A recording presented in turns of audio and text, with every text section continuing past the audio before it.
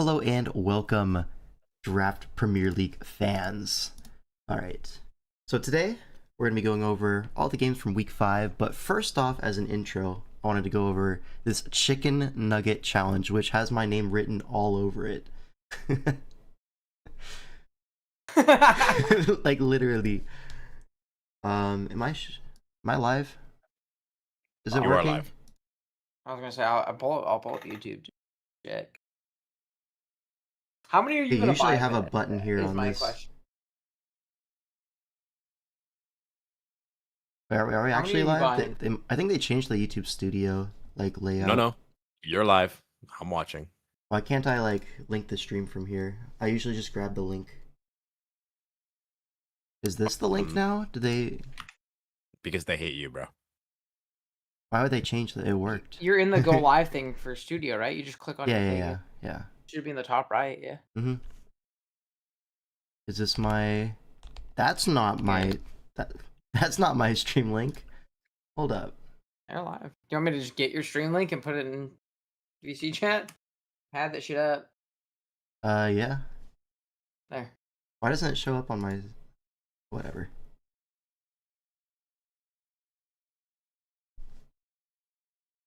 All right. We got this all a little bit scuffed at my streams roll in my own Discord server. 67 seconds ago. Linked down below in the description if you're interested.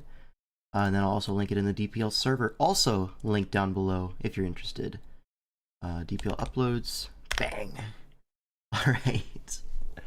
But yeah, this challenge, I mean, we're gonna do this as soon as I get a Rotom in game, basically, because you see this? Dude, that's literally all I've been spamming too. Yeah, I'm trying to get the Rotom so bad, dude. I cannot use those other guys. I can for sure use them. Yeah. The Rotom is usable with Scarf, Electro Web, Discharge, whatever.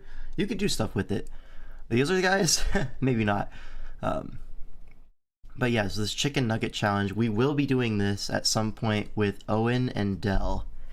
I don't know if I'm going to have a fancy stream layout where you can see all three at the same time, or if we're all going to be streaming separately, but it's going to be a good time. I'm going to completely own Owen in this, but basically you eat a lot of chicken nuggets and you play Pokemon.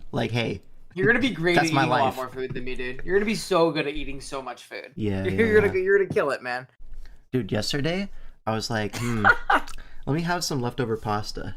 I just ate 2 pounds of pasta. No joke, I did that. Well, you're like a one meal a day Andy, right? Yeah, but that was my second meal of the day because I worked in the morning, so my lunch break was free meal. Yeah, 1:30. I was I'm kind of hungry. Let me just eat everything. So we gonna do this. McDonald's chicken nuggets for a point per nugget, which is kind of broken. How many chicken nuggets are you buying? How many are you I'm buying? gonna buy 80. Why would you do that?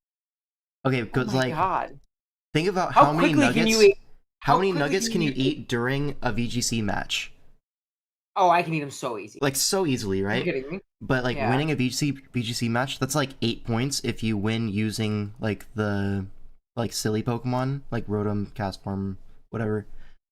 8 points. I'm very worried because but I could eat a lot. I could eat 10 nuggets during a game. I know our requirement is Master Ball tier. Mm-hmm. I'm low-key very worried. I might need to a little bit. I've kind of been on a hot streak. I'm at 1900 plus elo, which is I think around Master Ball 1, or it'll probably be Master Ball 1 when they drop the tiers and shit. Are you telling me that you give too much of a fuck about your rating, that you're not willing to partake in the Chicken Nugget Challenge? No, that's not what I'm saying. I'm saying I need to tank my rating because I don't know if I'm going to be able to fucking win against motherfuckers pushing for champions here with Rotom. Might I bring to your attention that winning with these Pokemon is not a requirement to succeed in the challenge. You don't have to. It's not a requirement, but it's totally a requirement. I'm not eating 80 chicken nuggets like Tubby over here. I got 40. Well, it's that's it. I'm sorry. No, who? Here's the thing, right? Who? Tubby. Here's the thing. If you think bringing just a standard team will get you more wins, it's very well worth it to just win more games rather than take the 2 points per Pokemon. Just eat 2 more nuggets rather than have to use Rotom. You know what I mean? I think you get, how many total points do you get for winning a game with Rotom? It's fucking 8, right? You get 8 instead of 6. It's not that big, you know? So low-key, you might just bring like a regular team, but like I will be getting a Rotom.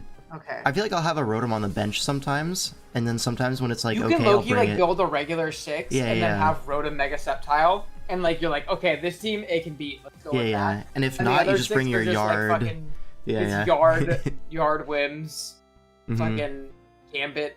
You know, for what it's worth, I believe in Castform's ability to make an impact on the champions metagame. You really mean that? I do. Right, Pelipper's at an all-time high. Hey man, you might need to lock in. You might need to come play with us. Zarwai's at an all-time high. Frostlass at an all-time high. Like, certainly this Pokemon has merit, right? Anyways, I will be... Yeah, sure. Don't look at his stats. Don't look at his stats. Imagine this, right? You've got your Frostlass and your Castform on the field, okay? They've got their King Gambit. They don't know that Castform is packing the Life Orb Fire Blast. Bang! Oko. I don't think that kills. I'm gonna look at that shit. I do not think that shit kills. It doesn't kill, but it probably does at least like 78%. Alright, so Badass Frostlass said he had Master Ball last season while bringing a Castform to every game, and I can confirm bringing the Shivans is a terrible approach to this challenge. Low-key, you just bring a regular team and just go on like a 5-win streak. That's like... Run me those That's 30 points. I'm doing the count right now. 5-win streak, 70 nuggets. Bang. Yeah, if it has no bulk, you don't come close to killing. What's the roll? What's the roll? 77 to 90. Okay. If it's no bulk Gambit, no bulk. Yeah. They don't run no bulk. What is max HP? Is it like 60 to like 65 to 76? So you will not. Yeah, like I said, you're doing 70 to Gambit. Yeah, that's good damage. It is, but I don't think it matters when both of your mons get Oko turn 1. No, because I had the ice type defense boost, so I'm living that kowtow. Probably not, right? And then I sub on the Sucker Punch. Whoa. What about... How do you do that? there is no ice form, by the way. That's an important qualifier. The hell? Wait, Rainy, snowy, and sunny. That's it. There's no ice form. What do you mean? There's literally... At least in Showdown, I'm looking at it. Oh, no, snowy. You know what? I might be a little stupid. Okay, you're right. No, you're right. Yeah. I'm going to go ahead and put this in the snow. Yep. Ironhead does... Okay, Ironhead kills. 95 to 111. Bro, we know that. But they're all running kowtow, sucker, low kick. Anyways. No, dude, none of them are running low kick right now. None of them. They're all Ironhead. Fucking full broken. So I think this intro has gone on. Like, we're going to be doing this on stream at a later date, right? This is just the announcement for another, it, right? 20 minutes, right? Like, probably? 20 minutes? Probably. Oh, probably, right? Yeah. But yeah, this is going to be with OG Albina and Dell are already... They want to do it with me. Whoever else wants to join, I don't know. But definitely at least those 3 people. And that'll be maybe next week, maybe later this week, whenever we all have time at the same time, you know? Oh, yeah. But let's go on to the main event of this stream. Have fun. Goodbye. Yeah. Adios, brother. See you, Owen. Alright, so we have DPL Week 5. Alright. We're going to be starting off with Judgment Day versus the Draft Dodgers series. So, both of these teams... Actually, no. Draft Dodgers lost last week, didn't they?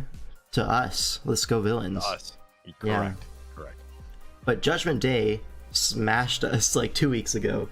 So, I don't know. This is like a must-win game for the Judgment Day, it feels like. Like, they're really behind in the playoffs race. But Draft Dodgers are in a pretty okay place. Like, especially if they win the series, they're like looking pretty locked for playoffs, low-key. But yeah, drop a like and become a member so King of 5 can afford 80 chicken nuggets. I mean, 80 chicken nuggets right here is like 26 bucks. It's not that bad. But yeah. It's doable. Yeah. Anyways, yeah, really important series for both of these teams. And we go into game 1, which is going to be Palkia62 versus Undead in Swish. You know, the dreaded Swish Gauntlet Undead. Is this what we're rocking with? Might be demon mode. So I did actually mock Palkia for this. I felt like it was a pretty even matchup, all things considered. Both sides have really nice tools. Obviously, you're seeing the Surfetched over there. Perhaps you're a little bit confused, as am I. Now, obviously, Addison's team does really only have the one fighting resist, being the Togekiss. But you look at all the other Pokemon, and it's kind of difficult to put Surfetched on the field safely. And so there was a benched Jellicent, which I kind of raised my eyebrow to. I think Jellicent has a lot of good merit in this matchup, right? If you look at Undead's team, there's a single fire resist over there. So Cinderace has the potential to get out of hand. Obviously, sure. Addison should, or Palkia side, should have to worry about the V-Create from Victini as well. It's quite strong. A lot of entry points for Victini. A lot of potential ways to just throw off a V-Create. So I think it's really going to come down to who positions their offensive pieces better and the way they're able to make that damage stick. Yeah, like the fire types do seem like the big problems for both sides to solve. So you could see something like a Scarf Swampert, like a max speed Meteor Beam Jirachi, something like that, just to lure in that fire type Victini. Could be nice, yeah. But let's get into the game. A little bit of a Kyurem mirror as well. Interesting. So Cinderace going to lead off into the Tapu Koko. This is a great lead for Undead. Can kind of pressure this out, or at least get good chip on the Cinderace. And 36. That feels very low. It's very bulky Cinderace. Yep. It's either like very bulky or it's like offensive AV. I'm not really too sure on that damage calc. Because I don't really know the Koko spread either. But we'll get confirmation here based on damage we see. U-turn in Queen 11. I couldn't tell you, honestly. Well, I can tell you for sure that that's banded. Because if it's like a physically defensive Nidoqueen, yes, I believe so. All right, well, we'll see. We'll see. Yeah. Swampert comes in on the Nidoqueen, potentially threatening the rocks to go up, or just a flip turn, either way. Kyurem's going to come in expecting the rocks, or the flip turn. Catches an Earthquake, and that's an offensive Swampert. 50%. Yeah. Could be Scarf, right? Not willing to take the roll chances, maybe. Goes Jirachi, catches the Freeze Dry, but a Dragon Dance on the switch could be pretty big. It's actually Scarf Jirachi, and it's going to outspeed the +1 Kyurem, knocks it out with the Iron Head. Huge. Huge. I don't think that DD Kyurem was necessarily bad in this matchup, but I kind of raised my eyebrow for two reasons. The first being that it's turn 4. Yeah. And we're going for Dragon Dance. There's 2 full health steel types in the back. Yeah, right? Both could be Scarf. And that's the other thing too, right? Is DD Kyurem really the best set into double steel types that could both be Scarf and would both outspeed and threaten you with damage? Mm-hmm. It just doesn't seem that apt to me. I can understand how maybe Specs isn't appealing because there's a Jirachi in the back, but if you're gonna go for the DD Kyurem, surely it's after you remove or weaken the steel types, right? Probably, yeah, a little bit premature, right? You could say he blew his bag, right? Certainly. Yeah, but the Scarf Ironhead lock-in is going to allow Victini in for a little bit of counterplay, and we saw this Swampert was offensive, so who is going to be switching in to this V-Create? It is still going to be the Swampert. It's a blue flare, actually. It does 33. That feels like so much damage. I feel like it has to be Scarf Swampert if you're making this play. Yeah, and it so kind of Undead should be aware HP. of this. Yep, on the pert. Mm-hmm. So we're going to switch out into Corviknight, probably catching a flip turn. There it is. So a little bit of chip on the Corv, but the Rocky Helmet going to bring Swampert a little bit lower. But yeah, Cinderace is in. And it does feel like Victini is going to be the one to come in. But it's going to be Nidoqueen again, and that's just going to catch Pyro Ball for the clean to it KO. So giving up a lot of HP on the Nidoqueen. And yeah, that is definitely right choice banded. Definitely and banded, it's Scarf Victini. Not quite going to bring it into Blaze range, but damn close. And the next Blue Flare is not going to kill. Doesn't necessarily have to be Scarf, right? So early on we saw the damage. So we true, confirmed band on Cinderace, right? We confirmed band, and we know that it's very bulky. So what this means is probably Adamant, max attack, max HP, meaning that if Tini's running speed, it should be outpacing the Cinderace. That's true, yeah. And Victini would run speed as well, so we actually don't know yet. It really should run speed. You look at this matchup, there's a Kyurem, right? It should be at least creeping Modest Kyurem in the matchup like this. Yeah. Because if you creep Modest Kyurem, you're also probably getting the jump on Togekiss. You would never want to be in a situation where Togekiss just outspeeds and air slash flinches you down. Yeah. This doesn't make sense. That's a really important one, yeah. But here, the Kyurem's going to switch in on the Bolt Strike, so it's not choiced Victini, and we actually get the Kyurem in, and Blue Flare comes out. So, again, a lot of slow Pokemon from Palkia. It seems like we're really... These guys both know it's an offensive matchup. They've kind of specced out some of their pieces to be bulkier with the hopes of trading favorably, and that's kind of like the exchanges we're seeing here. Yeah, I mean, you saw the Cinderace do a lot of work here. Like, basically traded into the Victini, got big chip on the Nidoqueen. Oh, there's still much to be done. Yeah, there is. Surfetch, though, enters the field, and it's going to be a double to Koko. Maybe expecting a switch to Togekiss, but that's just not going to happen. Kyurem happy to take that trade. Given that it's already low HP, and you look at the rest of the team, like, what does Kyurem even do? right? You think about Mm-hmm. how does Kirim really get in again? Like, it could maybe come in on Needle Queen one time. Sure, Corviknight's an entry point, but Corviknight almost always U-turns on a build like Undead's. So I think right there, Palkia was fine just sacking into the Surfetched, because it means you set up another perfect attack angle for your own Cinderace. Yeah, and you get a chip on the Surfetch, which is pretty important, because at full HP, it's going to live a hit from a lot of these Pokemon. But here the Coco comes in, trying to catch a double, doesn't work out, but going to switch out on the Dazzling Gleam, gets the Jirachi in, and now, I mean, there's a Helmet Corviknight, so can't really just lock Iron Head super freely. Undead is going to respect the Iron Head anyways, and just switch out, but into the Nidoqueen, not the Corv. But Swampert's going to come in and just flip turn, like he's in the Vortex. Oh, but the Custap Berry gets the rocks up at least, so a little bit of progress made. But it does feel like a little bit Jover at this point.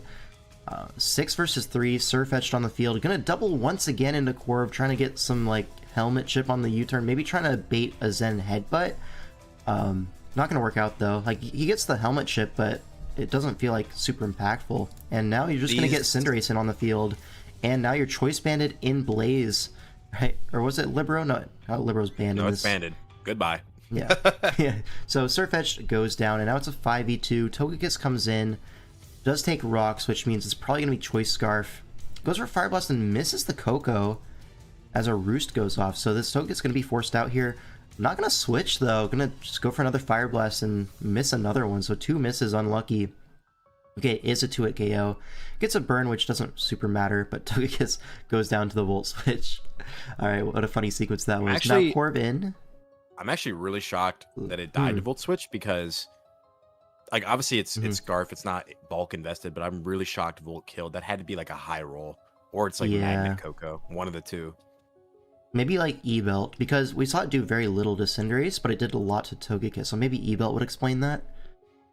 Gets the boost on Kyurem. It doesn't feel like it's that good, but like Grass Knot on Swampert, there's like use cases for it. But I don't know. We'll see. It could just be a high roll. Kyurem's going to come in to try to chip down the Corviknight, it looks like. Goes for a Freeze Dry, which means we don't have Ice Beam, but Corviknight gets frozen. Low-key, it looked like the Corviknight could have had a shot here. Like, you look at all these Pokemon, Corv kind of walls all 4 of them. But this freeze should be the nail in the coffin. And the next freeze try does 43, actually. So this is Metronome Kyurem, right? Yeah, that's an illegal damage combo. So this is Metronome Kyurem. You can't roost on that. That has to be. Yeah. So maybe Palkia had the game. But, yeah. It depends on if the Corviknight clicked roost there. Which I think it probably did, to be honest. You can't keep your Corviknight super low. So the Metronome coming in clutch there. Coco going to come into Revenge. There's always a chance that Jirachi had Healing Wish, and if it H-wishes the Kyurem and you put it in front of the... Yeah, it's probably likely that you'll be fine. We also, important to note, so I guess if Coco's E-Belt, maybe we have a discussion on our hands, but earlier we did see Blue Flare from Victini only do about 40% to Kyurem. That suggests that there's a lot of bulk investment on the Kyurem. So that leads me to believe that it would easily be able to tank the Dazzling Gleam, which would allow it to retaliate on Coco with the Earth Power, and that would put it Palkia in a winning position at that point. I don't know, it did kind of feel like Palkia had a huge lead, and it actually managed to be somewhat close, but obviously wasn't enough. Just want to point out that there was 1 fighting resist on Palkia's end, and Surfetch did a grand total of 0% to Palkia's team. That's not very much, yeah. We could probably do better than that. Alright, so Palkia going to take a 1-0 lead for Judgment Day. And now to keep the sides consistent, we're going to go here. Next game is going to be Hedja versus Benja Boy. Alright. Many people anticipating this match. Right? Okay. So we do have Terra Tusk, Terra Thundi Eye, on the other side Terra Hydrapple, and Terra Revavroom. Hold on, is this no, okay. So yeah. Terra Grass Hydrapple, Terra Fairy on both the Tusk and the Thundurus, and Terra Dark on that Revavroom. Alright, so we see like this... I was gonna say, yeah, I mean, Fairy makes sense from Hedge's end, right? Favorable matchups into the Valiant, Hydrapple pre-Terra. Though I would expect, I mean, typically with Hydrapple teams, you expect the Hydrapple to Terra out of its weaknesses, so maybe they were just struggling into the pressure from Samurott, or Valiant felt like a struggle, and so they wanted some more options versus that. Could also just want that stab play rough on Great Tusk. It's really good coverage into a lot of these Pokemon. You look at ground plus fairy, like naturally that's a good type combination, so it allows you to be like spin bulk up, for example, on a speed booster set. That's a fair point. We don't really see a prominent electric type in this matchup either, so it doesn't really look like you're needing to guard against Volt Switch. I mean, Treads can always potentially attack the move, but then again, because Tusk is such a frequent switch into that, maybe it feels unlikely. Exactly. Yeah, on the other side, Terra Grass, I mean, I can't say I see the vision, to be honest. You get a boost on like Giga Drain, I guess, but does it really matter? The only thing I could see, especially with a comp like Benji's, is perhaps you're running something like the Leaf Storm Eject Pack, and the idea is that you get a massive hit off, and then whatever takes that is surely in range of Iron Valiant, right? So that could be an easy way to get a lead on the Sack War. I don't know if that's, you know, a winning strategy, but the Rev Room is also Terra as well, correct? Yes, it is Terra Dark. Yeah. See, and part of me thinks, because sometimes I wish people would do this more. I wish, even if you don't plan on tearing them on, you should always put some random ass type on it, just because it creates mind games. When you see Grass Hydrapple, I feel like that really trivializes a lot of the lines that Hedja can take, because he never really has to worry about, you know, flipping the type chart at any point. But and it also to me kind of says like, hey, I'm probably going to Terra my Rev Room because I actually decided to put a type on it. But again, you know, it could be the Leaf Storm angle we talked about. I always think if you don't plan to Terra him on, you should put some random type on there. Yeah. I mean, even something like flying, for example, just make the Great Tusk think twice, you know? Stuff like that, always useful. Let's get into the game. Samurott lead versus Roaring Moon. Could be Sash Samurott, could be Scarf at lead. Roaring Moon coming in at lead. Usually it's going to be Choice Scarf in this slot, or maybe Choice Banded trying to get some big chip. We're going to see it revealed here. Samurott's going to switch out, and Roaring Moon goes straight for the knockoff. Catches the Colberberry Uxie. Looks to be physically defensive. But looks to be Scarf. Yeah, looks to be Scarf Roaring Moon. Expecting a switch there, interesting. I would have expected a U-turn if you're Scarf. I mean, I think there's also merits in even just knocking off just Samurott. Oh, wow. So taunt lead Roaring Moon, what is that even for, to be honest? It's probably for this exact sequence here. You know, if Uxie is the plan to pivot in on a Scarf, you would expect rocks to go up as you're forced out. But this allows you to get it's going to work which out. Is pretty nice. You prevent the rocks, go Metagross. No Rocky Helmet, but Samurott's going to come in. And for the spike, misses the Ceaseless Edge. Rocks up for free. And now you get the free entry to Roaring Moon on the next Ceaseless. Does a decent amount, but at least you trade one hazard. But a knockoff comes out, critical hit on the Weakness Policy Samurott. So Weakness Policy expecting maybe a U-turn there. If a U-turn came out, that was a KO, basically. But it's not going to be aligned. I'm kind of surprised by the turn one then, because I guess unless you're scouting for Abandoned Outrage or something, I feel like you'd be fine taking the knock. Or if Roaring Moon just brainlessly clicks U-turn, you would instantly activate your policy. So yeah, just kind of makes me wonder about that turn one switch. Exactly, yeah. I hear Uxie looks like it's going to be the sack on the U-turn. So 2 layers up versus rocks up. But both sides have spinners and there's no ghost types. Arachnoid's going to come in. We get that 3rd layer up. And Bug Buzz is going to be the move to knock out Samurott. Don't see that every day. And now Iron Valiant. Going to be the revenge kill. Oh, we're going to see an Encore actually. So this could be a setup Valiant. Could be a Swords Dance, maybe a Calm Mind. Metagross going to come in. Could just be Life Orb Attacker as well, right? Encore's a great move to have. And that's exactly what we're going to see, yep. Now Ninetales comes in, reveals Boots. Gonna take a big Moonblast from Life Orb Valiant and gonna go for an Aurora Veil, but it's actually in range of the follow-up Moonblast. And even with the Veil up, it doesn't look like we have a Moonblast switch in, so this Valiant gonna claim 2 kills right now. It's gonna be the Ninetales, but you do get 3 turns of Aurora Veil. It can't be the Light Clay because we saw Boots, but now Great Tusk is in, and Terra Fairy Great Tusk could potentially set up here. Yeah. This is great positioning for Tusk. I think you're very free to just click the Rapid Spin here. That way you outspeed in the subsequent turn and you're threatening KO on the Iron Valiant. That's exactly what we're going to see. So spikes did get their value, but now that they're gone, it's going to come down to the way that these guys sequence things. Yeah, actually can't set up because of the presence of Encore, but will get a KO on the Iron Valiant and all the spikes off, which is important. Now the Hydrapple enters the field, and with that Terra Grass, going to be able to kill this Great Tusk through the Veil. Will Tusk take this HP trade? Probably not. Gonna go Roaring Moon on this Leaf Storm. lives because of the Veil, but it did so much, and that's Life Orb Hydrapple. So a lot of Life Orbs here going to knock off said Life Orb, as Fickle Beam going to finish off that Roaring Moon, but got some big chip, remove the item. Now Thunderous comes in, gonna go for a Focus Blast, knocks out the Hydrapple, didn't have a switch into that. Now Revavroom comes in. Did you see that KOing? Because that was crazy to me. No, that makes sense. 41? It's offensive Hydrapple, and the natural SPDF on this thing is not actually that great. It's only base 80, if I remember correctly. Are we certain that this Thunderous isn't like specs? I feel like it's gonna be some kind of like Focus Blast is a strong move, yeah. It is. I always underestimate this Thunderous guy because I feel like he never does anything in SV. Yeah, usually in SV he's kind of like a prankster T-Wave bot, but here like the offensive matchup for it was pretty okay, so makes sense. Makes sense, yeah. Yeah, there's that Thunderbolt 73. Damn. Yeah, this is like modest Thunders or something. Probably not modest, but like I don't know, that's a lot of damage.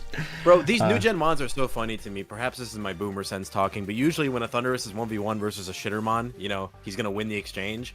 Why is Gunk just OHKOing my man Thunderous? Well, that's the third Life Orb revealed. Life Orb Revavroom gets that across the line. Probably wouldn't have killed without it. Yeah, but now Great Tusk in, and looks like no ground resist. But it's actually slower than the Revavroom, naturally slower actually, so this is probably just jolly Revavroom, and connects all 3 Gunk shots to win the game with a Revavroom Life Orb Gunk shot sweep. Wow. You know, I think if he missed the Gunk shot on Tusk, it probably was over, right? Because you spin there, you get the kill. Oh, if he missed any of those, it was a wrap. Yeah. You would get chip on Treads. If Treads is, I guess if Treads is booster speed, you still have an out. You have the out of Dodge Focus Blast, right? Yeah. Or no, not Dodge Focus Blast. You have the out of Actually, you don't. You probably lose still, right? If it's booster speed. Because even if you get the rapid spin boost, surely, like. Well, if it was booster speed, it would have used it already, right? Yeah, fair enough. Fair enough. But okay, that's going to be. What is that? Evening up the series 1-1. Yeah.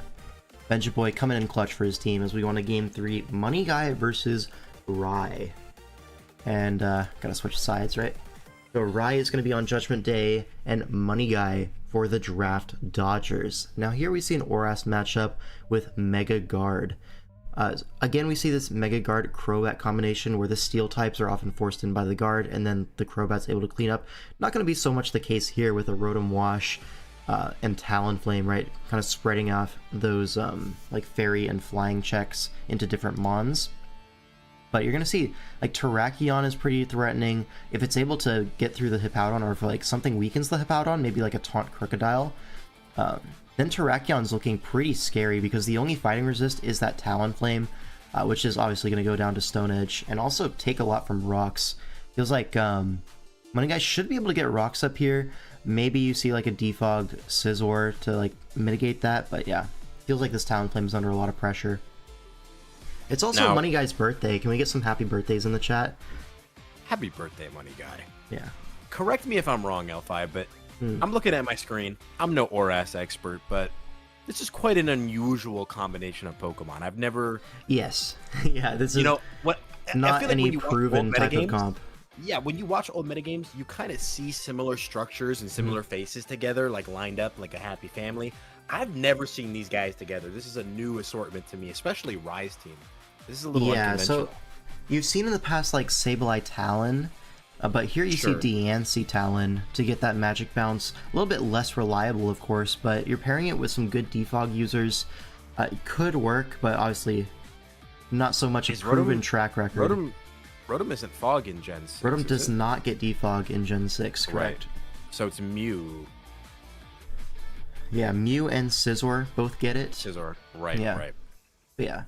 Another thing that is interesting about Oras, and a bunch of tiers actually, is Terrakion's getting more playtime. You're going to see it here, and you're also going to see it later in this week. Not in this series, but a different one. But yeah, Terrakion has been coming back in the usage. I mean, here you're going to see it, right? What else to say about this one? I mean, Mew can do anything. Is it super threatening, like Psychic, Shadow Ball? I feel like my guy's biggest threat is the Crocodile. Not the Crook, but yeah. Because to me, I look at a team like Rise. Like, I mean, I've kind of had more experience with this with the team I've been using in Swish. It's like this fatter style. where you're very much like built on passive damage. The thing is, Crocodile just eats teams like that, right? Between knockoff is a good move. Like knockoff is permanent progress, and taunt, like just a combination of those two moves. And I feel like it has a fair amount of entry points, right? Like if you figure out the Mew set, you could generally come in on Hippo and stuff like that. And like Rotom doesn't love taking a knockoff either. I guess you have the Scizor, but you could always tech something like Fire Fang on. So it's not like a guaranteed switch for Rye. So I'm really curious to see how this plays out. Yeah, well, let's look at it. Gardevoir going to lead off into the Mew. So I'm going to trace Synchronize, but now going to Mega Evolve. Misses a Will-O-Wisp as Hyper Voice comes out. Only this 46, so... oh, the taunt on Roost is going to be a big deal. And I see ORAS Mega Mechanics as well. Like Gardevoir was slower turn 1, but faster turn 2. Oh, I was wondering if it was maybe a speed tie. No, that's exactly what it was. The mechanics, yep. So that taunt is going to be a huge deal, especially dodging the Wisp. This guard would have been at 75 now. It would have been at 63 this turn, but it's still at full and catches the Talonflame with a Psy Shock. A critical hit, going to knock that out in one hit. That is brutal. I mean, it's a great really call. Tough. Like, it's a great call by Money Guy, right? Can't even lie. No, it's fantastic, yeah. But unfortunately, Rye gets severely punished for it. That being said, I mean, what are you going to do as Rye? There's a Lantern at full in the back. So I'm thinking you're kind of forced to U-turn. Like, surely Money Guy can call that out and just launch another Hyper Voice or Hidden Power Fire covering the U-turn to Scizor. Yeah, and after the Psy Shock, Talonflame's going to be in range of everything. So, like, you can just freely Hyper Voice, even if without the crit. No, just these first 3 turns are horrendous, right? Like we said, guard should have been at 75. If without the crit, it would be at, what, 60? It would be at 63 with a burn this turn. Right. And then with... Maybe that's Brave Bird range. I don't know the guard spread. Well, the important thing is at that point, after the U-turn damage, like Gardevoir doesn't get another entry point unless it's off of a sack, and even then you have to get the calls correct. So I kind of see what Rye was gunning for, and it's really unfortunate how that pans out. Yeah, it's just unlucky sequence, right? But here the Scizor does come in, forces out into the Crobat, and it's actually physically defensive Rocky Helmet, not what you wanted to see as Rye. Now Rotom's going to come in as Crobat just keeps itself healthy to stave off that Scizor long term. You have a safe switch into Lantern here. Volt Absorb going to block that Volt Switch. Now here, Hidden Power Grass it looks like, but that Toxic going to be very much a favorable trade for Money Guy. And now Hippo comes in, blocks the Volt Switch at least, but I mean, you really want Chip on this Hippowdon, and Lantern, naturally faster, can just rip a Water move into this, free up the Terrakion to start carrying the game. Like, the Mew is already chipped, the Rotom is toxic. Hippowdon, if it takes like a Hydro Pump here, Terrakion is going to go Demon Mode in the end game, and this is the Hydro Pump coming out. 52%, so it's Spadef Hippo, but is going to get 2-hit KO'd. Here's a weakness policy, but rocks go up, no Earthquake to be seen. So another Hydro Pump is going to knock it out. Hippowdon going to switch out into the Mew, trying to absorb this. Takes 26, no problem. But here you like can Hippo. Roost. Yeah? Hippo's another Pokemon we're seeing more of in draft recently. Like, I feel like we haven't seen a lot. And it's so funny because in the games I've been seeing it, they're running these, like, weakness offensive policy sets. or offensive sets. Yeah, it's quite interesting. We've seen AV a couple times as well. But here, a Toxic onto the Mew. Gets the Synchronize, but actually it's Lumberry Mew, so a little bit of Magic Bounce action there. Lantern getting Toxic, but here, feels like a Volt Switch is coming. Yeah, here's that Rotom, catches the Volt Switch, gonna take more Toxic Chip, and Gardevoir uses it as an entry point, and Hyper Voice looking pretty free here. Hippowdon gonna go down to this. Yeah. It gets the sand up for a little bit of chip. Like, this guard should be at like 20% by now, just from the residual, just from that Will-O-Wisp, but not going to be the case. Now, DNC, Mega Evolves, goes to the Diamond Storm, gets a crit. Not going to be too impactful, honestly. Feels like that definitely didn't matter, especially considering like ORAS mechanics. Like, it would have outsped the next turn anyways. Especially considering the guard should have already been dead, but yeah. Yeah. So, maybe somewhat amount of justice, right? Where the guard is dying at the same point it would have earlier. But the crit, is another factor on top of that. Anyways, this is the world we're in. I will say there's definitely still a world where Rye can win this. You look at the remaining Pokemon, right? Lantern's already at half. This Bronzong, like, kind of low-key is setup fodder for Scizor unless it's packing HP Fire. So I would think there are still worlds where maybe if you get an SD off with Scizor, you can do something. You just need a little bit of damage on the bat. But I guess you also have to contend with Intimidate from Crocodile too, right? Here's the thing, I would really expect this Bronzong to be Steel Move, HP Fire, Toxic in this matchup. You want something for the Hippowdon and Rotom, that's Toxic, Sure. right? Toxic covers these bottom 3 and the Mew as well. So And the Mew. you want Rocks up, so you want to be able to beat the Magic Bounce user, so like Heavy Slam, Gyro Ball, something of that sort, and then HP Fire to prevent the Scizor from setting up. It feels like too natural of a Bronzong set, and there's the Flash Cannon, so it reveals like a special set. So Well, this sure, could like, allow. Yeah, Yeah, light this screen could allow up. that setup. This is about as good as the positioning gets, surely. Yeah. And now with Rocks up, Crobat coming in with Sandstorm as well, +1 or +2 Bullet Punch will knock it out if we get a similar roll. Yeah, because it did 35, which means +2, 70. With the sand. Rocks and sand barely gets it across the line. Crobat can't be the initial swap. It probably has to be something like the probably Crocodile. Yeah. Or like the Lantern on a sack. Yeah. Yeah, I guess with Lantern, the rescue run is it gives another SD. Yeah. So it's got to be Crook here, surely. Here is the Crook. Come in. The Intimidate does go out as Swords Dance, obviously going to be the click there. Now, gonna switch out here. Catches a foul play onto Rotom. I don't know if that would have killed the Scizor at +1 though. It wouldn't have, but with Life Orb, it gets maybe 2 kills tops. So yeah, and you need it to like hard carry. That's a winning trade. That's a winning trade for Money Guy. Yeah, so here's another Swords Dance. Uses the light screen last turn to get that off. Now Bullet Punches the Lantern, but Rocky Helmet going to bring it down to 33. You're not going to get another setup opportunity. Here's Crocodile, gets the Intimidate. Can it live the Bullet Punch here? And it does just barely live the Bullet Punch. Knockoff going to remove that Metal Coat. So yeah, a boosted +1 Bullet Punch almost gets there, but even at +1, right? You kill the Crocodile, say we do.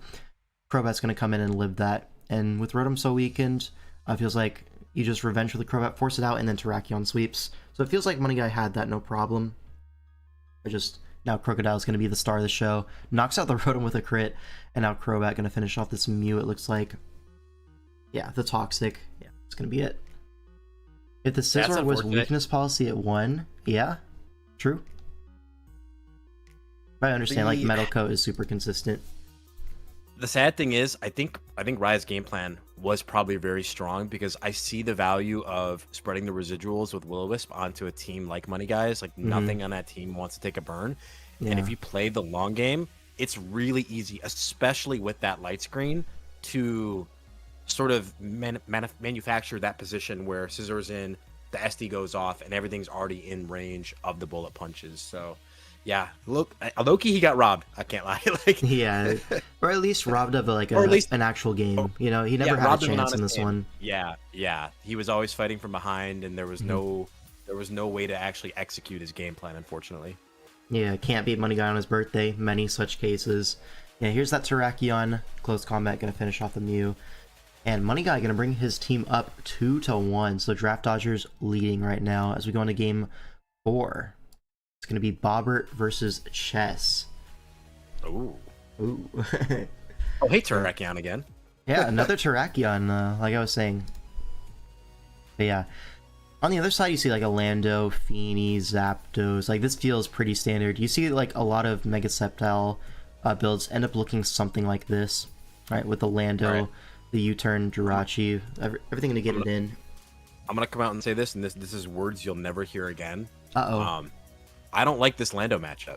What is it supposed to do? There's 4 guys off the ground. Like, that is true. Earthquake is not a real move here. Like, what is you're still gonna bring here? it, right? But I'm honestly, confused. I think you run Fizdef Lando just to check that Terrakion. If it's Z, you can run like Rocks plus, I guess, maybe like Z flying for a you definitely just bring Gravity, right? Gravity EQ Fizdef. Yeah. Maybe like even just max HP, max speed. Like, take the Terrakion hits, but also like you outspeed Rotom. You get that Gravity off on the switch.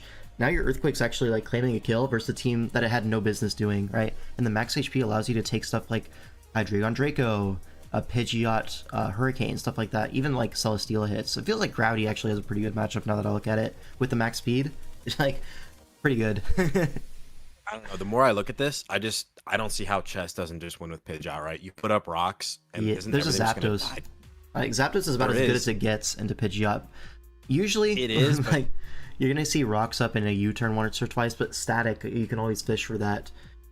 Maybe like a double switch would be safer. You've just got like the Hydreigon and the Nidoking to fall back on though for the Zapdos. I feel like given enough time, you should be able to line up a position. I guess you have Sceptile to revenge. There could be like a Scarf somewhere else on one of these Pokemon, but so something you could see is maybe like a weakness policy Celesteela, lure in the Zapdos for the Pidgeot to just farm. True. Yeah, weakness policy Stone Edge. Also, like, just Autotomized Steela in general looks pretty good here. Could even be like Rocky MZ. Is this a Z user? It should be, right?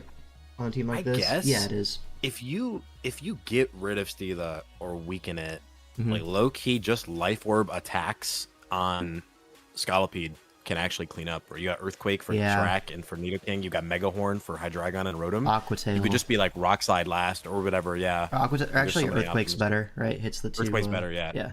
And it actually hits as opposed to misses. Yeah. Well, unless we're running our Gravity Landorus, of course. Yeah. Definitely a decent set there. It does feel like Chess is going to need a combination of Pokemon to break through Bobbert's team, but those combinations do exist. Like, maybe the Terrakion can just, like, kind of solo carry. If you look at it, like, it is a Z user. Could just be Rockium Z, which looks really hard for Bobbert to deal with.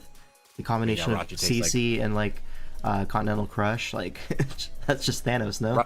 Surely Raji's taking, like, 45 from that, right? Yeah, like, that's a lot of damage. Exactly. Yeah. All right, let's get in the game. Terrakion going to lead off, actually, versus the Jirachi, so it's just going to be a Rocks lead. That feels disappointing, honestly. It's had such a good offensive matchup, but the Rocks are going to go up, and you're going to get... Wait a fucking minute. What the fuck? Are you sure? Are you sure the lead was disappointing? Okay. Another is that crit. calc? That doesn't feel legal. Like, it's not choice Is it banded. Life Orb? Show me the end of the turn. Is that Life Orb? No. How the fuck did that kill? Like, how did that actually kill? I'm so confused. From what I remember, that was like a high roll crit too, like a normal crit, like. What's up, Wyatt? That's what I'm saying. Like a low chance of killing, yeah. Yeah, like Bandit Terrakion would not Oko a no HP Jirachi, which is why I'm seeing this and I'm thinking to myself, how? Even Bobbert says okay. Nah, that's insane. Well, this is also like just getting hacked by Chess's teammate in that Rye game, so they're probably still pressed about that. Oh, welcome, Wyatt. But now Sceptile gonna come in for the revenge. Nidoking gonna be the answer, so probably AV. 40% is still a lot. Just be Spadef, like Citrus Berry, something like that. Ice Beam's the land on the Switch. Can we talk about the sequencing here? Yeah. I'm having flashbacks to me versus Palkia. Yeah. So we went from Sceptile 4X Ice Week to 4X Ice Week. to 4X Ice Week. Interesting. Okay, to be fair, what else was he really supposed to go to? What do you do? Yeah, no, yeah, that's you're valid, gonna go that's valid, Feeny right. on the Nidoking? Probably not. Well, you're gonna Scolipede? No, you need it at full HP to get the Swords Dance off. So, like, really, what choice did you have? So maybe just good positioning from Chess to set up that Ice Beam.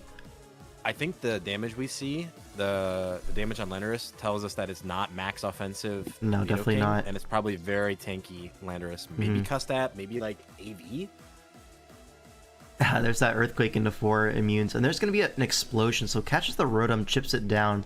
That's going to open up the Scolipede, doesn't have to like do anything to kill it. You're a sub-Sceptile, but they HP Ice. Like, clearly you're going to be HP Ice in this matchup, come on. This is brutal. Yeah, so Sceptile at 51, Pidgeot comes in to revenge. Hurricane should be pretty free here. Zapdos comes in. You could see the combination of Hurricane into Hyper Beam here. Oh my god, that did so much. It feels like an offensive Zapdos. Like 36? That's definitely not Spadef. It's just max HP. Just max HP? Okay. But it's Scarf. Yep. Yeah, it is an offensive Zapdos. So Scarf T-Bolt, but that's going to allow the Nidoking. So you get the surprise kill on the Pidgeot, but Nidoking just going to respond with a KO of its own. Yeah, Sludge Wave, no switch in. But now Scolipede hits the field, and this is like the biggest moment in the game, I think. So Bobbert, this is going to be a Z Scolipede.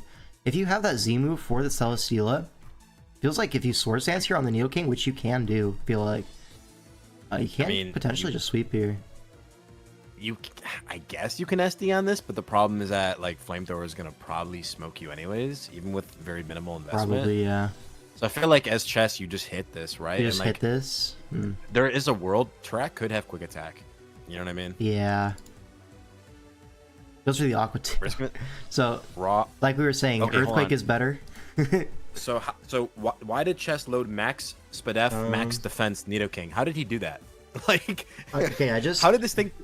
Like, I'm serious. Yeah, it took 40 from Dragon Pulse, and then it took 58 from Aqua Tail. I just took a look at the matchup. There's actually no reason to be Aqua Tail over Earthquake. The only thing is if you want to catch like mid grounds to Steela, which I'm so confused. does 20%. Are we playing GSC or is this Modest Scallopy? Like, what's happening? Modest Scallopy. Dude, 40 from Dragon Pulse. It's probably Modest Adamant. From Aqua Tail. Yeah. The math is not. And mathing. the Sucker Punch. Yeah, this is over. Disgusting.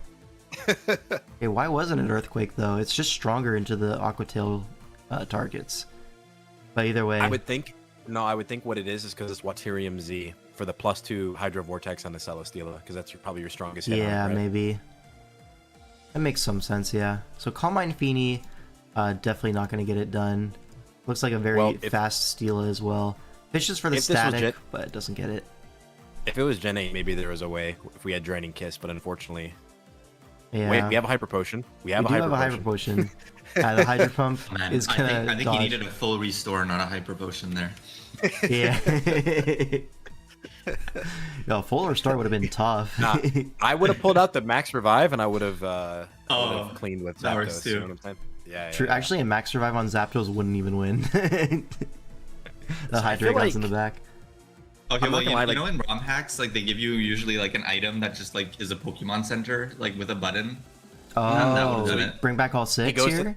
He goes to the box and he withdraws like 2 new guys, right? Oh, it's funny, like the crit on turn 1 you think is super impactful, but honestly, like whether or not that Terrakian's live in the back, I don't think that changes very much. Not really. I think chess just like set the tempo of the match perfectly, and when you bring like 1400 EV Nidoking to a battle, like what are you supposed to do, right? True. How are you supposed to beat Nidoking with 252 in every stat? I don't know. You just can't. And so now this is going to be Draft Dodgers up 3-1, taking a commanding lead in the series as we go on to game 5. And it's going to be Gypsy versus Virgie. Virgie's been on a hot streak, but Gypsy, very much the most challenging opponent he's had so far. So we'll see if he's able to keep that up. The Gypsy King. Yeah. A little bit of culture shock maybe. But we see a Mega Meganium team, it looks like, right? Is it Mega Meganium? Certainly. Yes. Yep. Yeah, Mega Meganium. Versus the Mega Gallade. Yeah. I actually really love Mega Gallade in Champions. I feel like it's so good. Super good. Yeah. Yeah. I mean, here it has to go up against Aegislash plus G-King, which low-key I think G-King is like one of the best Pokemon. Like having to prep for it and then like seeing it perform, it's so good in this format. There's no like boosting items really for it to like get to it KO'd by. And it has all of the best items for it. Colbur, Shuka, like leftovers. I feel like this could be a demon matchup for Empoleon. Like, how do you remove it? Like, it's just Crook, right? I mean, I guess Aegislash can force a trade into it. But yeah. For the most part, Emp looks like it can stick around a long time. Looks very annoying. Definitely. Right, let's get in the game. Let's hop in. Yeah. Mudstail gonna lead off into Crocodile, so gets the Intim off. I'm gonna see maybe a Rocks trade here. Yeah, Rocks go up for both sides. No taunt on the Crocodile. A knockoff is 44, which is so much damage. Wow. That's gotta be offensive. Yeah, definitely an offensive Mudstail there. And you see 39 through Intimidate. That's definitely an offensive Mudstail. We're gonna switch on both sides to the grass types to not wanting to catch another Earthquake. So they've done the same thing every turn. Rocks did 40 to each other, then both swap to grass type. Yeah, that's tough. And now here, you see Meganium versus Serena threatening a Weather Ball potentially, but Serena also threatening stuff like a triple Axle into the Meganium. We're going to see stay into Mega Evolve as we see a knockoff, expecting maybe a switch shot to like G-King or Aegislash, but not going to be the case. Swap on the Axle, right? I gotta be honest. What was the downside to triple Axle there? None, really. There's no helmet in this, right? Yeah. There's no helmet. You do like probably 20 to Aegislash. And you can knock it next turn. Like you're probably not too scared of. Yeah, I'm scratching my head at that one. We're gonna see Dazzle come out, catches a Citrus Berry from the Serena. Shout out to Jay Ricky. My game is powerful, 49. My only guess, I guess to defend Virgie's play, maybe from his perspective, he's like, well, the spin is so obvious that probably wants spin block. He won't give it to me. Yeah. He won't give it to me. Yeah. But also, yeah, that's fair. But also, it's turn 4. I feel like you'll get another Rocks chance. I also think like getting damage on the Aegislash. Like, think about it this way, right? Even if you force out Meganium, it's coming in at 76 the next time, and it didn't get the Mega Evolve, because the only way it Mega Evolves is by staying in, which means that Gypsy is really on the back foot because he has less bulk to work with, no typing to work with, right? Yeah, So, stuff like the Gallade becomes yeah. much harder. I guess Poison Jab follow-up is always there anyways, but maybe even the if he goes Samurai is the Iggy, problem. him going Iggy is still so good for you. Triple was definitely the play. Kind of Yeah. psyched himself out, I guess. Here we're going to make the correct play. Triple Axel hits one time. This is so sad. We see the downside, I guess. Well, here's another Triple Axel. 1, 2. This time connects 3 times, so Meganium going to be quite low. A trade of the grass types as we click the Forbidden Tech, Ancient Power. So he does not get the Dr. Geo. Now Meganium's so low, probably just going to sack it to this Gallade as Poison Jab is going to come out, knock it out. So Gallade gets the Mega off as Noivern going to be the response. Frisks that Gallade, so big reveal there. But here Empoleon going to be the pretty safe switch in on Noivern. But Super Fang going to bring it quite low, get the leftovers. But here the Focus Blast, and actually offensive Noivern. Two-shotted. Yeah, and that Empoleon we were talking about being like such a thorn in Gypsy's side, instantly gone. It's 0 turns. When I see a turn like that, to me that is so emblematic of like the style of player that Gypsy and some of these old head like Zazo and like other guys were, where they will see a sequence where it feels like at the end of it should be really favorable for the opponent, and they always find a way to like flip that. Obviously there's risk involved by just ripping a Focus Blast like that, but if you always see that sequence, you know, that is your way to get around that, or that's your way to swing so much momentum in your favor. And so I love seeing an aggressive, risky tech like that. It really pays off. And at this point, I feel like Gypsy can kind of coast. Hiding the tech, right, with Super Fang. Not only like cutting the odds, but also like you see Super Fang Noivern, you're like, okay, Empoleon beats that for sure. It's like Roost, Defog, Super Fang. You would think it's a utility. Yeah, exactly. But then the surprise Focus Blast, like this is something that a lot of old heads do, where they take the most obvious counter and they just completely like prep for it. So like you can't go to like the initial switch in. If that makes sense. Like this Noivern Super Fang Focus Blast, not super great versus the rest of the team, right? You could definitely be better stuff for the rest of it, but for the Empoleon in specific, which is the like first response from Vergi, it doesn't even feel like a mistake from Vergi, is the thing, you know? Like he's just teched for the obvious move.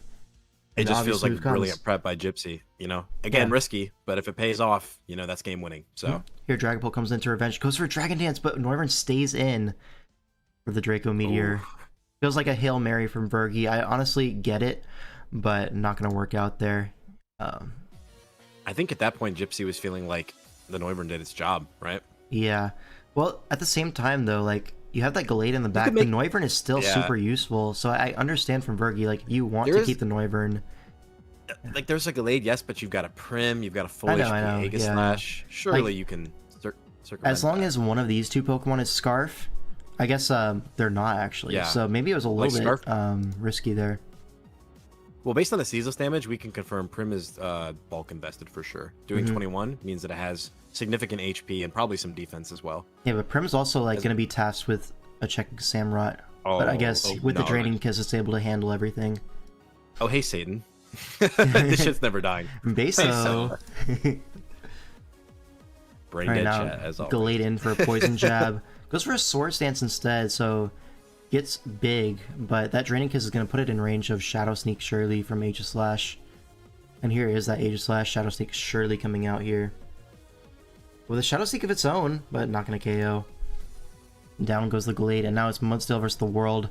Feels like the World has pretty favorable odds here. Shadow Sneaks just in case it's max speed Mudsdale. Arrest would have been kind of tough, but yeah. Now G-King probably still didn't win, but yeah, it's going to be Shookaberry very clearly from this play. There it is. A crit could have been cool, but yeah, Ice Beam going to finish it off. And Gypsy going to like bring him a little bit back in the series. Still down 3-2, but yeah.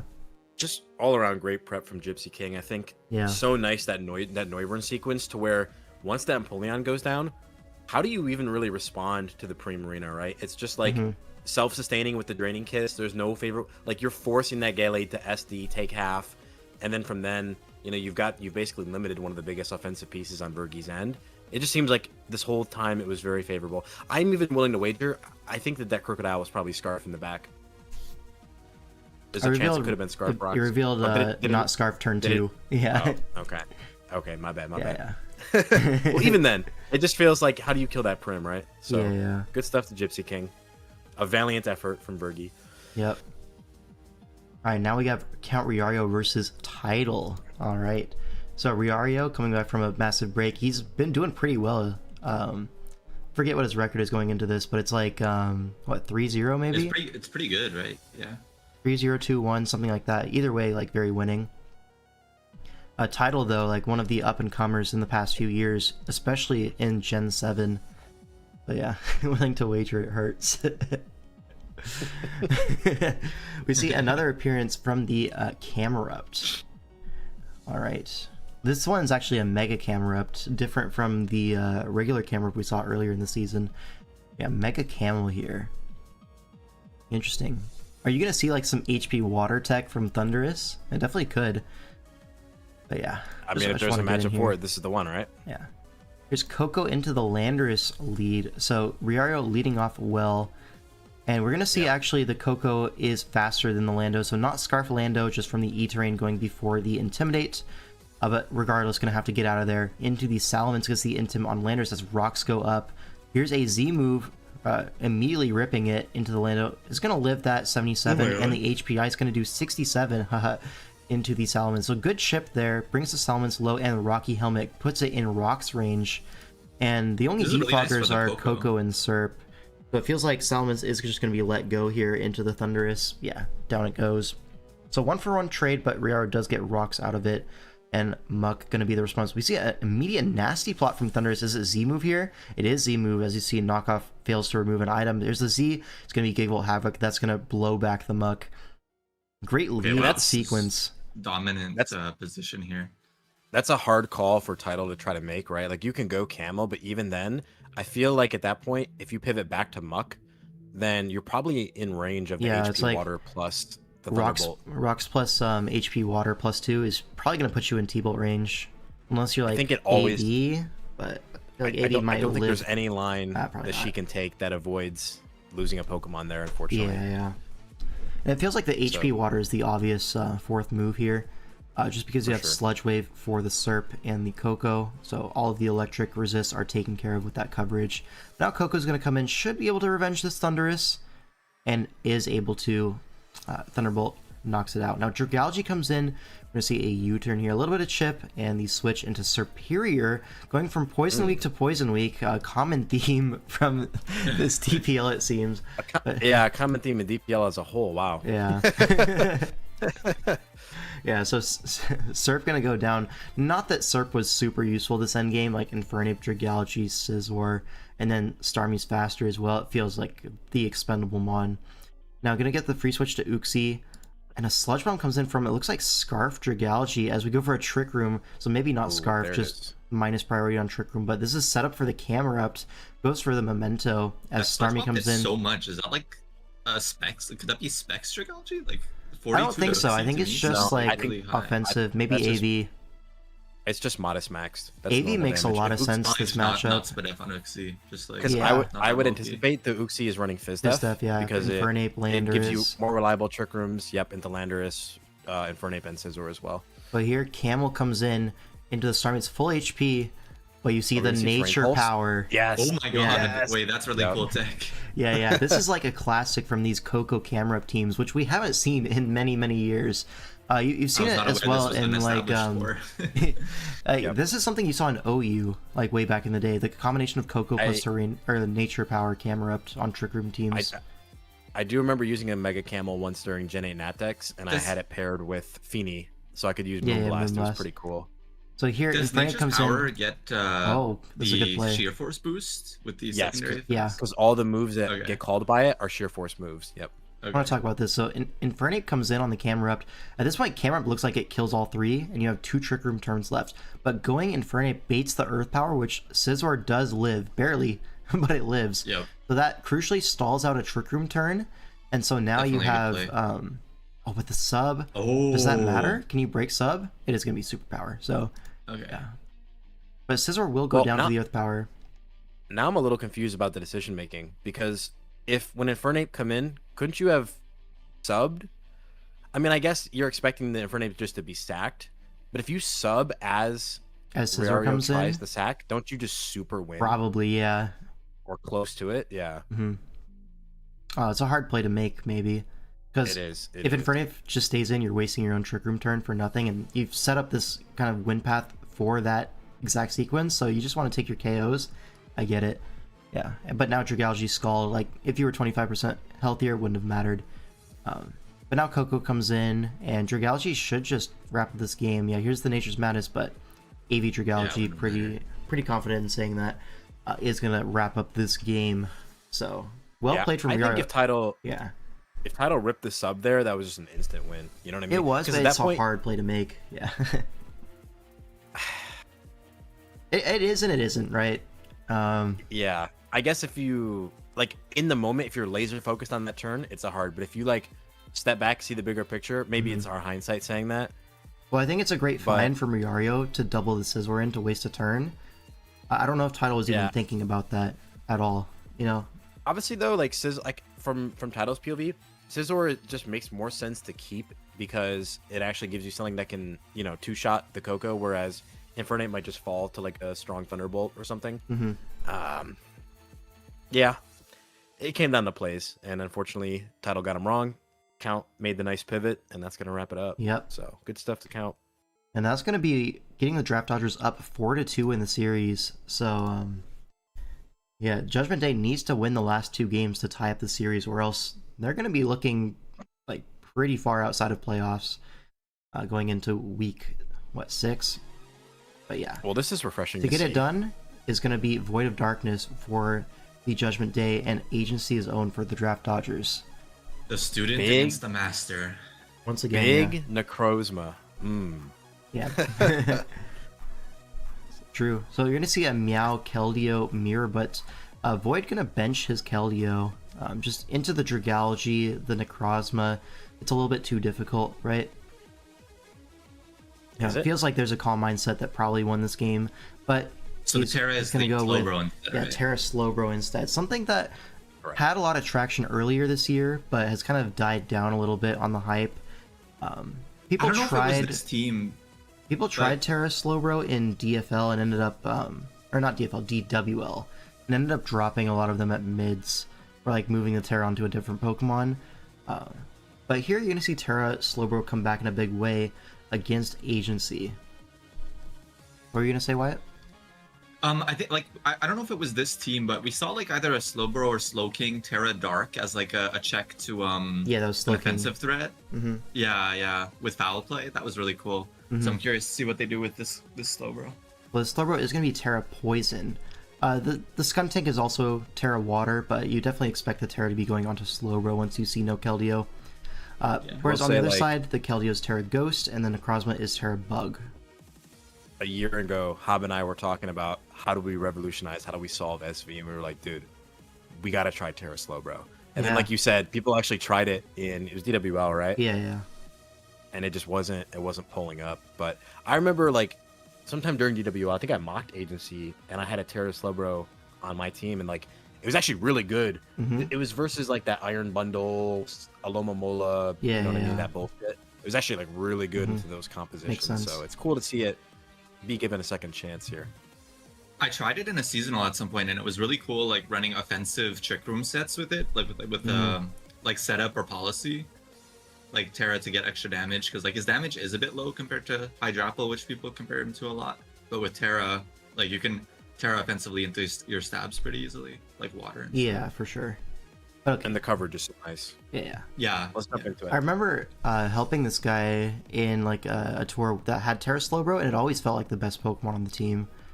Just a little bit of side knowledge for you guys, but yeah.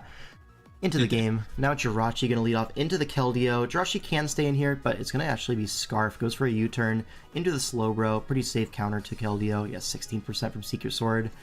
And now Dragalge gonna be the pivot on Psyshock. Whoa. Wow. So that is Psychic Week to Psychic Week. So... yeah. Parabro got second in a seasonal. Yeah, it's been doing pretty well in individual stuff. But here, Dragalge gonna force it out into the Jirachi, pretty safe switching, but flip turn into the Landorus. So it could be Scarf Landorus, doesn't want to stay in to find out. And you're gonna see a U-turn, so it probably is Scarf Landorus, if I had to guess. Now Cycles are gonna come in, Meowscarada, the response. Switch to Tinkaton as we switch to Skuntank. This should be free rocks for Agency. So a good play there to get them up, but Slowbro we're going to use it as an entry point. And we don't have great Slowbro switch-ins necessarily. He gets Scald into the Necrozma. It doesn't get the burn, so it's okay.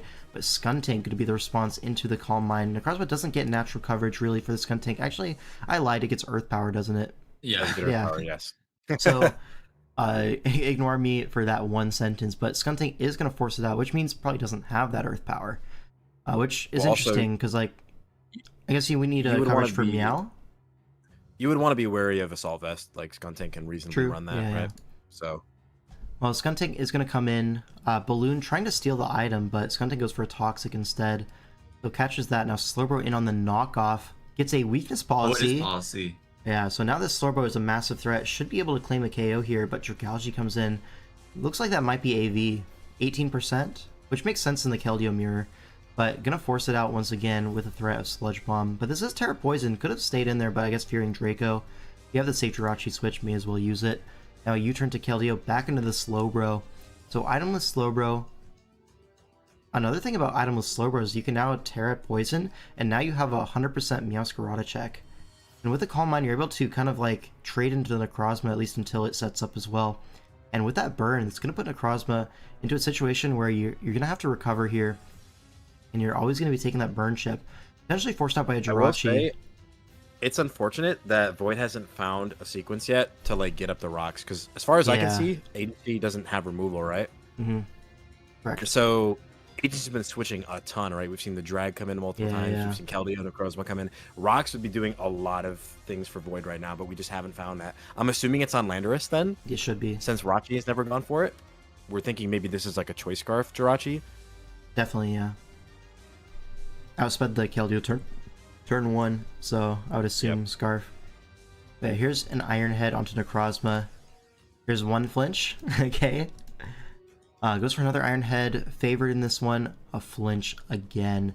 Necrozma now in range of the next Iron Head potentially to roll, but Lander's going to come in. Takes 48%, God, that's and now we get the Landers in on the Landorus. This could be the Rocks opportunity, but the U-turn. Agency aware of the switch to Landorus and gets the U-turn to Keldeo, again denying that Rocks. Surfing a Slowbro though, looks like it's Spadef Slowbro, so gonna be able to shrug that off. Goes for a Slack off. Yes, Spadef Calm Mind is interesting because with the Terra Poison you kind of wall the physical attackers anyways, so it really makes a lot of sense here. Really nice Slowbro set, and now Jirachi comes in on the Moonlight, once again threatening that Iron Head, but Tinkaton comes in with the Pickpocket, should be able to steal the Scarf at least. And there it does, Pickpocket the Scarf. With Rocks up already, Tinkaton very happy about that trade. Goes for a knockoff though. Slowbro, once again, going to enter the field. But Necrozma should be okay, but a double to Meowscarada calls out the Necrozma switch. Now you can Terra Bug here if you really want to. It's a great heads-up call from Void. Especially because now if you U-turn as Tinkaton comes in, then that's your entry point maybe for the Rocks, Landorus. I guess the one thing you'd have to be wary of though is potentially if it's running Ice Hammer. Yeah, because it got a Scarf. So, correct. Yeah, here is that Tinkaton. We're gonna play rough. Okay, so it gets a little bit of chip, locks into a somewhat neutral move into the rest of the field. Would have done a decent amount to the Necrozma, 25%. Feels like a pretty high amount. I struggle to say if that's choice banded or if it's just like a fast Tinkaton. I'm really not too sure. What attack did we see? We saw Jirachi Ironhead do about 34 to Tinkaton. Yeah, it feels like a lot. This is probably just fast Tinkaton. So Meowscarada probably more likely like Scarf in this, if I had to guess. But yeah, play rough looking like a pretty decent endgame option, right? But here Cyclozark going to come in as a Landorus pivots in. This could be a spin opportunity. There's no Ghost type. Cyclozark very easily could go for the spin. The Keldeo is Terra Ghost but hasn't clicked it yet, so gets that spin off. And now Slowbro once again can come in as a double tick Dragalge. Feels a little bit out of place there, just sacking it off. Yeah, I think if you're gonna make a double to anything, you double to something that maybe doesn't die. Yeah, but, yeah. It's a little bit of a strange one from Agency, but now Necrozma gonna come in on the Slowbro with a free switch. The Jirachi gonna come in on the Moonlight, so full HP. We've seen this one before though. Another Iron Head coming out, 27. This time does not get the flinch as Heat Wave comes out. So Heat Wave gonna be our way of hitting Meowscarada, but also means that Skuntank completely hard walls this Necrozma. Doesn't want to stay in to risk another flinch, so Keldeo going to be the switch in on Jirachi. But double to Necrozma, catches a Slowbro again, so Agency making some plays to get back in this game. But now Lander's going to come in, use this Moonlight as an opportunity to rock, and that should be, like, really annoying for Agency, especially going Tinkaton here. Oh, no rocks? Really? Surprising. That felt like a slam dunk, yeah. Right? I also think there was, like, maybe 12 turns ago, another chance where it was very telegraphed Necrozma wanted to heal. Yeah, it could have also done that could have been an entry point for rocks. It's insane because I feel like this game would have already been over had rocks gone up maybe 20 turns ago. Yeah, probably. Right, Cyclozar's going to come in on the Tinkaton. So probably just going to be an overheat here as Scarf rocks come out as we knock it off. So it knocks off the Scarf at least and pickpockets the AV as we spin on the Tinkaton. Oh, now he can't rock anymore. Yeah, he can't rock, so Tinkaton basically permanently taunted. But we're getting U-turn, so we went Cyclozar on the Tinkaton to not have a way to kill it. That feels strange. But Slowbro going to come in, so you guarantee no rocks at least, I suppose.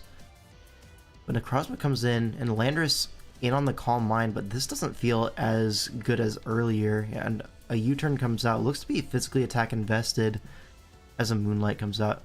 Jirachi can flinch this down. Potentially goes for it. Not gonna get it. I'm really confused why like Skuntank hasn't come in any of these interactions. Yeah. It feels like Skuntank gets permanent chip on the Tinkaton. It's very low HP. Just Crunch feels like good move. More importantly, why risk like Ironhead Loki sweeps, especially if the Meow isn't Scarf on Agency's end? So well, you just Scarf got removed. Lost its Scarf. Yeah. Oh, got pickpocketed. Okay. In that case, no, it makes sense. I guess preserving Skuntank for the Meowscarada is probably a really smart move then. Yeah. Yeah, it feels like the Slowbro should be able to handle it, but having two Meowscarada checks better than having one. Here's that Meowscarada from also, Void other side. than this Jirachi being dead, Agency hasn't managed to make like any meaningful progress. Like most of these mons are at full basically. Yeah, full or like Cyclozar has regen. Yeah. Necrozma goes for the Terra Bug, but just gonna die to the play rough. Landers comes 34. In. Yeah. So it looks like Meowscarada really feels like Agency doesn't have anything for it. So maybe just banking on a dodge here. Void at this point knows he always has that play rough in the back to sweep, but doesn't want to risk any misses he doesn't have to. So gonna go Cyclozar on the Landorus. Rockslide gonna come out with this 43, but actually going to be slower on the Cyclozar, so probably Scarf Landers is what we're looking at, which means Slowbro is going to come in, and Slowbro gets a Calm Mind up as Meowscarada comes in. Could even Calm Mind again, I think, and the game is over. But instead, we're going to see Keldeo come in on a Scald. I mean, you're still getting a KO out of this from Void. Yeah, goes probably attacking because he's worried about scouting the out. EQ from the Lando. Yeah. And this should be a pretty free Scald. Maybe EQ is a problem. Yeah, here's the Landorus. But he has our own Landorus. Yeah, there's the Earthquake. So it is physical Lando. Probably should have known this from the Rock Slide. But a Rock Slide of our own looks to be Life Orb maybe on that Landorus. And now Flower Trick going to come out. Just 48. Not light. Maybe Fizz not Death, honestly. Since we didn't see it when it U-turned on Necrozma, it didn't take true. Damage. But 84 into Meow, that feels like so much. Is it like banded? That could be banded. Yeah. And gonna end it off with a bang. Skuntank. Gonna hit the Chahaha all over Agency. And that's going to... It's gonna bring us to a deciding game 8. 3 to 4, right? It's 3 to 4, yeah. Yeah. I feel like that game was just... There was nothing Agency could do. Like, how was he supposed to break? There was no for sure. The Terra Slowbro was fantastic. Yeah. It also felt like there was improvements to be made against the Necrozma. Like, that's the only thing that was making any progress, but yeah, I was able to get through it. I just realized what game we're watching. Yeah, this is the thumbnail. Game. Yeah. So, oh boy. Let me remind you guys, this is a deciding game 8. TDG has to win to tie up the series. And we see Terra Ice Moltres. I have some insider information. Okay, so stats and sources were saying that TDG won like 15 mocks in a row. Now, I played a mock with him, managed to beat him out, and he was like, okay, yeah, I think I'm going to make some changes. I was like, yeah, just change 1 or 2 things. I think you'll be good, man. I think you'll be set to go. And, well, we have this game. I'll let you take it out, 5. All right. Terra Ice on that Moltres, get some Terra Blast coverage into stuff like that Zapdos. Hydreigon. Just generally good offensive coverage, maybe not so much defensive, but it looks like TDG putting a lot of stock into the ice type coverage with the Terra Moltres and the Rotom Frost making an appearance. You also see Terra Water on the crown, could be Terra Blast to cover the Tusk, although you have Psychic for that already. Feels like Terra Water not super useful. Maybe you 1v1 the Goldango, but whatever. Well, for context, I kind of shit on him with Terrifier Hydreigon. And so I was like, because like his whole team just dropped to Fire Blast. True. Like I didn't have to set up or do anything. Yeah, that makes a lot of sense. I just clicked the fire move again and again. He's like, I guess it's like if you're intending to tear the Moltres, it's fine. You could be whatever on the crown, and this is more so like an insurance just in case the Terrifier comes. And if not, you don't click it. It's fine. On the other side, though, this Goldango is going to be Terra Fairy, and the Hydreigon is Terra Water. All right. Which also, if you look at the matchup, I mean, TDG doesn't have a water resist, right? So there's a benched Slowking just for reference in this matchup. Benched Slowking, but Hydreigon gets through that anyways, no problem. All right, let's get into the game. Iron Crown going to lead off into the Great Tusk. We're going to see immediately a Headlong Rush outspeeds the Crown and knocks it out in one hit. Right? Yeah, probably Scarf it outspeeds the Crown, which is naturally faster. As US South, the Moltres Galar comes in for a Hurricane follow-up. Gonna Terra Ice, and actually so Headlong rips Scarfed, a close combat. But just faster than both. Okay, this turn, why did we Terra Ice? I'm just curious, because like if you thought it was Scarfed and locked into like Earth move or whatever. Well, like, it would have switched then, right? So yeah, it would have switched, but like, why do you need to pop the Terra immediately? Is what I'm. The idea is like you want to hard catch the Zapdos. Oh, he ice blasted. You're right. I'm done. Yeah. Right, but even still, like maybe you could just go for Fiery Wrath first and then rip the ice. I don't know. You'd be slower into it, killed by this Tusk, I forgot right? that he probably just ice blasted. Okay, I kind of see why he did it now. Yeah. Trying to catch the Zapdos or like maybe in the Hydreigon switch, but it is still confusing to me because let's say you were dead set that it was Scarf, right? By Terra Icing, like yes, you're gonna knock out this Tusk, but you're also willingly taking probably close to 70 on Moltres from Headlong Rush. I'm really convinced that if this was Scarf, he would have switched out into Zapdos. Like he was probably not even considering that if it would click Headlong Rush twice into this, right? Like, but the CC, like damn, talk about worst case scenarios, right? Yeah. I just want to point out, like the second Pokemon on TDG's team is a Landorus. That guy does resist both of those stabs. And so that's both the Terra Captains gone immediately as well. And the big thing is this Tusk is still full HP, you know? Like, if this switches out, like, he didn't lose anything, basically. Yeah. So, TDG taking the 4v6 challenge in DPL Game 8. Cinderace going to come in to revenge this at -2 defense. Great Tusk will go down to the Pyro Ball. Or the Zen Headbutt, that works too. But it's actually Focus Sash. And another Headlong is getting ripped. Does 92 to the Cinderace. Okay, if that killed, this would have been the funniest game ever. Talk about the world's greatest Tusk. Now Goldango comes in, definitely choice Scarf. Gonna knock out the Cinderace, don't have a Shadow Ball switch in because we sacked our Moltres for fun. Now Lando T gonna come in to revenge, but Deoxys gonna come in. Can be EV to be outspeeding Scarf Landorus, so here's a light screen going up as Valiant comes in, which is definitely strange. Now dual screens up. We're actually slower than Scarf Landorus for no reason. Like we can definitely EV for that. But, no, I think he could have been teleporting, maybe. Oh, yeah, teleport. I think that's what happened. Yeah, probably actually. Good call.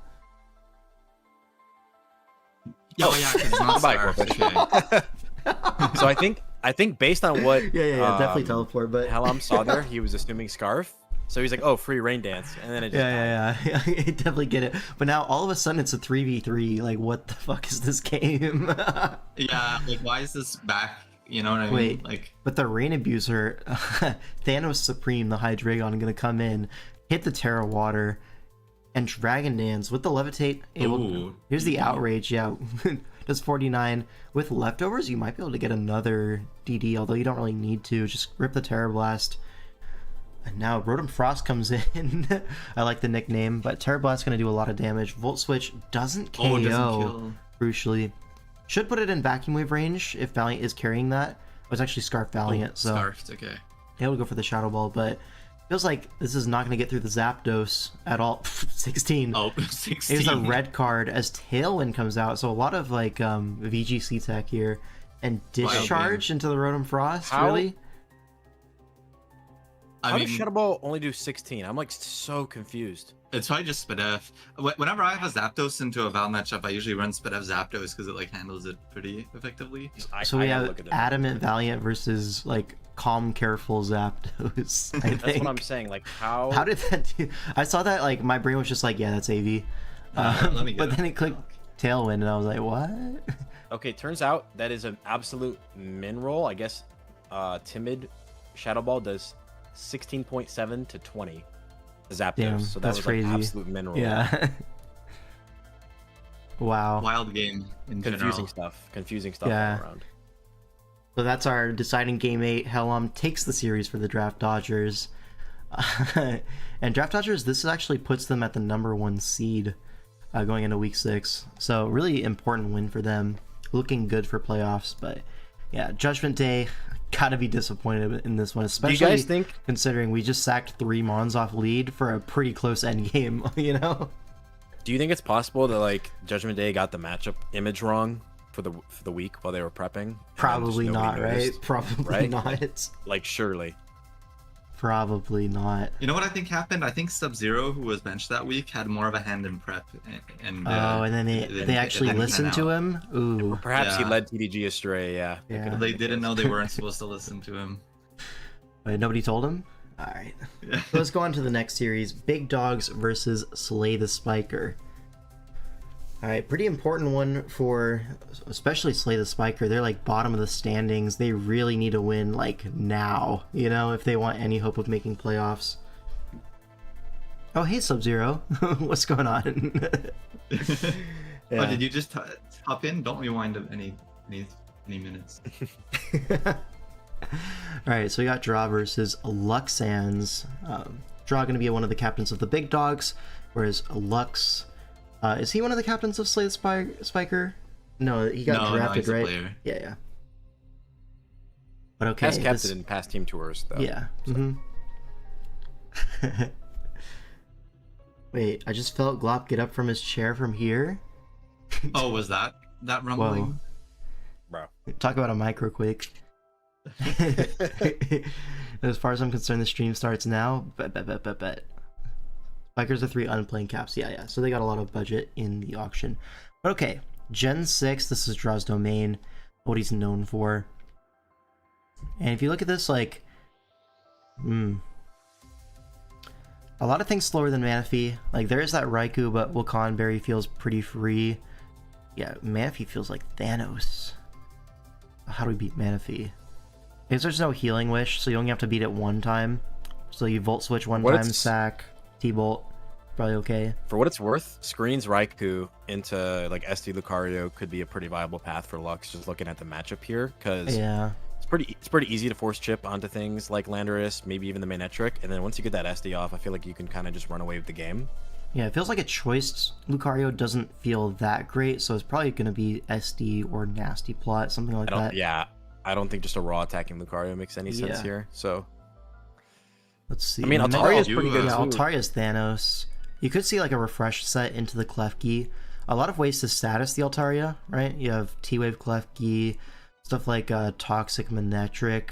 Definitely like worth bringing in this. Like, yeah, Toxic Manectric is really good here. Like, you hit all 3 of these like switch-ins, none of them love to be toxic at all. But for that reason, refresh Altaria I think is probably going to be the move. We'll see. All right, we'll see. When this Raiku's on the field, you gotta commentate in the Jimmy G mode. Absolutely not. And here he goes to the Raikou. We shall see. So Klefki lead into the Mew. Lead Klefki feels maybe a little bit interesting. Like, say we just really want the spikes up, but the defog is right there. We're gonna Toxic the Mew at lead. Okay, so gets a Toxic on Mew is pretty fair. A Super Fang gonna bring Klefki low, but no lefties, no citrus. So Spike and a Toxic. This Klefki's basically dead at this point. So this is gonna really like if you're Lux, open up the Altaria quite heavily. The Altaria looks amazing. Yeah.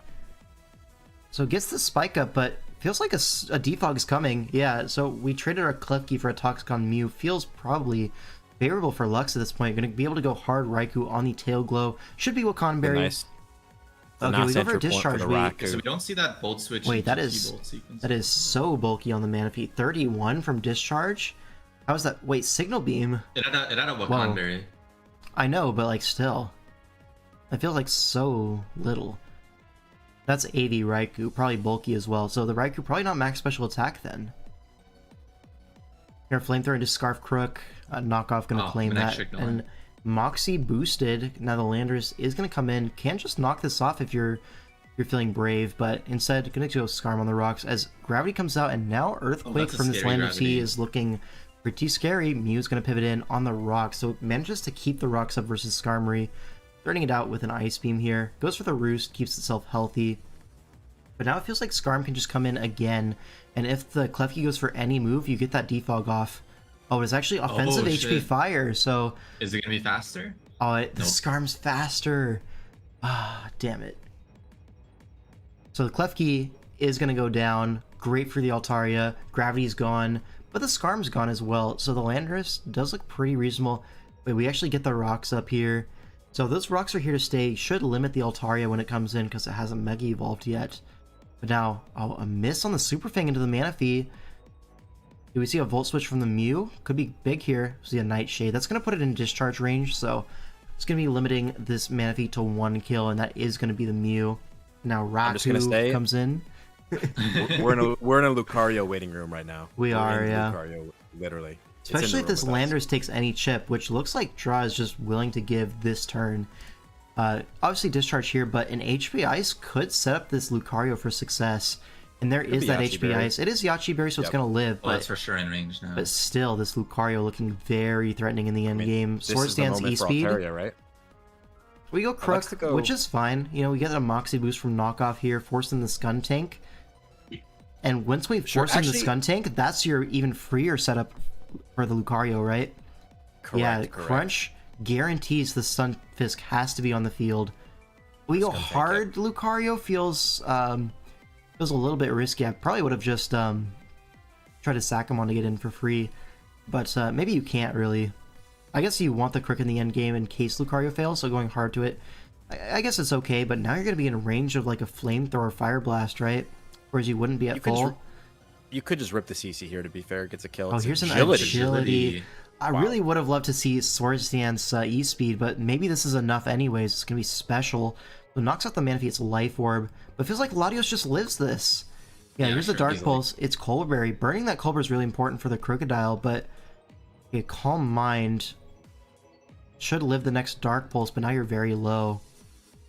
Okay, Roost up. Oh, Roost. Should be able to Life Orb stall this, but you're playing around with crits and flinches. Yeah, it feels like, I'm on the edge of my seat, right?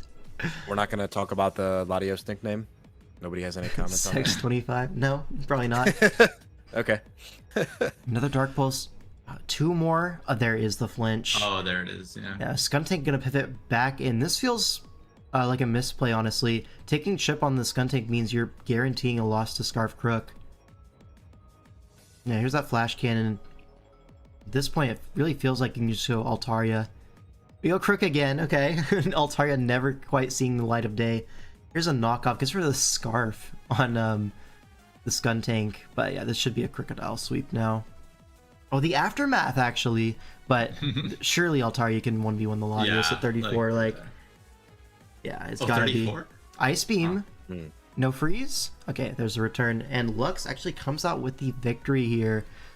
Close game. To be fair, it feels like the game was way closer than it probably needed to be. For sure. I feel like we got nothing out of the Klefki, really. I do feel like the SD Lucario literally just cleaned up in the end. So yeah. I'm wondering what the thought process was with the agility set, because like I feel like assuming in most games you want to.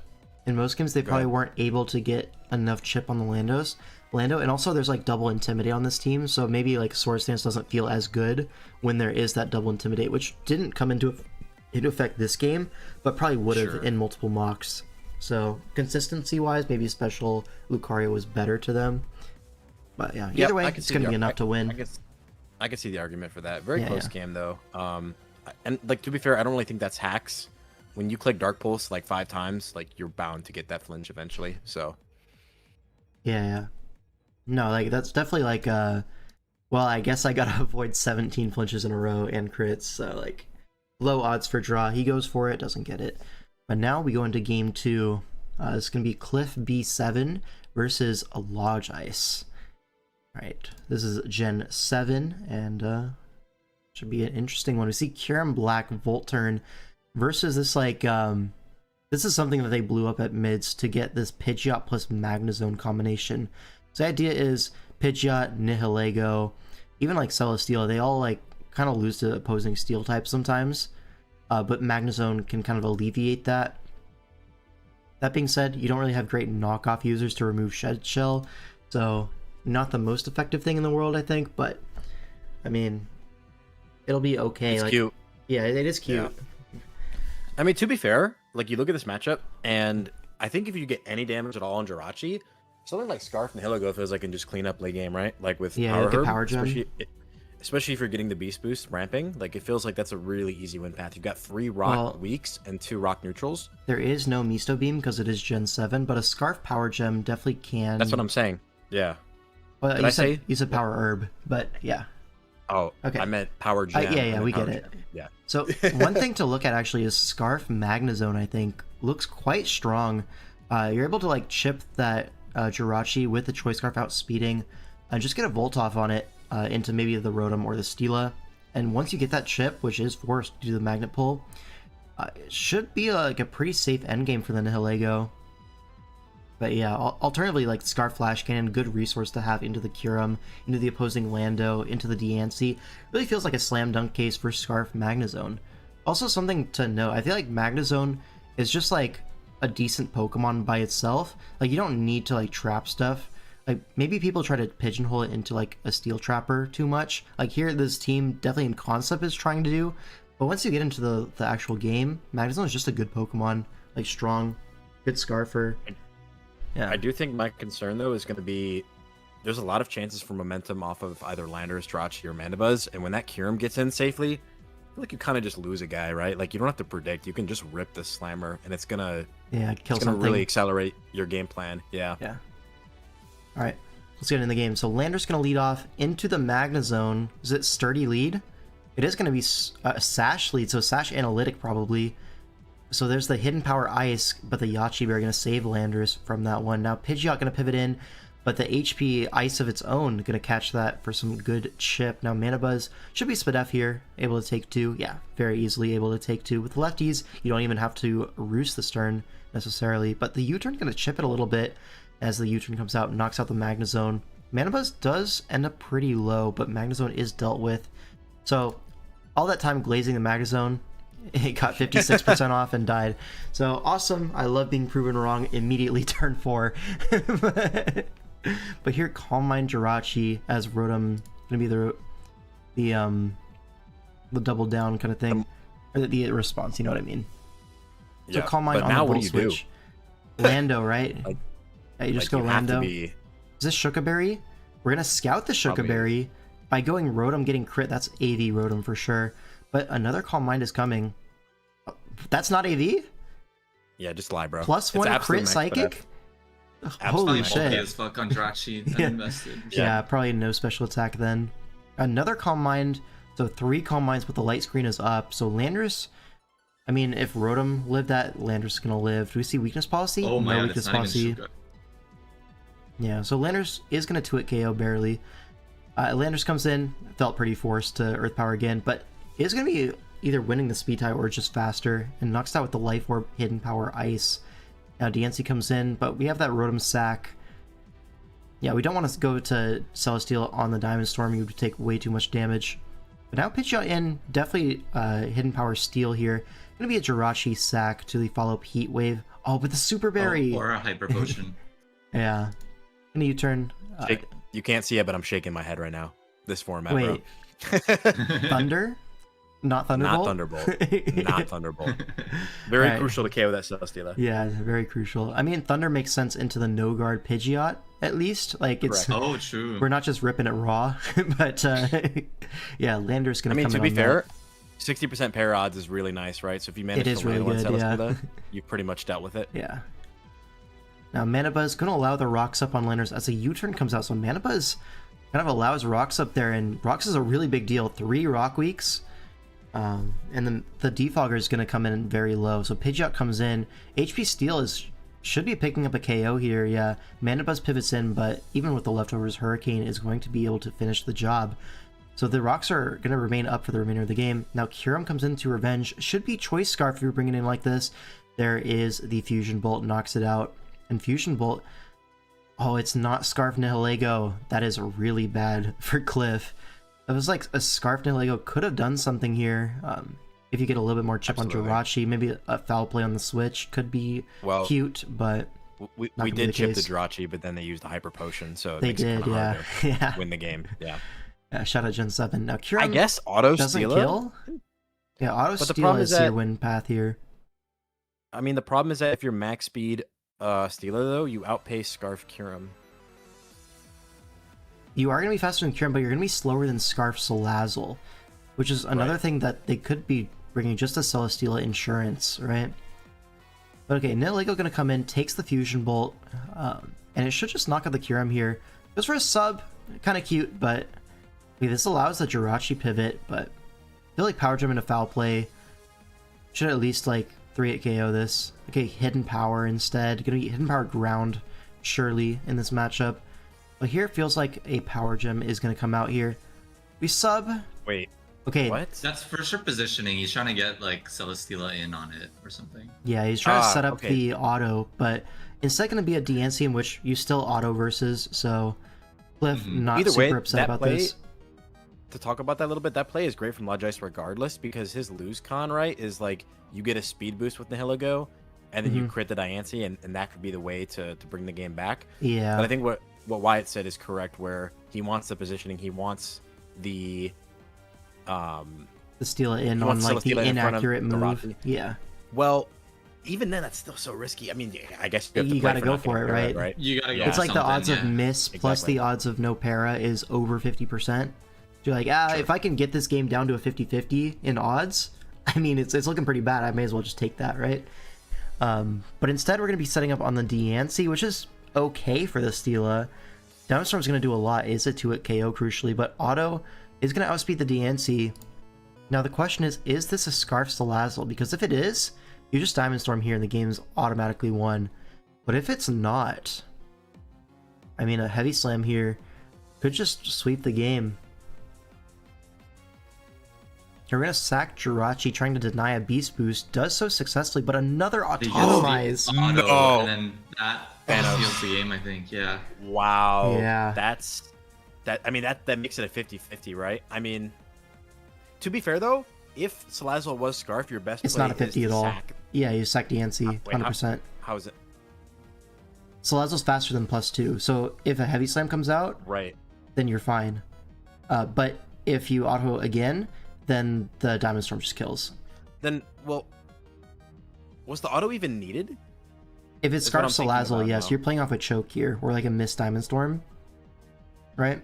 I see. Yeah. Okay, that tracks. He caught the choke. Great call. To be honest, though, like if okay, yeah. So Cliff was playing around like Scarf Salazzle probably, and then yeah. But yeah, like since it probably wasn't Scarf Salazzle. Oh, was it Scarf Salazzle? I don't know. It was Scarf Kyurem, but it could be double Scarf here. It was a Z move user, right? So maybe it was a Z. I don't know. It's really hard to say without knowing his paste, right? Yeah, like we didn't get to see. Wait, is Salazzle Z on that team? This Selly definitely didn't outspeed Scarf Kyurem. Did it not? It does. No, well, no. Max speed it would, but maybe this one's bulky. I don't know. But we just don't know the investment. Yeah, Tim and Max would outpace. I know this because Dragon Scarf ties with Timid Max Steela. Yeah, and where'd you learn that from? And so Kyurem's a few points slower, so it's not faster. Yeah, that is the benchmark. But okay, so Cliff pulls this one out of his ass and Celesteela with the reverse sweep. So that's gonna be what 1-1 in the series now. Yeah, correct. Going to game 3. It's gonna be Impulse versus Pavada. Out there by Cliff though. Yeah, he got it. Yeah. All right, we have this this team from Haba, which has honestly looked very strong throughout this series or throughout the season. or the Hydrapple, Ogerpon, like Meowscarada, triple grass, but it just works, you know? Then you have Corviknight, there's a Pex on the bench, if I remember correctly. Yeah, Pex on the bench. There's a Duraludon that has been fantastic all season. And then this Mismagius as well. Like, everything on this team has been doing pretty well this season.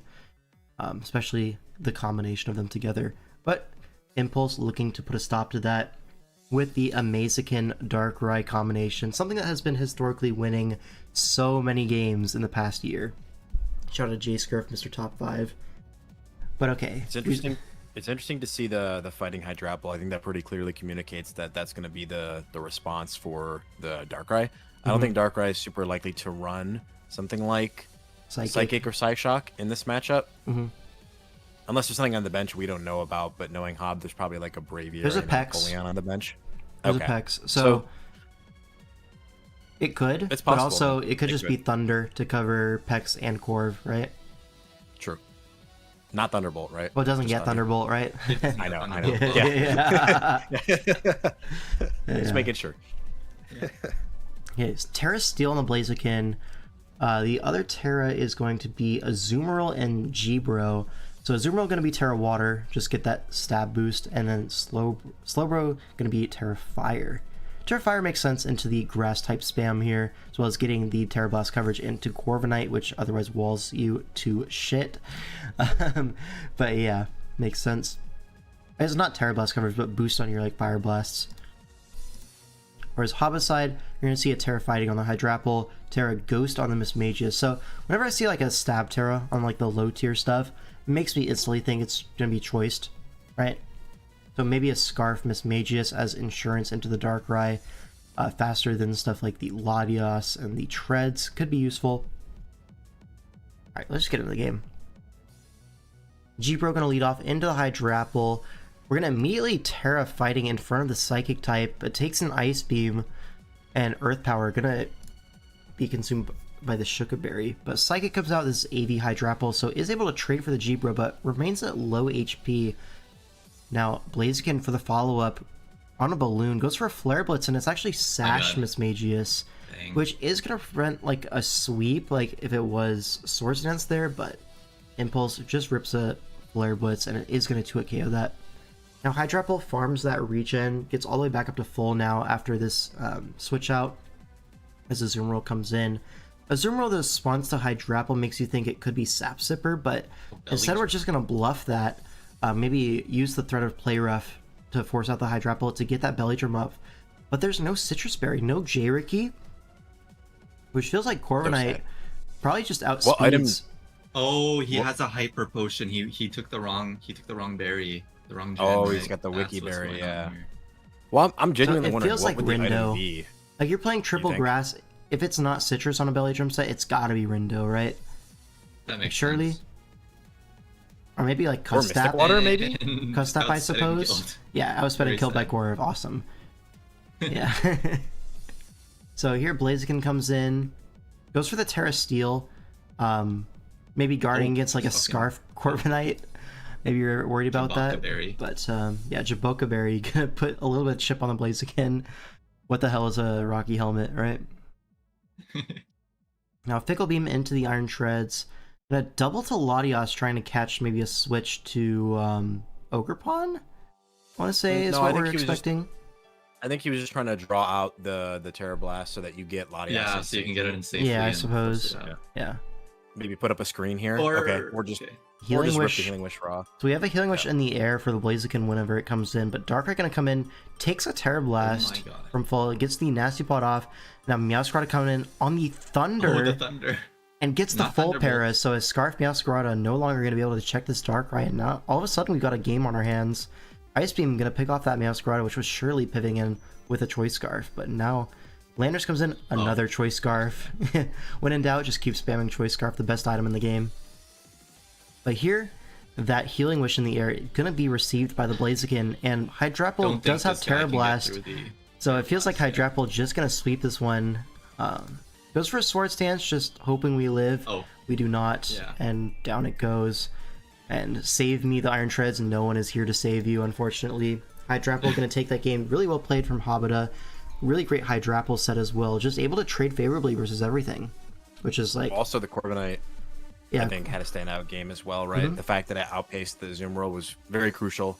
Otherwise, game could have been a very, very different result for Habita, right? So. Yeah, you probably would have been forced to give up your Meowscarada HP, which maybe at the end of the day wouldn't have changed much, but yeah, either way.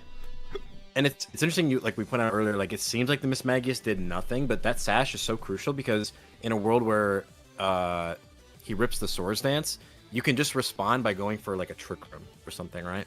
And or even just a Shadow Ball, right? Shadow Ball plus Flare Blitz recoil, probably pretty close to a knockout. Very close, but the issue you have there is, I guess I could just get Healing Wish later. But, you know, maybe that's a favorable trade. Maybe that's the route you want to go. I just think what's interesting about it, though, is you look at this matchup, and if you set up the Trick Room with Mismagius, and then it dies to Blaziken, you have a couple turns to just kind of attack shit with Hydrapple. Yeah. And I feel like you'll probably get at least one kill, and then maybe from there you can just coast out the Sack War and win that way. Yeah, it does feel like pretty important there. Probably came up in mocks, but here, able to win regardless. We go on to game 4. Big Dogs up 2-1 in the series. We got Genius X versus, who is this?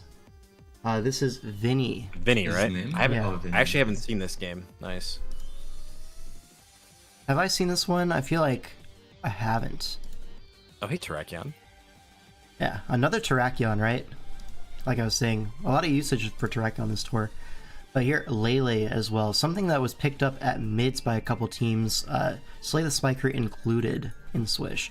And here, you have this Lele, Keldeo kind of like Volt Turn thing, where usually in most matchups, you're going to have either Lele, Keldeo, or Chomp being like the big breaker, supported by that Volt Switch and U-Turn from Raikou and Scizor. But here we have an Aerodactyl. Interesting. Could be the Rocker. Frees up an offensive Garchomp set. So probably just rocks Aerodactyl. You could even see some kind of like Tailwind thing in conjunction with Tapu Lele. Able to outspeed stuff like the Jirachi in the late game. I don't know. We'll see. But yeah, Toxapac's going to be a major thorn in Genius's side. It will, but the thing I'm most worried about is, and again, I haven't seen this game, but I feel like late game Scizor has got to be a problem for Vinny, right? Because the only thing holding that back is Pex. You've got pressure. The first 3 Pokemon all pressure Toxapex, and Keldeo, you know, going to be threatening it with Scald Burns, could be flip turning on it, which gives entry to the aforementioned 3 threats that scare out Pex. So like, at some point, if Pex goes down, I feel like SD Scizor can just very easily clean up this game. We could see something like Screens Raikou into a matchup like this. You know, maybe they'll give you turns for setup, because the Pokemon that want to set up, Garchomp, Lele, you know, Pex can't come in and respond to those. It can't really haze in front of those threats, and so that could be a way to get early breaking and early kills onto Vinny's team.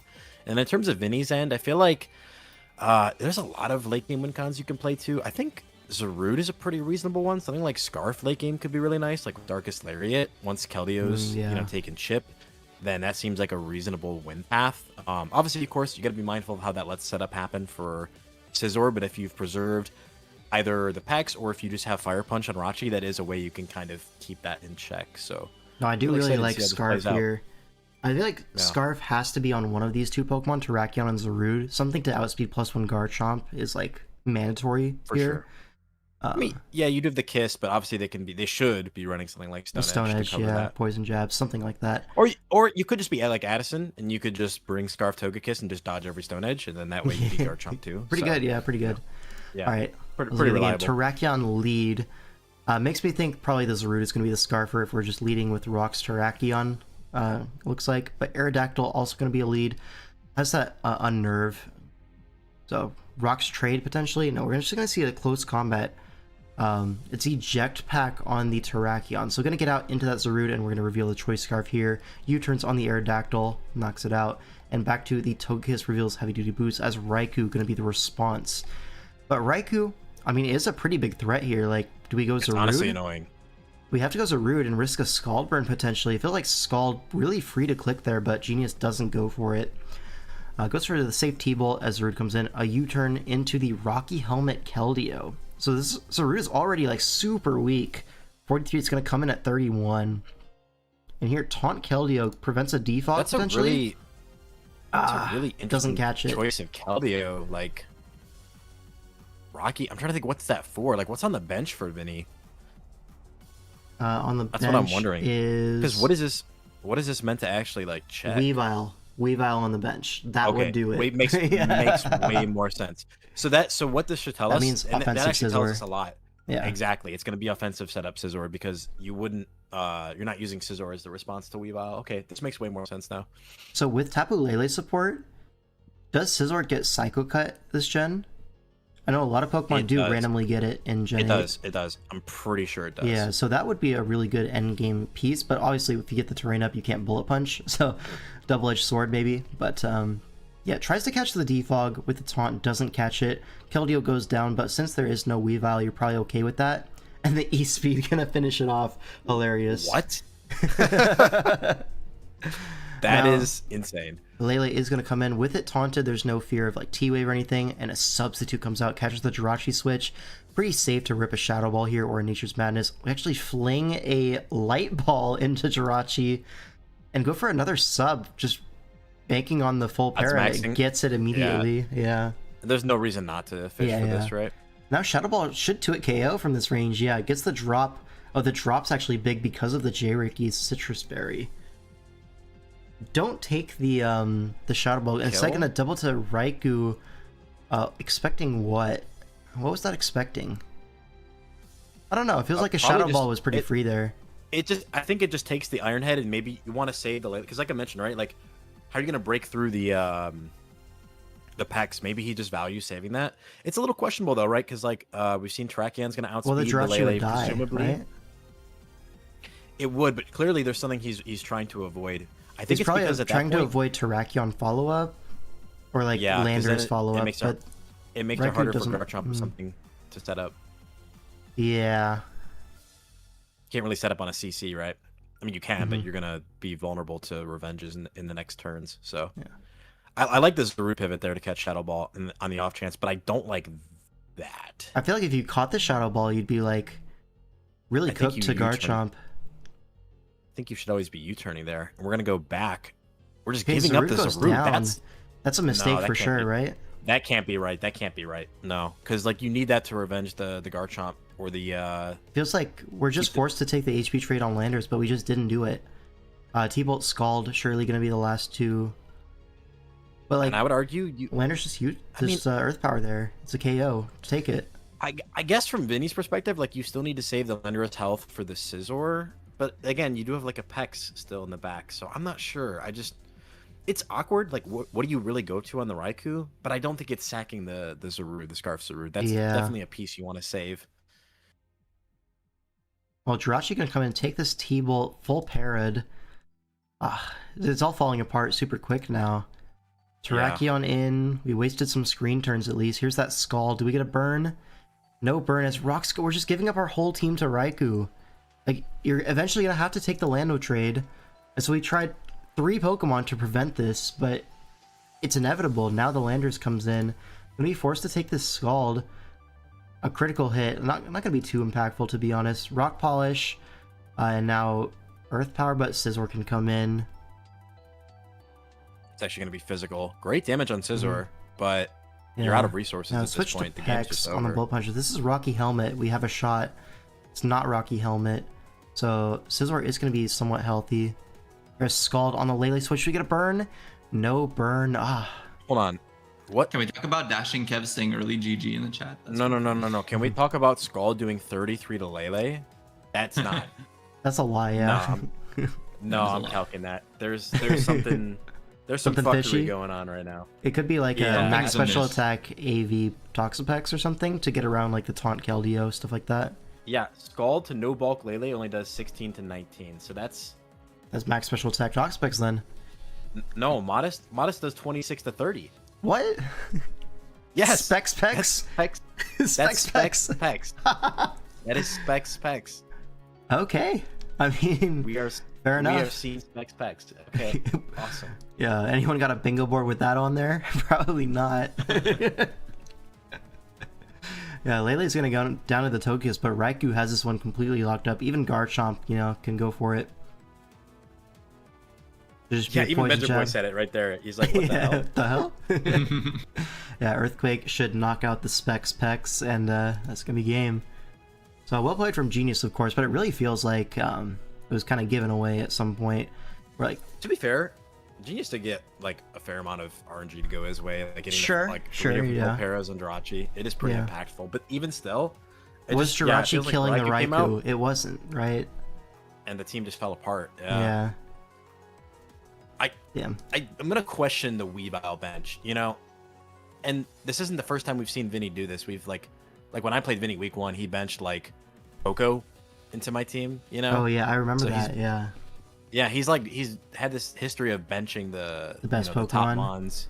Yeah, they're kind of top mons for a reason. Like, I get it. There's a Keldeo, there's a Scizor, but that's a Weavile. It would have been useful versus that Raikou, right? It would have been insanely useful. Yeah. Fascinating stuff. Well, that's going to be game 4 as Genius ties up the series 2-2 as we go into the Champions game of the series. I guess there's 2 Champions games.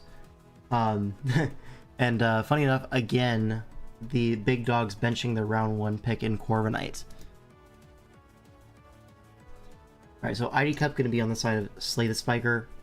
Urban going to be on the big dogs. But yeah. Another Mega Gallade team into Mega Dragonites. Clef Mirror. I mean, these teams like feel like somewhat similar style, right? You have your like Revenge Killer, Dark type, Meowscarada, Greninja. You have your offensive Mega. You got your Rotom. You have your Clef. It feels like similar structures, but yeah. Anything you want to say? Cleaver is the flavor pick of the week, I guess. Yeah. And Chandelure is something we've seen them bring quite a few times, but has never really performed in the game. So we'll see if that is different this time. Could be a Scarf set here. Scarf looks pretty strong. Maybe trying to take advantage of the Corviknight that didn't come is that Chandelure. Okay, let's get into the game. We do see a Toxic Croak sighting. So Clef lead into Dragonite. Wait, is this not Mega Dragonite? This is Mega Dragonite, right? It is Mega Dragonite, but you lose actually attack when you Mega Evolve, so choosing to stay unmega'd for the Iron Head to be a little bit stronger, right? Doesn't it lose like 10 attack? I feel like it does. Yeah, it does. Yeah. It does lose attack, yes.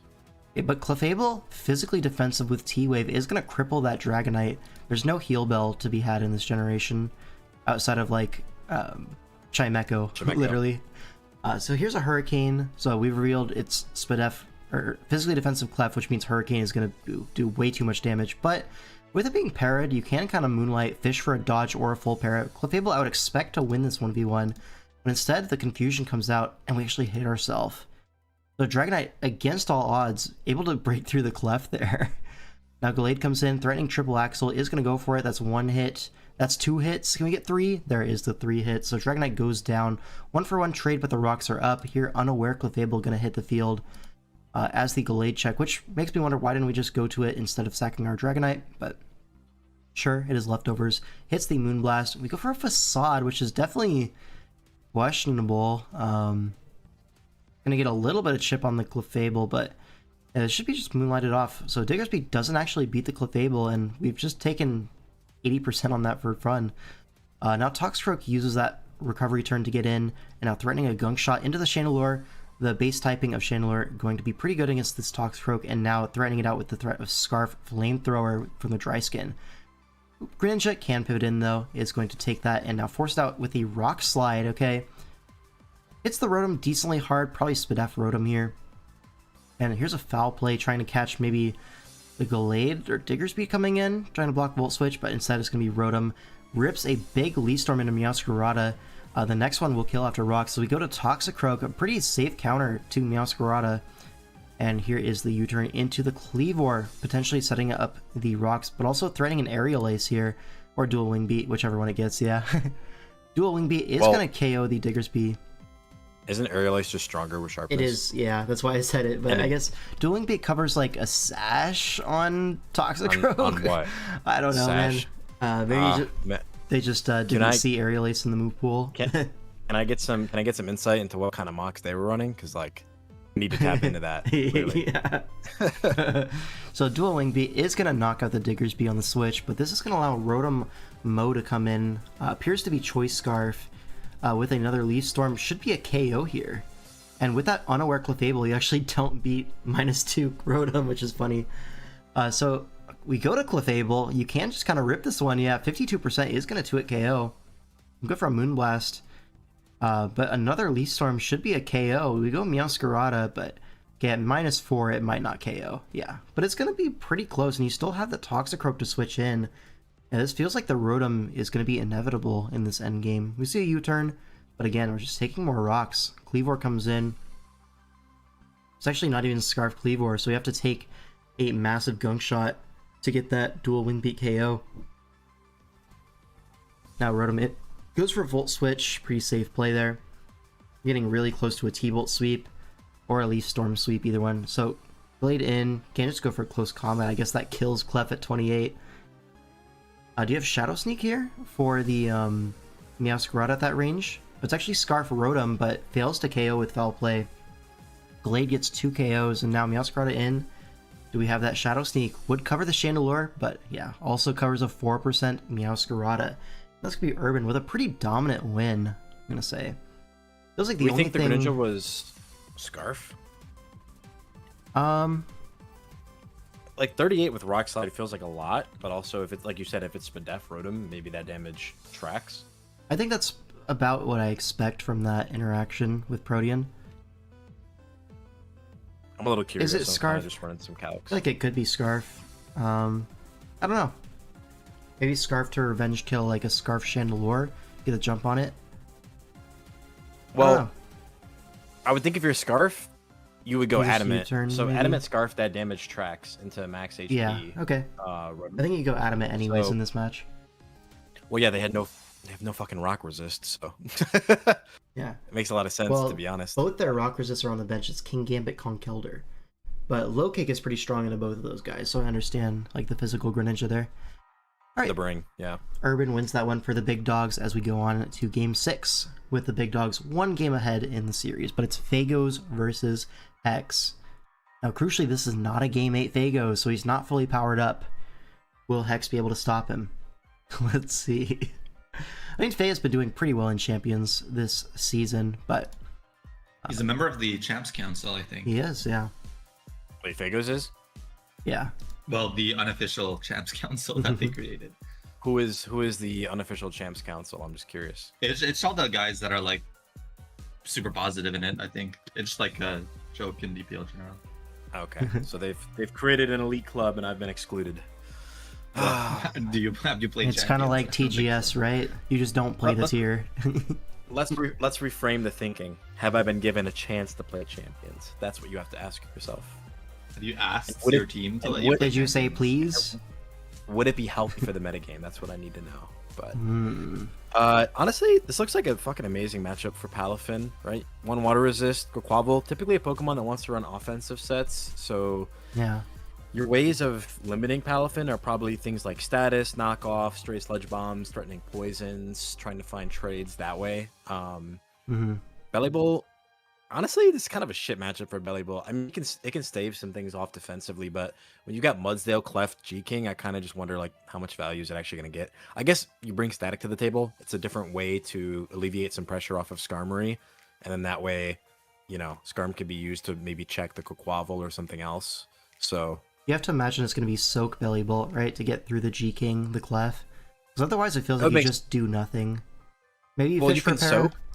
Yeah. The thing is, you can soak on G-King, but then you can just switch to Muds, you know? So you have to Yeah. like, are you going to Toxic? I mean, I guess like that works, Yeah. but you could theoretically give an Aegislash. I guess if Hex is the god, they could theoretically always just pivot between immunities. But I mean, yes, like Hex has options, but so does Faye. So it's like an outplay versus outplay kind of thing. Like, better than doing nothing in the G-King all game. Let's get into the game. Palafin gonna lead off, get that 0 to hero immediately as Clefable comes in. Gonna see a flip turn, immediately get that form off, and rocks go up as Skarmory comes in. This is Mega Skarmory, but it's also Mega Clef. There's a Brave Bird into a Flamethrower T-Bolt. Yeah, there's the T-Bolt. So both of the Megas gonna be very low here. Another Brave Bird comes out, and now Skarm's in range of rocks, but Clef is down. So Magic Bounce has been removed from the field, but Weavile should revenge kill that. There's no defog. Rocks are up, just sack it. I think if you're Hex, you like that trade, right? Rocks up, Mega's out of the way, like a big path open for Weavile to just go off right now. Yeah, Weavile, Quaquaval, both of these really appreciate the Skarm going down. Mudsdale as well, right? Mudsdale with like Earthquake Body Press, all of a sudden, pretty massive threat. But yeah, now Sneasler going to come in to revenge kill the Weavile. This tells you a couple things. This is probably Scarf Sneasler, or maybe we're just like White Herb CC, but that doesn't feel like a real thing in the Aegislash, so it's probably just Scarf U-turn. We are going to switch to the G-King on that Scarf U-turn. This is going to position the Mamoswine though, and there's no ground resist anymore. So an Earthquake is just going to be a KO unless it's Shukaberry, which it is, and the Grass Knot, but it's Rindoberry Mamoswine. So both sides prepared for the tech. Earthquake is just going to be a KO. I like seeing turns and exchanges like that because you can tell both sides have They really thought about it. Yeah. They've really seen this matchup enough to the where both sides are ready for that interaction. That's pretty cool to see. Yeah. Now Quaquaval into Revenge, but Belly Bolt full HP. This is kind of what it's here for, to check the Quaquaval. A Swords Dance comes out, so a CC at +2 feels like it could be close to a KO on Belly Bolt at 93. Gonna go for it. Actually KOs. Yeah, so this is like a very offensive Quaquaval, but gets the Crucially, static first try. Damn. Parting gift. Yeah. Booyah. Cause every time we touch, I feel the static. And now the Hydreigon is here to revenge kill. There's no fairy type anymore with the Clefable going down, so a Draco does feel pretty strong here. The H-Slash could come in, but it feels like you just rip the Draco anyways. Weavile gonna be the switch in instead, but Draco lands a little bit to the left. Would have loved that chip on Weavile, although it probably wouldn't have killed. It would have done a lot of damage to a KO surely if this is Scarf. Ensuring it's in range of Palafin Jet Punch is really nice for Fagos, but Yeah, unfortunately for sure. we're not going to have that luxury. So gonna have to readjust. Believe's gonna go hard Sneasler. I like that play On Swords Dance, because yeah. like I think most players would probably just consider sacking off their Mamoswine there. Yeah. It is kind of a risky maneuver, right? Imagine if Hex just went for the knockoff. Sneasler loses its Toy Scarf. Now you kill a triple axle. That's pretty devastating. Well, it could be Unburden to cover that, right? For the one time. Yeah, I guess it could. I mean, when I your think switch-ins Scarf don't get Sneasler, poison touched. Aegis True. G-King, it's a useless ability. I guess then in that case, that's just an all-around reasonable switch. I mean, the only thing you risk then is a raw triple axle, right? Yeah. But here, you're going to see Focus Sash Weavile enables it to stay in on the Sneasler and take the trade with knockoff. And just Okos from full, basically.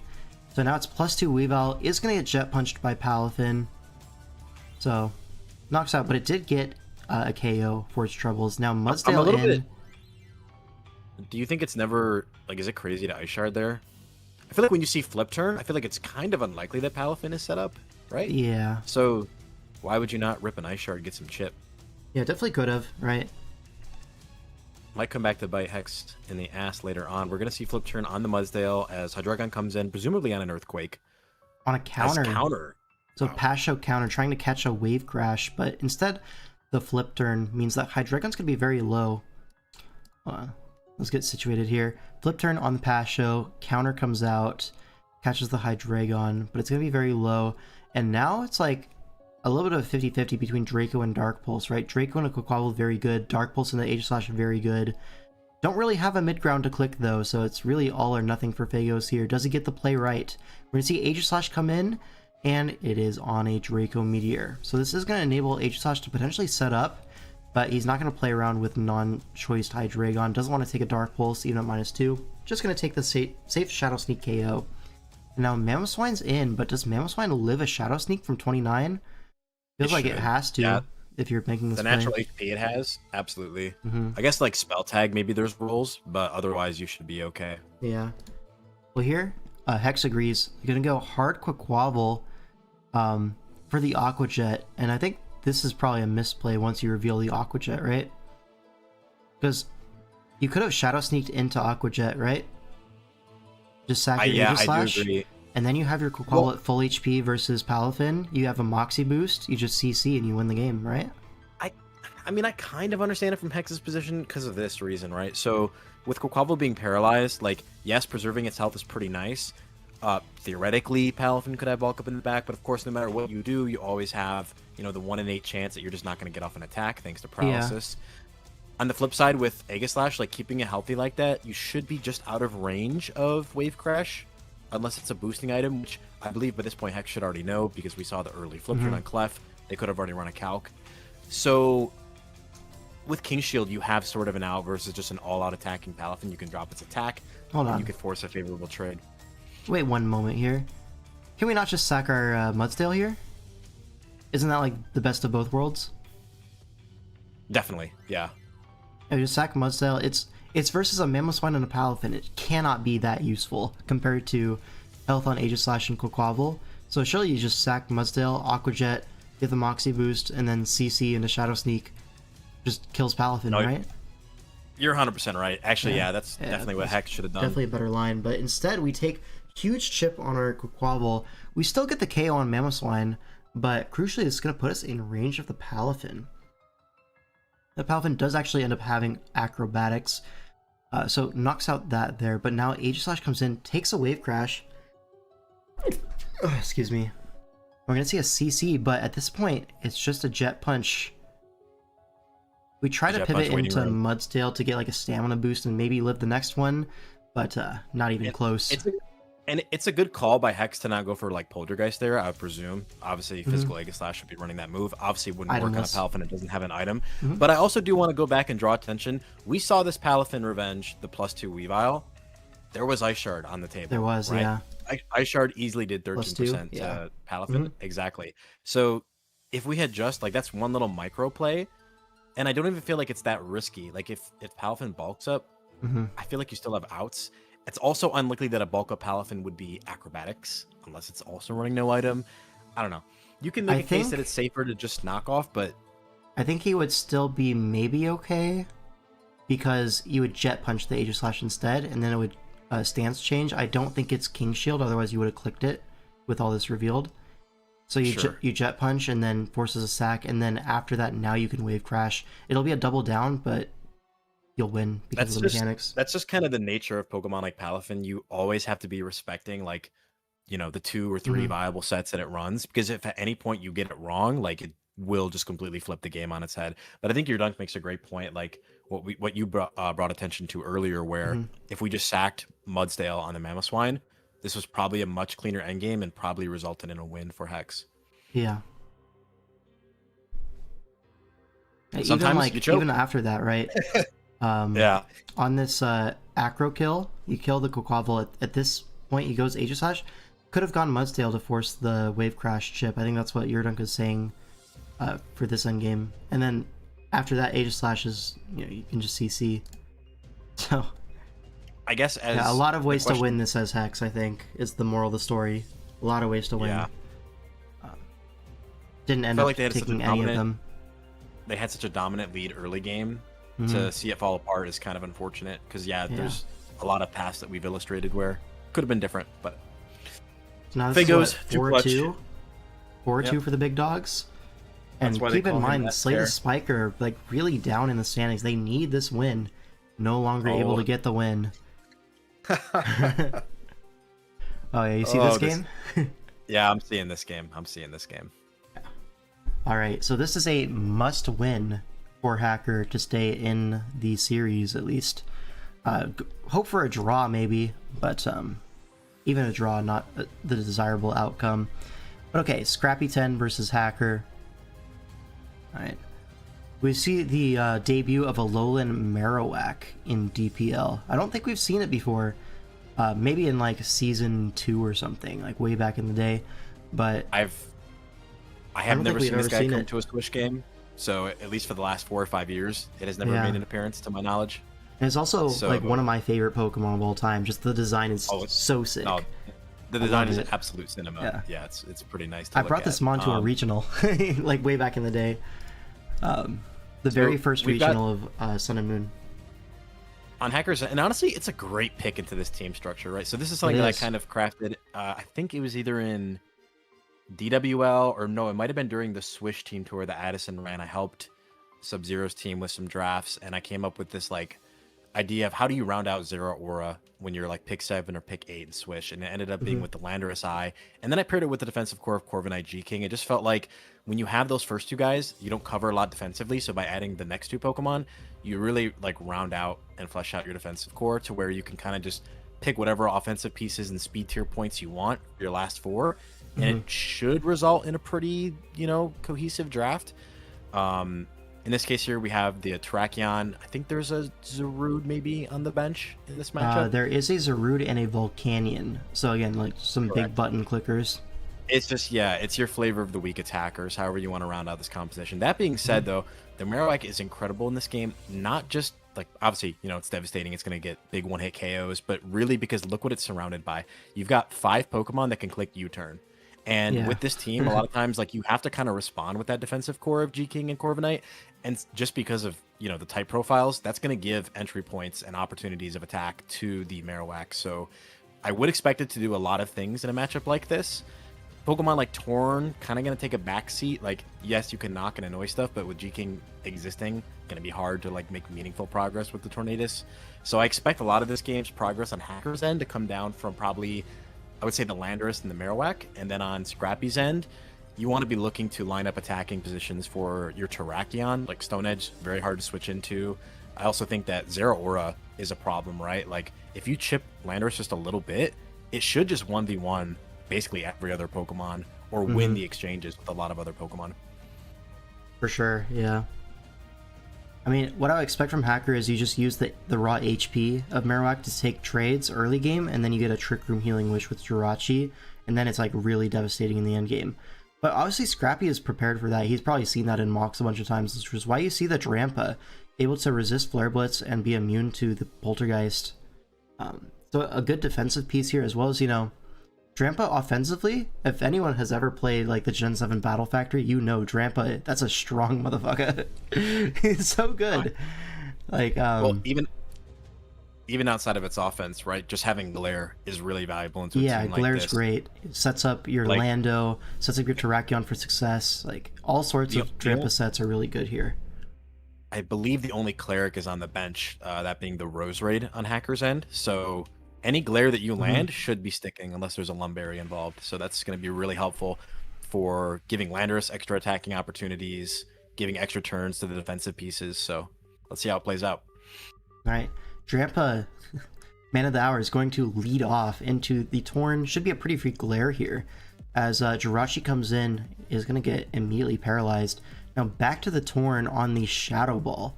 That is 48, that's a lot of damage, so maybe like modest Drampa, but max HP of course. Another Shadow Ball catches the Jirachi on the switch, and with it parried, might be able to just take this trade. Now Mienshao in on another Shadow Ball, 56, like it's so much damage. But now... Something tells me Hacker never saw this guy in a mock, because the way he's playing around it right now is just like letting everybody get parried damage. That being said, we do find that U-turn. The sequence we wanted, the U-turn on G-King into the Marowak, but we have the Drampa, could go to it here. Gonna go Landorus instead, trying to catch like a coverage move into Drampa, maybe like a low kick or something. Or but break maybe. Yeah, instead Landorus gonna come in on a Flare Blitz. Does live, but only barely. Should get the rocks up here though. There's no way you risk the Marowak. Instead gonna go Torn on the knock, which is fine, but here a U-turn, expecting a switch to G-King or maybe Zera, but it's going to allow rocks up, which is a big deal. Mienshao in, goes for a knockoff on G-King. Could have U-turned there, would have been a nice Marowak entry point, but instead, knockoff into Culver Berry. You likely would have forced a kill right there, for sure. So now we're forced to use up our eject button on Rotom, and our Rotom's now like very low HP to get the same sequence that you would have gotten with just a U-turn, but regardless, we're here now. Probably another Flare Blitz coming out. Important to differentiate though, part of the problem with that sequence too is by knocking off the G-King, you're removing the ability for Marowak to just rip a Poltergeist into it, so now you're forced to Flare Blitz. That does kind of give you a little bit more leeway in the way you position, right? You can find an entry point for Terrakion. So just something to note. Now Drampa gonna force it out one last time. Could carry Roost honestly, but doesn't choose to go for it. Instead just goes for the Shadow Ball, which is going to be a KO into Jirachi, and Mienshao going to pick off this Drampa with a U-turn. Feels like you could have gone G-King there, and if it's a U-turn to Marowak, then you sack the Drampa, force some Rocks chip on the Marowak, but instead, just going to give it up immediately. And now Torn's going to be in, so it allows an entry point for Zeraora, and Landor's going to come in likely on a knockoff here. Knockoff because the Torn is like really pressured to switch there. It's Rocky Helmet Landor's Fizz Def to check the Zero best as possible, but still, it's not going to be at 67. Not many more switch-ins. Actually going to be just a close combat, getting a little bit of chip, but eject Seems pack. a little strange, but we do have the eject. Yes. Yeah. Now a U-turn into Corv. If that was Rocky Helmet, damn, we would be cooking with Zero in the late game. If you're hacker, this should already cue you into the final move on Zero Aura set. You see the eject pack. There's a Rose Red on the bench. Should probably tell you that this thing is rocking Plasma Fist and Acro. Yep. But you're Torn in on the Corviknight. I mean, Heatwave isn't going to kill, but neither is Brave Bird. So a little bit of a trade here. Neither of them going for the button. Just give me a defog, get rid of the rocks, which is important for the Landers, just getting quite low, and the Marowak. But a U-turn, going to get the Zero Aura position on the field. And now Landers can come in, but yeah, the acrobatics is going to be almost a 2-hit KO. At 25 is kind of crazy. But Landers on the Landers action on the U-turn. Now Mienshao in. We do have a G-King. Can just go to it, but instead stays in for the aggressive Rocks turn. Yeah, as a U-turn gets clicked once again. So this Landers gets Rocks up twice at like 11%. It's interesting to me because hacker, so like we know the U-turn should be happening on the Slow King and things like that. With the Landorus, I'd argue your priority should be the like knocking it out, because you want to deny rocks being up. Rocks are limiting your Marowak and they're limiting your Torn because its boots have already been removed. So like we're just seeing this where he's going for the wrong option select into these turns, and it's giving Scrappy so much headway towards his game plan. It's worth saying that's an aggressive play from Scrappy as well. Like, oh, it is for sure, and it's a good one, right? But arguably, like if he keeps rocks up, that means Zero Aura gets a kill every time it comes in, because Landorus can't take, like, you can just Plasma Fist, and if Landorus comes in, you just kill it with Acro in the following turn. Yeah, so like it makes pivot. sense to me. You may as well try to play for like a way to get your rocks up, because also if you're Scrappy, like where else are you getting this Landorus in? And that's kind of why I'm saying with hackers plays I don't understand, because where else does this Landorus come in on? There's no other entry point. You may as well just remove it. Like you're playing a mind game that shouldn't be there, basically. Maybe, yeah. But Torn can defog. It'll take the rock slide, but Scrappy's just gonna spam rocks. And if you defog, I have more rocks PP first of all, but also I'm getting leftovers recovery. Eventually this Torn is gonna have to attack, and there it goes for the icy win. But rocks are up and they're gonna stay up because Zero Aura can follow up. And just go for a Plasma Fizz. Landers comes in, no problem. I have acrobatics as the follow-up, and so Lando gonna go down. And now what's the response? It's gonna be Mienshao. Definitely Choice Scarf here, but we have a Corviknight, we have a G-King. It's not like Mienshao is claiming in return, so give me a U-turn to Marowak. So maybe this sequence is the claim, but a Brave Bird gonna limit that Marowak to, one more switch-in, or 0 more switch-ins after rocks actually, so gonna have to defog if you want this Marowak to survive. And it's gonna be Zero Aura in, a sack of Rotom. Yep, is knockoff. Always your good tool. Because importantly, right, the only way hacker gets out is trying to like pivot in Mienshao on a move that's not knockoff, but you can't do that. Now Mienshao in has to be a U-turn here on this G-King, and it has to be a defog immediately, which he's going to get those plays correct. So the Marowak does survive at least, but this defog comes at a cost. Zero Aura in for another KO. We're going to see Mienshao in on the Plasma Fist. Does it live? It does live barely, so a good pivot there. Gets a little bit of chip on the Zero, gonna put it in range of the follow-up. That's a great call by Scrappy right there, staying in on that U-turn. Yeah. If you get that wrong, it has the potential to be terrible, but I think this is where we need to start having some discussions this turn right here. So, if you're Scrappy, there's a 100% win path, always wins you the game. What you're supposed to do here is you're supposed to go into your Terrakion. So, if CC gets clicked, Terrakion goes down, you go into G-King, you know this is Scarf, you click Psychic. You either kill the Marowak as it switches in, or the Mienshao has to sack itself to close combat. If Marowak switches in, the game's already over because Glow King kills the Mienshao next turn with Psychic. And if Mienshao stays in, then you sack your Slow King to the Marowak, you come in with Zero Aura, and you click Knockoff. And there's nothing that hacker can do at that point. However, we let the Zero Aura go down. Okay. A decision, sure, certainly. It's still fine, right? Slow King beats this Mienshao, no problem. You get the kill with Psychic, comes out, all things fine and well. Marowak I mean, it's 15% Marowak, right? Like, no big deal. We got Earthquake on Terrakion, not a problem. And we just miss a Stone Edge. And you can point to this and you can say, oh, that's unlucky. He got robbed. There was a 100% win path.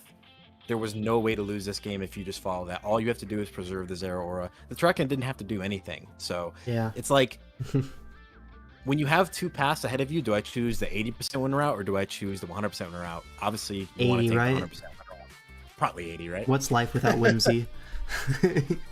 That's just, this is just, it's one of those things. It's like, scrap sanity. Maybe you're nervous, maybe you're rushing on your clicks a little bit. And like, I mean, I get it, right? It's like, oh, okay, I win the game like the majority of the time, but when you're in such a close game like this, you don't want to be playing for majority. In Pokemon, you always want to be minimizing risk, giving yourself the best odds possible. I can see how in the moment you don't see it, because it's not intuitive to be like, he's going to CC, let me go to Terrakion, right? So I could see, or he's like, I'll just sack this, G-King, Psychic, that's like a more natural line, right?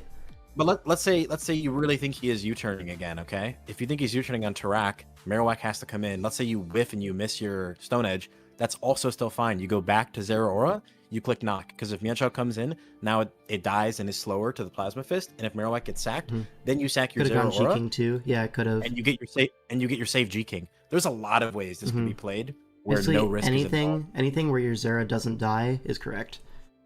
But alas, this is the world we live in, and it's a world where Hacker has won the game for his team, putting us in a deciding Game 8.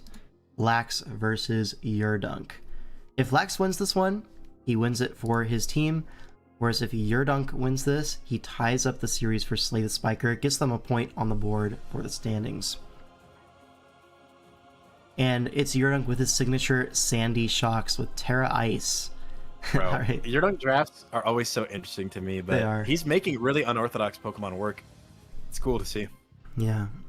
So Terra Pokemon, Ice, I feel like the team that go on. We've kind of seen this comp. We've seen this comp a lot, right? It's like the bundle Alomomola plus Monkey, just because it has that nice speed tier that like beats out things like Zarude and things like that. We've seen iterations of this comp either with Zarude or with Terapagos or without Terapagos a lot in Swish. It's just proven to be pretty successful, especially throughout like DCL and also DWL. We saw similar team structures to what Lax is running. Yeah, and we saw it be super successful there. But here, Terra types, we got Fairy on the Zarude. I think that's the only Terramon that they brought, right? Yeah, Slitherwing on the bench. Whereas on the other side, the Urshifu Dark is going to be fighting Terra. And like we said, the Ice Sandy Shocks to hit that Lando. Alright, let's see the deciding game. Torn going to lead off into the Aloe. Wait, no, the Torn's Terra. What am I saying? The Torn is Terra Dark, not the Urshifu. It's just a raw Urshifu. I'm so used to Urshifu being a Terramon. Okay, Torn is going to be Terra Dark. Goes for the knockoff onto Aloe, removes the Assault Vest. It's going to free up stuff like these Sandy Shocks in the future, as well as the Torn itself. But Bleakman's still only doing 28 or 29. Not a whole lot. Gets burned for its troubles, and now a Flip Turn is surely coming. I'm going to see a U-turn into the Metagross, but Flip Turn, going to regen that all off, and then get the switch advantage into... I was going to say Landorus, but Iron Bundle comes in. So Rocky Helmet going to leave the Aloe a little bit lower, but Bundle goes in. Hydro Pump's into an Assault Vest or Shifu. And now Flip Turn, going to bring it to about half as U-turn gets clicked into a Rocky Helmet. Yeah, so our Shifu's basically dead now. One time switch into Bundle, switches in one time. Now Rock's in on the Defog turn. That's kind of crazy to Defog there, but he's going to keep looking at that. Rox has more PP, but Fortnite is going to be Pressure, so can kind of 1v1 this, but it is Rocky Helmet Metagross. So once you click Brave Bird, now we can see a Thunder Punch come out. It's Rocky Helmet on both sides, but here Corviknight's Pressure to Roost. We're going to see the Psychic Noise. Prevents that Roost, and now you can just Thunder Punch, knock it out, and the Defogger's gone. It's kind of interesting to me that I don't know why you would differentiate from the plan like as Lax. Like if you're like you know like you forever. Yeah, like you can just defog. Like if that's your top priority, you absolutely can do that. I think eventually you're gonna get caught by the Thunder Punch into Psychic Noise combo. Sure. Like Brave Birding, you get a little bit of chip on Metagross, you take some recoil. It just speeds it up, that sequence. Maybe the Metagross would have taken more from helmets if you just kept defogging. But either way, I think this sequence was going to play out something similar to this, and maybe the Metagross is at 30 instead of 43. Not a big deal, I think. And the nice thing for your dunk too is like you can definitely find a position later to get Metagross in to put up rocks maybe in front of a Alomomola, right? Yeah, for sure. And that's probably the plan, right? Get a U-turn from Torn, because it feels like only Aloe really comes in on Torn safely. Here's the Fez. You see Fez go for a Scarf Moonblast, picks off the Iron Bundle. It's offensive Fez. Now Lander's in. I'm going to see the Torn come in. Could be like Assault Vest here, but going to catch a Rock Slide instead. We're going to see a Bleak Wind on AV Lando, it looks like. So the U-turn, pretty safe. Going to knock out the Torn, which is also Rocky Helmet, actually. A lot of helmets in this game, but yeah, Zarude in, Fez in as well. It's Terra Fairy, Zarude, so you don't really have a resist to the like Sludge Bomb or Gunk Shot, whatever Poison Stab Fez wants to go for. So a U-turn, expecting the switch, makes a lot of sense. And Sandy Shock's going to be the response to the Monkey Dory. And with Terra Ice, I mean, you saw the Torn didn't Terra, so the Terra is being preserved for the Shocks. And in this endgame, Earth Power for the Monkey Dory. I mean, the Zarude, you have Terra Blast Ice on its base form, but once it Terras, it's going to be annoying. This is the Earth Power. You have to assume a Terra Fairy's coming. Here's the Terra Ice, removes the Grass weakness, but Charge Beam. Gets the +1 on the Sandy Shocks. With the Speed Booster, outspeeds everything, and now it's starting to boost up its special attack. T-Bolt is a 2-hit KO. Knockoff not going to do anywhere near close with the booster energy already consumed. Earth Power going to 2-hit KO the Zarude. And can Sandy Shocks do it here? Alomomola comes in. We're going to see T-Bolt. Yeah, but a Terra Blast is definitely coming. Aloe takes the Terra Blast, but at +1, you have to assume with no AV, T-Bolt probably kills from that range. So Lax's win con is unironically PP stalling Terra Blast PP. So going to go for it a bunch of times. Eurodunk has no reason to make a play, at least this early in the sequence. Like, Lax can do this forever, but all he needs is one turn to pull the trigger. So, gonna find some place in here to mix it up is Eurodunk. Here's a switch to Landorus, and there's the Terra Blast. The mix-up, bang, Landorus is dead. Now, Aloe comes in, you can T-Bolt here. As you can see, it would have killed after the Terra Blast chip, but now Lax can go for that Mirror Coat, knocks out the Sandy Shocks, but here Dragonite able to come in, use this as setup fodder. See a Scald, no burn. I think the main thing he's looking for is that speed boost to outspeed Monkey Dory, and he's gonna get it. So even if burned, probably fine, right? Metagross in the back. Yeah, Monkey Dory. Yeah, when you're forced to lock in a psychic move, there's nothing Monkey can do into Metagross. So yeah, that'll wrap it up. Yo, wait. Fez is faster than the Scarf Monkey Dory, so it's like a modest monkey. But that's either a way, silly interaction. Yeah. No way for Eurodunk to lose, and that's gonna be the series ending 4-4 in a draw. Crazy Sandy Shocks performance. Yeah. Yeah, but honestly, a really amazing sequence by Eurodunk. Yeah, like Charge Beam Like in particular was the key to unlocking this endgame. Without that, it just gets sat on by Zarude, and you probably lose as Eurodunk. But the Charge Beam able to get it done.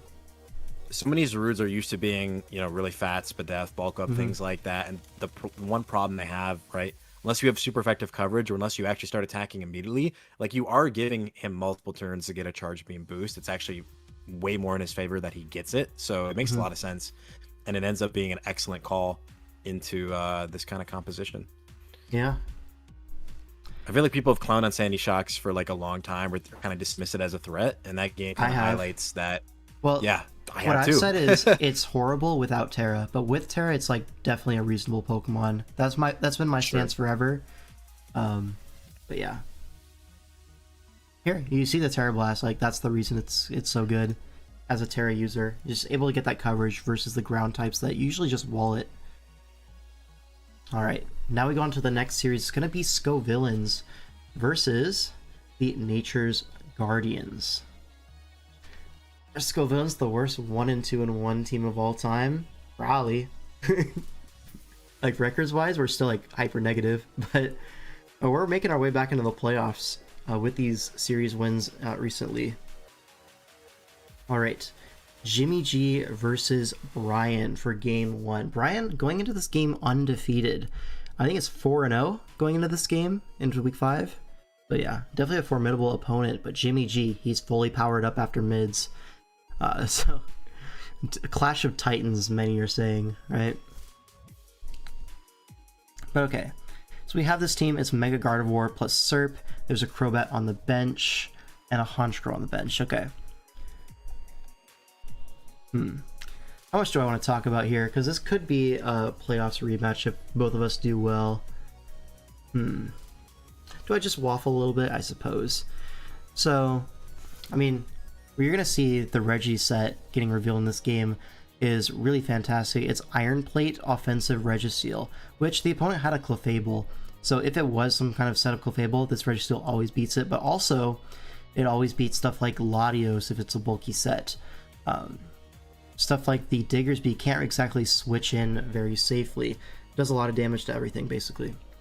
It's also immune to Intimidate from the Mega Manectric. So, good stuff there. We have T-Spike's Nidoking, puts a lot of pressure on Brian's team. As you can see, it's only really Defog Lottie and Defog Empoleon, both of which, like, I mean, maybe not both of which, but Empoleon definitely doesn't want to come in on the Nidoking if it can help it. And then the Rotom as well. Really fantastic Pokemon in this matchup. Let's get into it. All right, Empoleon gonna lead off into the Nidoking.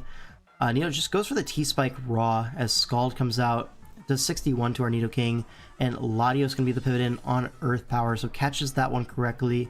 And now Registeel in. Do we have Defog? We see a Shadow Ball, but only does a little bit of damage. Another Shadow Ball, 28% with a crit as rocks go up. But it is Defog. Latios gonna alleviate the pressure of those hazards in exchange for a T-Wave. Now rocks go right back up, but it's Refresh Lottie. So Shadow Ball, Defog, Refresh. The last is surely going to be Roost or Recover. Which means, like, Mono Shadow Ball, it's not exactly an offensive threat, but defensively it will keep the rocks off, potentially, and kind of like stall out progress. But instead we're going to go Empoleon on with the rocks up and get T-Waved. So Registeel gets a lot done despite this Lottie kind of like hard countering it in a way.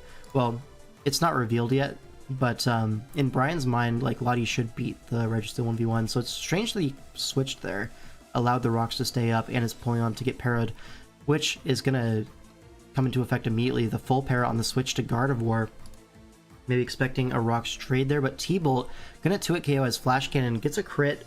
Wouldn't have 2-hit KO'd otherwise, but I think Jimmy's probably okay with that here. Manectric going to be the pivot in on a substitute. So Jimmy reads the switch there, goes for a sub. Manectric can volt out of this, but crucially, Gardevoir not going to go down, able to get off another attack. Could be a Hyper Voice here as Empoleon comes in. There is the Hyper Voice, but it's just going to be a 2-hit KO unless this is Aqua Jet Empoleon, which it is not. So Hyper Voice is going to claim a KO there. Gardevoir hangs on at 2% HP. Weavile comes in, potentially threatening a pursuit, and there it is, removes the Gardevoir from the field. But Gardevoir did its job, got rid of the Empoleon. And now something like the Registeel, really annoying for Brian to switch into, especially with rocks up. Here's the Aloe, going to be the response. We're going to see Latios come in with a Wish in the air. This is our opportunity to get Registeel back healthy. As a defog comes out, we can just kind of go for a T-Wave or rocks, something of that sort. So could see a switch to Diggersby here, but not going to be the case. Instead, just Shadow Walling for 17% as rocks go up. And now it feels like a T-Wave is coming, so Gourgeist is going to come in, frisks the Iron Plate, and it's like, oh, I mean, that Registeel is going to do something crazy, huh? So Gourgeist comes in. There is no Will-O-Wisp immunity on our team, so can just kind of go for that safely as Nidoking comes in and takes that Wisp. Does have Ice Beam to threaten this at least a little bit. So goes for that, gets 50% off as Leech Seed comes out, and our Nidoking is basically dead at this point, 2% burned. We're going to save it though as Sack Fodder, as Rotom Wash going to be the switch in here. With the Gourgeist Parrot, that actually powers up our Hex. So Gourgeist doesn't exactly love to stay in here. Gonna go Manectric is the Intim, but Hex gonna do 22%, a little bit of chip on Manectric. Brings it closer to that Registeel range or our Superior, right? Speaking of the Superior, gonna come in right now, go for that Leaf Storm. With Lottie's full set revealed, it can't really beat our Superior 1v1, so we're gonna go for a Leaf Storm. Get boosted up. This could be a roll to knock out the Lottie, but it's actually a eject button. So it gets into the Weavile, threatening a Choice Banded Ice Shard, or even like Scarf Icicle Crash. We don't really know the item, but here Ice Shard does 8%. I mean, I don't know the calc on that, but feels like Choice Band maybe not. 8% feels low, although it is an aloe. 8% on max Fizz Def sounds right, or at least never melt ice, maybe. I don't know. Like Jimmy will know at least. Yeah, for sure. Actually, the fact that it clicked Ice Shard means it's not Scarf, right? In that situation. 100%. So yeah, you would just either way just crash or knock. Jimmy scouts out the Scarf Weavile because we are Scarf Superior. Yeah, here's the Iron Head. Get some good chip off. T-Wave on the Diggersby, and now a double to Latios catches our Rotom, but our Rotom is like fine staying in. It's Mono Shadow Ball. We can just Volt Switch, get our Registeel back on the field, and now another Iron Head is pretty safe. Could T-Wave as well. Goes for the T-Wave, and probably Rocks here. Okay, we're gonna switch out to Manectric. Interesting. I was gonna say if Rocks go up there, it's really good for us, but I'm gonna catch an Iron Head. So now Diggersby pivots in on the Rocks. So Rocks up, and here the crucial play stays in on the return to get a superpower off. Big damage on the Diggersby, and now our Helmet Aloe is able to just completely keep us in check. See, return only does 34, and now Diggersby is in Rocks range. We get to put a Wish in the air, and if Lottie comes in, our Reggie's back to full. And you get to see why this combination was so good in Gen 6 RU. Gen 6 RU. Yeah. Yup. I'm having flashbacks already. Yeah. Here, another T-Wave, but Gourgeist takes advantage of that one. We really don't want our Registeel to get burned, so we're going to go Superior. This feels like this Serp could have just won if it didn't get burned by itself. But, okay, a pivot to Rotom Wash on the Protect. And now threatening a Hex once more. 57 to Gourgeist, and a Leech Seed comes out. Do we see a Protect? When it does full Parad, gonna just make the safe switch to Weavile on the Hex. 11%. Feels pretty low. Might be Assault Vest Weavile. I feel like it's Brian there. I feel like you could pursue Rotom. Does that does help your Gourgeist a lot, no? You could, yeah. I feel like that might have been better. I think it would be. Knockoff is reasonable as well, but unfortunately now... Well, either way, this was catching a heal from the Wish in the Air, right?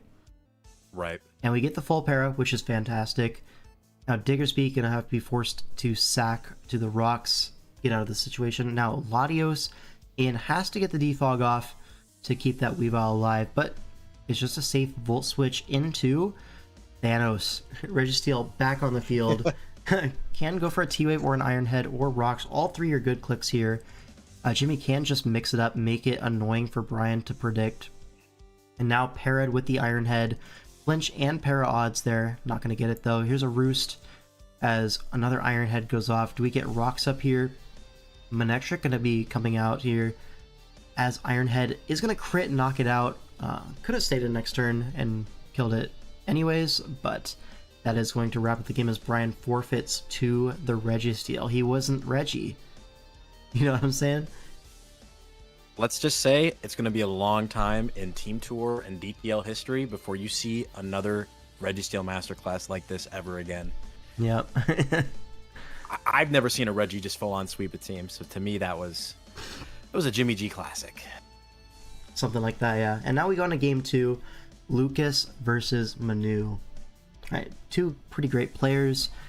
We do have this newly revamped team with Hydrapple featuring a Rotom Wash and a Mousehold.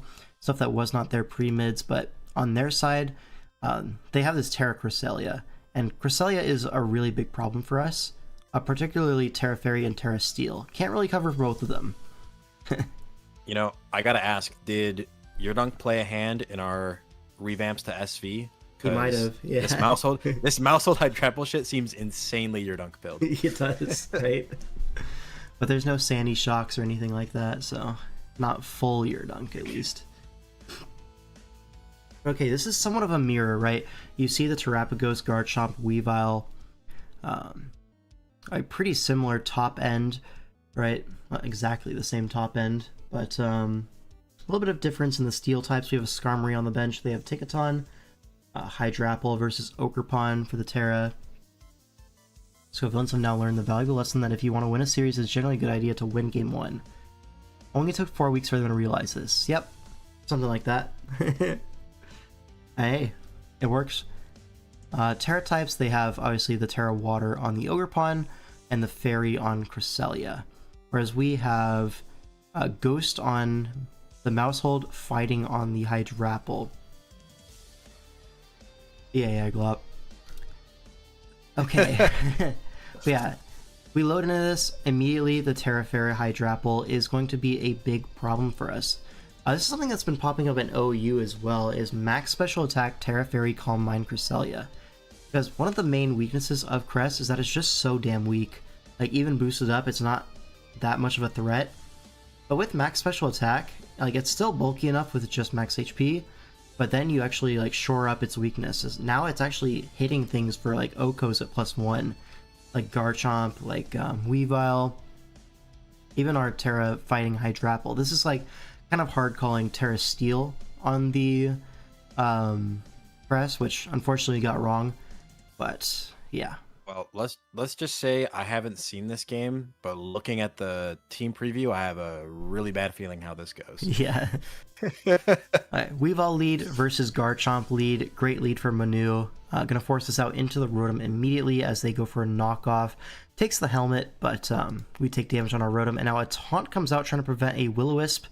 Not gonna work. Catches a Volt Switch instead, and now Hydrapple able to get the Terra off immediately. But Cresselia able to come in pretty safely, and we go for a Curse, as you can see. So Curse Hydrapple versus Terra Fairy Calm Mind Cress. Another Curse comes out, so we're now +2 attack, -2 speed. And that's going to mean our Gyro Ball is doing 49. Cresselia is broken, guys. For sure.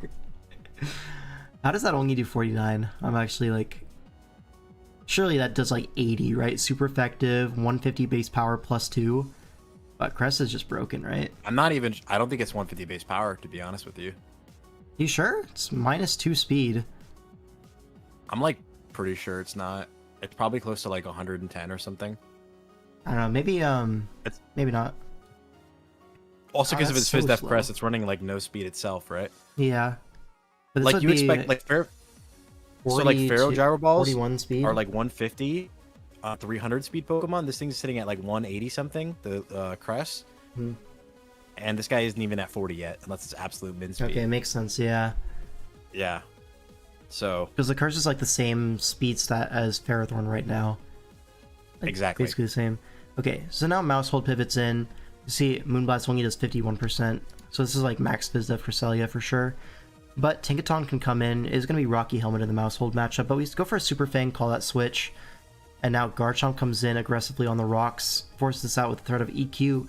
Goes to Weavile expecting maybe a hazard. But yeah, it's going to work out. And now Rotom's going to have to be the sack, potentially? Yeah, because a knockoff will knock it out from there. Yeah, now Terrapagos comes in. Going to use its shell to just spin, remove the hazards, it looks like. See knockoff, yeah, removes the boots. Here's that spin. Gets rid of the rocks. We're actually slower than Weavile, even at +1, so Flamethrower going to knock it out, but we take Chip on our Terrap. Now, Ogerpon to respond. Gonna take a lot from Starstorm. Does not have the ability to tear anymore. But yeah. Big Chip on the Ogerpon. It's gonna remain in range of those spikes. The Mousehold in once more. Tinkaton or Garchomp. Legal switch-ins here. A U-turn gonna come out. Catches some Rough Skin, but gets momentum into Weavile for it. And now it's just going to be that sack to the spike. Do we see a Swords Dance? We do not. We see Triple Axle instead. Now Tinkaton comes in. It is Rocky Helmet, but we're going to go for the Triple Axle anyways. That's 1 hit, 2 hits. The third one looks like it could be a roll. Is going to get the roll on Tinkaton. Knocks it out with the Triple Axle. Takes some Helmet for its troubles, but now going to force the Shell Break. It's actually not Boots, so another Triple Axle only gets 1 hit, unfortunately. But we got 3 earlier. It's about fair, right? Now Mousehold comes in. Wouldn't that have killed if we hit all 3? 13, 26, 52. Not 52, right? Or is it? Yeah, it would be 52. Oh no, it wouldn't. No. It would be like 39. Yeah, 39 sounds right. Okay, it probably just barely lives, actually. Yeah. It lives with like 3 9%. Yeah. Yeah, here's a Super Fang, weakens this Terapagos. Now Garchomp comes in, but Brick Break doesn't kill, embarrassingly. And this Cresselia in the back looks like it just wins. Sack the Terapagos. And you look at our Garchomp set, got our Terap set, it's just going to be Calm Mind Moonblast. Yeah, we don't even have a move for this, unfortunately, so gonna heal up. Probably get a Calm Mind up. Nope, just gonna go for the Moonblast. And that's it. Hydrapple, not able to 1v1 this guy at all. Cat 13. What the hell? Big 13. Nah, who cooked this Hydrapple set, though? Who cooked this shit? I mean, it was pretty good into, like, the Terra Steel Cresses we were seeing in mocks, but the Fairy obviously a little bit better into it. That's rough. So 1-1, and now we go into game 3, which is going to be Theo versus, this is Orn Latios, right? Yeah, the Carkol Rider. Yes. Mm-hmm. And here you're going to see Theo on his classic bullshit. Umbreon, Rest Talk Blastoise, Rest Tinkaton, G-Ro with Regen. Yup. Let's just get into this one, because you already know what's about to happen. Dragonite lead into Gallade, has to switch in fear of the triple axle. Gonna go hard Starmie on the triple axle. Connect 1, 2, 3 times. And here Theo's just gonna take the T-Wave in exchange for a knockoff, and Starmie goes down immediately. The J-Ricky not gonna be able to be procced. And now Diggersby comes in, but we actually live a hit from this, and trading this is super valuable. Gets a Wisp, also covers the U-turn into Skarm, which is really nice for Theo. Now Garchomp can come in on the Skarm, trade hazards here. And as long as we're trading hazards, it's okay, right? A Spike goes up for the Rock, we're okay with this. Just Earthquake the Conkeldurr, take that close combat, and now, with the -1 and some Rough Skin, the next Earthquake will knock it out. So forced out into the Skarmory, but Skarmory's burned. Could have just Earthquaked there, but instead Scale Shot into weak armor. It's going to do some decent damage, but with the Garchomp at -1, now Brave Bird is actually threatening a KO, so we have to get out of there. Not that it super matters, we have Blastoise to come in and go for a spin. And burned Skarm is never beating our Blastoise 1v1, so this spin is inevitable. Gets a spin and Spike's Chip on Slay the Spiker, the Meowscarada. But now we have a Tinkaton. Theo just prepared for everything in this matchup. Flower Trick gonna do a decent amount, 28%. U-turn is like kind of a 3-hit KO, like combination. So one more switch in afforded to the Tinkaton. But here Blastoise in, we have double hazard advantage now. There's a J-Ricky, but a spin is coming. Bang! Gets those rocks out of there. And yeah, Skarm goes for another Brave Bird. The funny thing is, as Blastoise, like, you can just keep spinning forever. You actually don't need to do anything else. Yeah. Like, you can just react, like... Go ahead. Yeah, this... Like, the Roost PP in Champions is only 8. And, like, we're burned. And we're gonna get weak armored down. Like, the spin is gonna end up doing, like, kind of reasonable damage, low-key. Whereas Brave Bird, 16%, not a lot. And then also recoil. Yeah. Let's just say you will never see a Blastoise reach speeds of this level ever again. Yeah. It's inconceivable how fast this Blastoise is. Yeah. Roost back up, but Theo not going to be deterred. Just goes for the rapid spin. And we actually saw at neutral speed, Blastoise was faster. So now that we're +6, can't just go for the Surf if we want to. Actually, it's a speed tie, as you can see. We outsped the first turn, but here, Skarm is faster with a Brave Bird. So, it is just a speed tie. But Theo's just gonna go for a spin anyways, and now another spin if we win the speed tie. There it is. So why are these two speed tied? I have no idea, but they are. Just know that Blastoise managed to 1v1 Skarmory by only clicking Rapid Spin for like 12 turns. Yep. Yeah, I got 9 hit KO'd by Rapid Spin. That is now, Conkeldurr comes in, but our Blastoise, I think, actually has some special attack on it. So, unbeknownst to Orn Latios, he's actually in range of that Surf. Goes down. So Meowscarada gonna come in, gonna force out our Blastoise, of course, but we have our Tinkaton still alive, and I believe we can just go for a rest here, keep our Meowscarada check alive. Here's that U-turn into Dragonite, takes those rocks, but there is the rest Chesto Berry back up to full, and Tinkaton can just take this HP trade into the Mega Dragonite if it wants to. There's that Play Rough, keeps it low. But here a switch to Umbreon, just pretty safe. Catches that Flamethrower. Maybe could have done that the previous turn, but either way. Now we miss a Toxic on the Hurricane, which is unlucky. But here, Orin just goes for a Roost, maybe calling a switch out there, so allows us to heal back up to full, not taking advantage of that Toxic miss and Hurricane range. So here, able to get that Toxic off finally. He might have been aggressively calling Protect. Maybe he was anticipating Wish Protect, which is pretty reasonable. Yeah. Yeah. But Moonlight going to be the choice for Theo.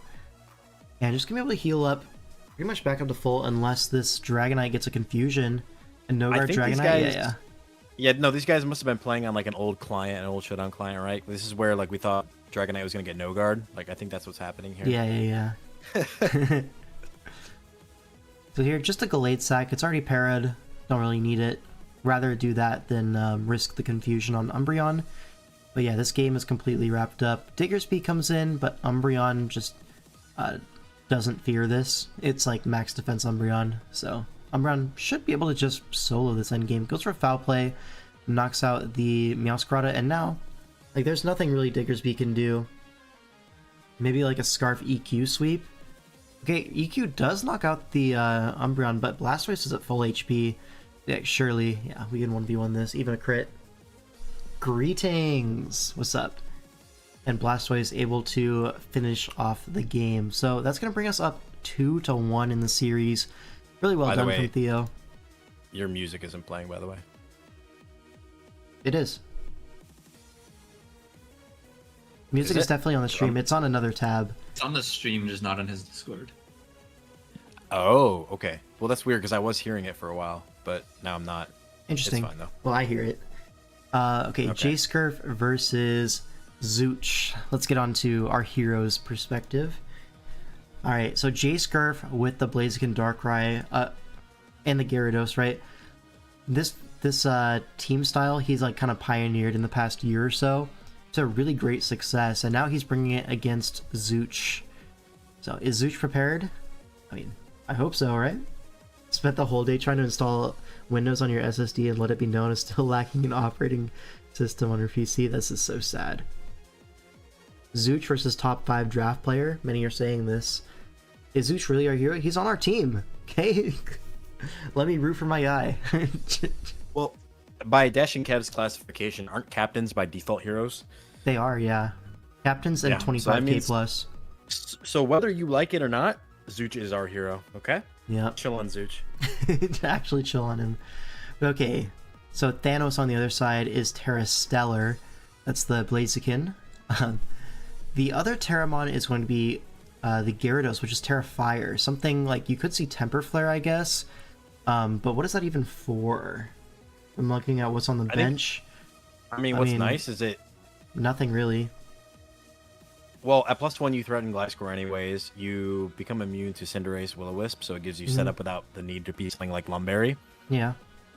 Positive into, you resist Power Whip from Zarude, so I mean, I can kind of see it low-key. Just like the Will-O-Wisp immunity. Yeah. The Will-O-Wisp immunity is pretty cool, yeah. I think having the Cinderace check is probably the main draw of Terrifier. Sure. Because otherwise, like, I mean, you have a Garchomp and a Glamora, like, it's probably okay, right? And just the base typing is good. Nah, we need more. We need more for sure. Okay, our Zarude is going to be Terra Water. This is obviously to be better into the Blaziken. As well as Water is just a good defensive neutral typing into everything on J-Scurf's team. Alright, let's get into the game. Alright, Empoleon into the Garchomp lead. So Garchomp could be threatening an Earthquake here, so we're just going to get out of there into the Weezing. Has that Levitate, and now threatening a Strange Steam or a Will-O-Wisp. J-Skirt goes for a Swords Dance, but gonna catch a Strange Demon. You see a Facade. So the idea was Swords Dance on the Will-O-Wisp and then you Facade for a KO, but not gonna be how that works out in this game. A little more for the response as we go Empoleon for the safe switch in, but Meteor Beam does a lot of damage. 44 is gonna put it in range of Earth Power, so could see a pivot out into Latios, right? Something else to note too, based on turn 1, if Empoleon was Shuka Berry, it probably would have stayed in on the Garchomp. Yeah, so based on the fact that it didn't, I think J-Scurf has a lot more confidence clicking Earth Power here. That being said, I do think it is a missed opportunity for the Latios to come in, like you were saying. Yeah. So here, Aqua Jet is gonna lay up some T-Spikes even, a very kind of Zooch. But now Beso, the Latios is gonna come in, threaten this out with a Draco Meteor. There's no Fairy Type on the other side, but there is a Jirachi. So, not gonna block the Eject Pack. And Gliscor comes in, outspeeds the Jirachi, goes for an Earthquake, but Icy Wind. Going to be a huge reveal for J-Scurf. Weakens our Gliscor quite heavily and slows it down. So we're forced to pivot into our Cinderace, catches the next Icy Wind. But our Cinderace is still going to outspeed because this is Choice Scarf. Knocks it out, and now Sidekick the Weezing going to come in. Blaziken, the response means it's definitely a special set, but Weezing has done its job at this point, kind of loses to most things here. So I'm just going to let it go down for some information on the Blaziken, and reveals to be Life Orb special. So Life Orb special makes a lot of sense why it's Terra Stellar. You get that like Stellar Blast into Zarude, as well as just, you know, Fire Blast. Your coverage moves, yep. Maybe CC, maybe Knockoff could be a pretty good like 4 attacks thing, but it probably has Protect, right? What this shows is that he has no intention of setting this thing up, and I think that's pretty obvious, especially because we didn't see like screens from Rachi. We don't see like, I think there's a Sableye in the bench, right? We don't see like screen Sableye or anything like that. So the plan of this is just to hit shit, and Stellar gives you the boost that you need. This team does not have a Sableye. It has Miss Magius and Meganium on the bench. Dual screen Meganium. Yeah. That's what I was referring to. Yeah. Thank you. Yeah, no problem. Now, Latios comes in to check the Blaziken. Should live everything from full, especially no item, right? You live the knockoff. Now, Draco Meteor is going to be a KO here every time it comes in. Now, Darkrai in at -2, Latios is no longer a threat to this thing, so I'm just going to switch out Sack the Gliscor, which is pretty useless here. And now what? See Life Orb Darkrai, so Cinderace is going to be the response with Choice Scarf U-turn. Is able to, you know, threaten this out, but goes for an HJK as Gyarados comes in. I think J-Skirt just didn't want to take the U-turn there, but gonna get rewarded with a free turn. So doubles to Darkrai instead of taking the free Gyarados turn, because Gyarados doesn't really do much, but Darkrai definitely does. So finding that double, really great from J-Skirt, but our Latios does live from full versus this Darkrai, so can kind of trade this Dark Pulse for a Draco Meteor, which is probably a favorable trade considering our Zarude in the back does look pretty threatening into the remaining 2. So here's the Dark Pulse, doesn't KO our Latios, and we get the Draco off and knock out the Dark... Oh. Great! I love this! This is awesome! And Darkrai is just going to knock us out with a Sludge Bomb follow-up. Now Cinderace has to come in and go for a U-turn to revenge, but at this point, with the Darkrai still alive, this is really bad, because we basically gave up our Progress Maker for their Progress Maker. But the flinch means it's not an even trade, you know? Well, we did, but we didn't. You know what I mean? Yeah, exactly. We attempted to. So now Zarude comes in. Blaziken can come in on this Terra Water. It's going to be knock off, probably into Terra Blast. But the problem is, we see the Protect, scouts out the Terra Blast, but it actually roars Zarude, brings in the Darkrai. We're going to see Thunder, not Thunderbolt. But the Brick Break, so knockoff Brick Break is the coverage on the Zarude. You're gonna live the Dark Pulse, and another Brick Break knocks out the Darkrai, but at this point, the combination of Gyarados and Blaziken should be able to beat the Cinderace. Here, we get the Intimidate off, and Blaziken pivots in, trying to get another Intimidate later, but we actually miss Gunk Shot, so this is kind of bad. Because we would have 2-hit KO'd this. We're faster than the speed boost. Right. And then you have crit odds. Crit chance. Yeah. Here we need like 2 crits to win. Goes for the Terra Stellar, is going to live. We get the poison, but yeah, Terra Blast going to knock out the Cinderace. And that's going to be it. So J-Scurf, a little bit lucky in the end game, but he does come out with a win, and that's going to tie up the series 2-2. that double to Darkrai was probably like the decisive turn. It was Though really that great, being yeah. said, I do think in an endgame where we still have Empoleon like healthy or at like 50%, we have the Aqua Jet to keep the Blaziken in check.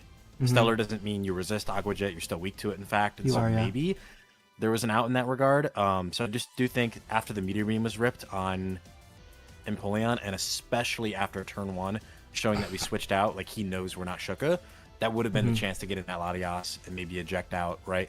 And not only even that, if Draco... not only that, it removes the T-Spike from the equation, right?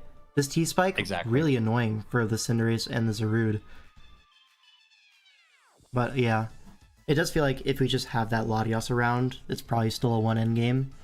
Just because, you know, we kill the Darkrai and we still have our Latias alive. It's at like 4%, but it's alive. It can come in on the Gyarados, get a guaranteed KO with Psychic or Draco, or I guess Mist Ball, right? Because it's Gen 9.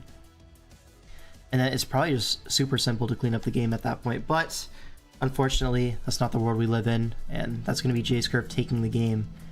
And now we go into Game 5, Violet River versus Zom, right? Yeah, so this is Swish, and yeah, there's a horse.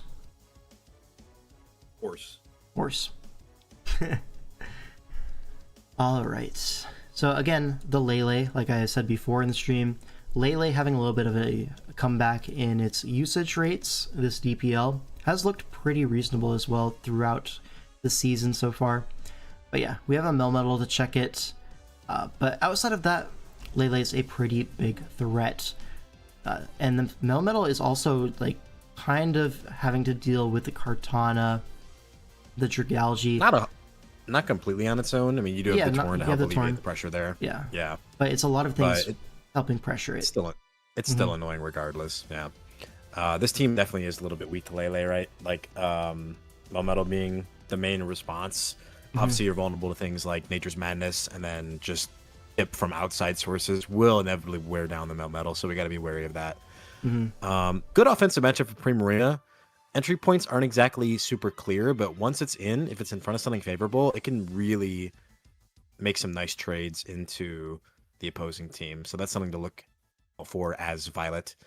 Yeah, it could be something like a flip turn Latios onto the Crocodile, and then you get that favorable matchup, Primarina versus Crocodile, and then you can like definitely go to town there. It's also worth noting, opponent has 3 Ice Weaks, 1 Ice Resist, so like potential Scarf Ice Beam from Latios, or even Agility Latios late game could be pretty valuable in wrapping up the game. So yeah, especially considering one of the neutral mons is a Kartana, which like dies from full anyways, basically. You need very minimal chip. Okay, let's get into the game. So Nidoking makes his entrance versus Glastrier, the lead horse. Now, an Icicle Crash is going to crit our Primarina on the switch, and that's unfortunately going to put it in range of Heavy Slam. So immediately, Primarina's gone. Bro, it's funny because I did literally the exact same lead sequence to Violet. Yeah. And this exact thing happened. Yeah. And so here, we go Pangoro trying to force out this Glastrier, and we go Nidoking to take advantage of the Zapdos coming in, but Glastrier just stays in, rips a close combat. So it gets -1 in defense, but Nidoking just goes for rocks, and Glastrier with 2 kills on lead, and another Chilling Nate is still at full HP as well. So Pangoro comes in. This time Zapdos going to come in, which is what Violet River expected the first time, but now this time the full para is going to happen from the static, and now it's looking cooked already. It's turn 6. Yeah. Double the Melmetal catches the Dragalge, so Violet River fighting back a little bit, but a flip turn into surely the Zapdos. Kartana, sure. On Toxic, yeah, that's tough. And Leftovers Kartana reveals its bulky Kartana set aimed at just checking the Melmetal. And knockoff onto our Torn. Dragalge in, doesn't want to go Zapdos there, but nasty plot. Not going to be able to kill Dragalge from that range, so Draco going to come out, chips our Melmetal a little bit. But we have lefties, so it's not that end of the world. And again, Kartana comes in, and again a Toxic is clicked, expecting that Zapdos that never comes out. A Protect for some leftovers, recovery, and now we can just go Torn, right? So Torn able to blink this Kartana, but this whole sequence, like we have Rocks up, we're getting some chip, but they're also getting chip on our And here we just stay in with Torn, trying to get like a flinch or something. Feels like we could have just gone Meld Metal there, but yeah. For sure. Here's a Focus Blast. At this point, yeah, Drag has done its job, so he'd be happy to attempt a Focus Blast kill on Mel. Yeah. So pivots to Latios, catches the Focus Blast, gonna Ice Beam KO this. But Lele is able to come in, and Lele with Moonblast, pretty hard to switch into. You have a Melmetal, but rips the Focus Blast, dodges, Booyah. But again, they have this Kartana to come in on this Melmetal for free. This time we do rip the Superpower, which is great. Allows us to get some progress made. And here a knockoff removes our leftovers as we just stay in the Superpower again. Knocks out the Honestly, Katana. they're fine at that trade. Because this means that Melmetal can't sustain anymore, so inevitably it will be chipped down by everything. Yeah, Lele, Crook, both of them look fantastic here. The way Glastrier comes in tells you that it's max speed, right? So unfortunately, Latios will definitely die to this close combat. Yeah, well, it's faster than our Prim as well, so we already knew this. Yeah. A Pangoro in, or actually Scarf Pangoro, so we outspeed through the para, which is funny. Knocks it out, but Zapdos should be able to clean this one up. Thunderbolt gets a crit. Did it matter? Probably not, right? Yeah, and Melmetal without the leftovers cannot really sustain through this. That's going to be the game. So well played from Zom. Got some crucial turns early game, and Violiver just couldn't claw back in time. So now we're down 3-2 in the series now. It's looking grim. Alright, but we do have Skomillions! Motherfucking Skomillions. Yep. So we got... I just want to call him Skomillions, but it's McMillions is his actual name, versus Dougal. Right, Dougal, longtime friend of mine. We go way back, and yeah, should be a good game. Let's see. Dougal having some pretty good results recently, right? I think in recent tours he's been doing all right, and McMillions, he's been in a side tour with Zooch as a captain, actually. And so Zooch brought him on for DPL just because he was like one of the best players on that roster, so we're bringing him in for the Scovillains. And here he's using this like Iron Moth and Quaquaval double Terra setup, where we have the Screen Sableye, we have Spike's Ogerpon, and we have like potential Rocks Landorus, able to set up for a Quack endgame, for example. Or Moth, right? Whichever comes first, right? We have Terra Fairy Moth and Terra Electric Quaquaval. Electric, able to break through the Gyarados, set up on the Torn, that sort of thing. Anytime you see a Torn team, you're like, okay, Terra Electric seems pretty good. But then you see like the Resistance Ting Lu, which doesn't beat Quaquaval at all. And you see the Gyarados, you're like, okay, now I'm really going to go Terra Electric, right? Dude, it's games like these that make me wish, man, I wish Tapu Bulu was in SV. What would you do versus a Terra Electric Tapu Bulu? Yeah, that would be tough. Like if you could Terra Bulu out of its like horrible typing, that feels like Thanos. Yep. Yeah. That shit would be overpowered with Horn Leech and Terra Blast, but alas. Yeah. All right. On the other side, we see Terra. What are the Terramons here? It's Torn and Gira, is it? No, Torn and Okidoki. Yeah. So Torn is Terra Water, Okidoki's Terra Ghost. Oh yeah, classic Torn Ting Lu balance versus this HO build. Let's see what comes out on top. It's going to be Ting Lu lead into the Sableye, so could potentially get a screen up. Instead, just going to take the safe switch to Ogerpon, start trading hazards. So Gyarados going to come in on the Spike turn, and we're just going to go back to Sableye. If this is a DD, we want to have the Encore threat, but it's going to be T-Wave defensive Gyarados, so at least puts the para on our Sableye.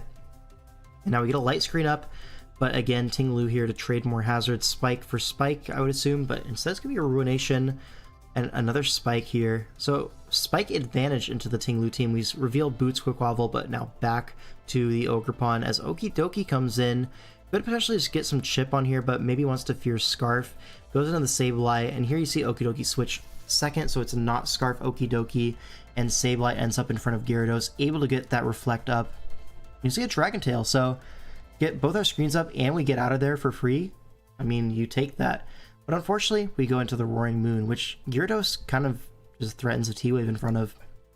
So we have to switch out here into the Sableye, take some spikes as another Dragon Tail is clicked. And again, we get the Roaring Moon, so unlucky. We're kind of wasting our screen turns here, unfortunately. Gets the Intim off, catches a T-Wave actually with our Landorus. Well played there, and this is actually going to allow us to get rocks up, which is a huge deal. Now a Dragon Tail into our Iron Moth as Ting Lu is going to be the response, fearing a discharge. But instead we're going to rip an Overheat with the Eject Pack, right? Yeah, Eject Pack. So Ting Lu is basically dead now. Sets up an Aqua Step for our Quaquaval, and we still have that Reflect up. Now Okie Dokie gonna come in. I feel like we could just stay in here and take like the win, basically. But instead it's gonna be a switch out as we see a roar from Okie Dokie. Now a knockoff into I think Iron... Dogi can easily live a +1 Aqua Step, right? Yeah, maybe it can, so trying to set up later. The next time it comes in on all these hazards, it won't be able to, so maybe just prolong the win condition. We're still at full, right? It was totally fine. I think it's reasonable, as long as you have a Sableye in the back, like assuming it is a defensive Dogi, it doesn't do shit to Sableye, and it gives you more screen turns. So honestly, I agree with the decision from McMillions on that. Yeah. So. Now here, a switch to Iron Moth on the knockoff gets it in, and now we're threatening an Overheat. We know that Dougal can't really risk this going down to Overheat. I lied. I was going to say, so we catch the switch, but no, not going to be the case. So back to Iron Moth. Probably this time just going to rip it, right? Yeah, it looks like Dougal's happy to sack the Okie Dokie. From Dougal's perspective, if you go for the Overheat like that, you have potential setup with Torn, right? Yeah, true. So maybe that's what he's angling for. As there is the Torn. There's the nasty plot, yep. But it's toxic on the Iron Moth. The tech prevents the setup for free, at least. Now, Bleakwind is going to knock us out. But Roaring Moon able to come in. I believe we're Choice Scarf on this. Yeah.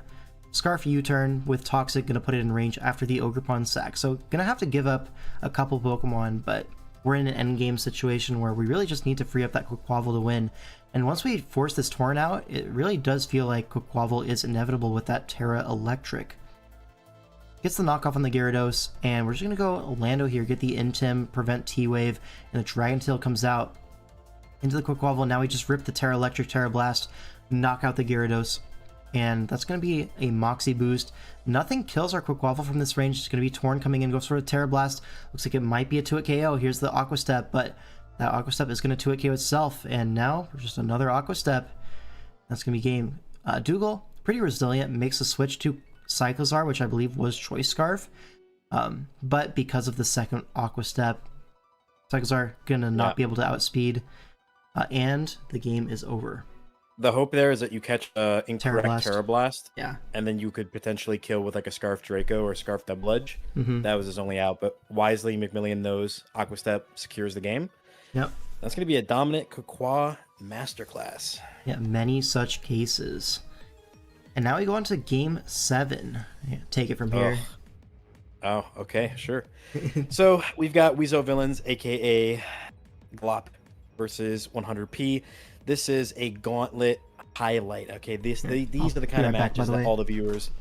You're good. I got it from here. This is the kind of match that all the viewers want to tune in for. So while we wait for King L5's return, we can talk a little bit about this matchup. On the bench, 100 has a Hippowdon and a... Oh my god, my dick doesn't get hard. That's crazy, Wyatt. He's got a Hippowdon on the bench and a Whimsicott on the bench. And then on my end, of course, there's the Spiritomb and the Sneasel. So what are we looking for in a matchup like this, right? So obviously, something like Meteor Beam, the Hiligo on my end is incredibly threatening. Meteor Beam followed up with Grass Knot is going to threaten things like AV Slowbro. It's going to threaten, you know, mixed defensive Hippowdon. And Hippowdon is a Pokemon that, if it were to come, would be under a lot of pressure from different angles. It has to try to respond to not only the Zygarde, but also to the aforementioned Nihilego. So there's a lot of ways this matchup can be played. With my team, you know, I could take an all-out offensive approach, or I can go for a more stall and long game angle. And on 100's end, you kind of just have to call it right, unfortunately. I would say that this is probably a matchup that favors my team, but he does have some really annoying pieces, right? Zeraora can be a stall breaker with 3 attacks taunt that's going to shut down defensive recovery options from my end. Something like a setup Hydreigon could also be very scary, you know, like a DD Life Orb or a Nasty Plot Life Orb could brute force its way and get some kills onto my team. So those are kind of the things you want to be looking out for in terms of interactions that will happen in this matchup. But I got to be honest with the people. I brought a very disgusting, fat-ass team. And we're in for a bit of a long haul. So get your popcorn ready. Are you streaming right now? Yeah, We are streaming. Jason, what's up, bro? I just wanted to come yell at L5, and then I was gonna leave. Beso. Just say you hate me. Answer a What? DM. I DM'd you twice today. Yeah, and you said Beso King L5, and you said ah. Well, 'cause normally someone says Beso back, and then we have a conversation. Oh. So is Beso just the new high now? Is that how this goes? You don't Beso your is brothers? the greeting? Yeah. I mean, I Anyway. Beso my brothers, but I would say the intentions are not aligned. Yeah. Well, I have the BGC tournament tomorrow, so I didn't know if you wanted to do it. Oh, bet. At Let me know what 7:30 time it is, EST. and 7:30 EST. You know he's joining I late. might just let be me know. busy. I'm not sure. I'll check with my schedule and then I'll let you know. Right. Sweet. All right. Goodbye. Bye. That was Diet Yeah, Tight. man. Booyah. Okay, let's get into this game.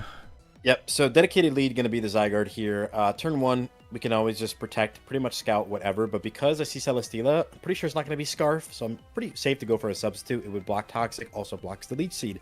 Going to allow him an entry point here for the Hitmontop as I just go ahead and rip 1,000 arrows. And Protect is very safe, so there's no reason not to click it here. If it sets up, I don't really care. I have a Fizz-Def Mew in the back. But at this point, I'm never going to stay in on the next turn. It does have Triple Axle, something I want to respect, as he goes for an Endeavor. And here he reveals to be protective pads because I am running the Rocky Helmet Mew. So seeing this, I'm going to go ahead and use this as an opportunity to just keep Mew healthy, go for the soft boiled as he's going to go into the Heligo. This is a good entry point for Fairthorn. Going to allow me to get up some hazards, start making some progress onto his team, as he's going to rip the turn 6 Meteor Beam. So, you know, a decision of all time. I don't hate it because in this exchange here, he's actually going to go ahead and trade rocks. And here I kind of thought, you know, do I want to double? Do I want to knock maybe an incoming Hitmontop? And overall, I just decided Leech Seed was the biggest no risk click for me. So I like to do just that as he's going to go into Hitmontop. It's going to be a bit unfortunate because it is going to allow him to get off the safe Rapid Spin in the next turn, but I've already wasted the Meteor Beam on the Heligo's end, so I already have some valuable information, and I'm honestly fine with this trade because this does allow me to go ahead and put up a Spike as he's going to switch into the Celesteela. Now here I'm worried about taking a Toxic on my Zygarde. I'm going to scout it with my Celesteela as he just goes for a Heavy Slam. And here I feel pretty safe just going for a Leech Seed as he's going to get a Fire Blast miss, which is unfortunate. And yeah, truth be told, in this next turn, I really was expecting him to maybe switch out into something like the Slowbro. So I go for a Toxic here. Not going to work out as I'm going to eat a crit Fire Blast for my troubles. But here, the priority is going to be keeping Celesteela healthy. So I'm just going to go for that Protect as he's going to go for yet another Fire Blast. And here, it's like one of those situations where I feel like some players would kind of just get in their own head and like mind game, what if he Toxics, what if he Toxics? It's like very clear the Fire Blast is coming out, so I should just use this as a chance to get in my Zygarde, as the switch is going to work out for me, going to get in safely, and this does allow us to, I believe, just go for another substitute. Mm-hmm. I ripped the Raw 1000, excuse me, because, like, he's not going to stay in with the Seed and with the substitute I've already shown. I should just go for damage. And I don't have to scout for any kind of cuss step here. I know it's protective pad, so I can just attack again in the next turn knowing that I'm faster than the Hitmontop. Earlier calcs revealed that it's max HP, and so this is a very free switch into my Feeny. And when I see Draco, like, I know we're on turn 18, but like, low-key assuming I don't have a stroke, the game should just be over, because based on the fact that he's Draco, it tells me he's either Specs or he's Scarf. You're not going to be like Dragon Dance Draco Meteor. It doesn't make any sense. And so Feeny is a permanent forever switch in. This just allows me to go for a very safe Nature's Madness in the following turn. Gonna chip this Nihilego, and of course I always have a Fairthorn switch in. No need to predict or get fancy. Actually, no, I did get fancy. Let me talk about this. I forgot. This is actually the turn I was most proud of because, like, okay, these first couple turns, I've been very like safe and very like telegraphed in my switches. Like I'm just switching to the thing that beats, you know, the thing that's on the field. What I recognize here, I was like, okay, what's like one way he gets back into this game? And it's like, okay, he puts the Celesteela on the field as I go Pharaoh. He potentially gets like a Toxic in the Zygarde, or he just like gets a kill on something. And so I remember I was really proud of this turn because I basically was one step ahead of his Celesteela. And so putting Zygarde on the field puts me in an amazing position because I can just very safely go for a substitute. So I do just that as he reveals Steel Beam, which is interesting to say the least. When I see this, I definitely should have had alarm bells in my head going off that this is a like Custad Berry set. Like, why else would you be Steel Beam? So I could have just scouted this with Protect, but I'm a noob and I don't. I think I just click 1,000 arrows here just to kill it off. And I'm going to end up paying for this because now I have my Mew that's weak and I have my Zygarde that's also weak. Like, this Zeraora is a huge, huge offensive threat. So I'm going to have to sack off Mew here. It's going to get some Rocky Helmet chip for its troubles. But I'm going to lose it in the process. And so then here, what I do is I stage a bait for him. I want to reveal if he has Play Rough or not. So I'm going to double in the Ferrothorn, and the idea is that if I catch the Play Rough, I would get additional Rocky Helmet, Iron Barb's chip. I do catch a knockoff, so it's more or less the same thing, and thanks to my EVs, I'm able to take the low kick, which allows me to put up Stealth Rock, and that's going to be on the field forever since we know the Hitmontop is dead, and it's very unlikely that a Scarf Hydreigon is going to be running Defog. This allows in the Nihilego now, and as you can see, there's no Rock Resist left. Like, Power Gem endgame is ever looming, so I'm going to go for that Power Gem, going to knock it out. Slowbro obviously can be EV to live this hit. Is not in my interest to really take that. So Celesteela just covers everything. If he goes for like a Nasty Plot, if he goes for a Trick Room, it covers all those options. Lets me go for a really safe Toxic because, again, at this point in the game, there's no need for me to make any more like heads up or stay ahead of him type plays. I can literally just click the button that's good on the turn that it's good. So no reason for me to predict. Just go for a Leech Seed. I can just protect here very safely. As he ends up going into Hydreigon, which is fine. Based on how he's played it, I know it's choiced. So I can always just like stay in. I live Fire Blast. Leech Seed is just guaranteed progress. Just going to allow me to do that. And then I believe I just safely protect on the next turn as he's going to stack off the Hitmontop. Mind you, the Nihilego is still also dead to the hazards upon entry. So he goes back into Hydreigon. I just go for a safe protect. And at this point, I think I value health on my Celesteela, just specifically for the Slowbro. So I'm going to go into Feeny here knowing that he's most likely locked. It's just going to give me a really safe Moonblast on the next turn. I think he uses this as a chance to sack Nihilego because he wants the free entry point for the Slowbro, which he does. But again, my play when this thing comes out should always be going out to the Celesteela. The main draw is that once this Misty Terrain goes down, I can land a Toxic onto it, and from there the game is over. So he goes for a Calm Mind. I live any +1 hit. Leech Seed is very free. And then he makes a nice play here. It's an interesting set. He actually has Teleport on this thing. As I go for the Protect, he's able to teleport out. But again, the only way you kill me is with Fire Blast. And I think here I recognize that. So I'm like, oh, well, Zygarde lives too.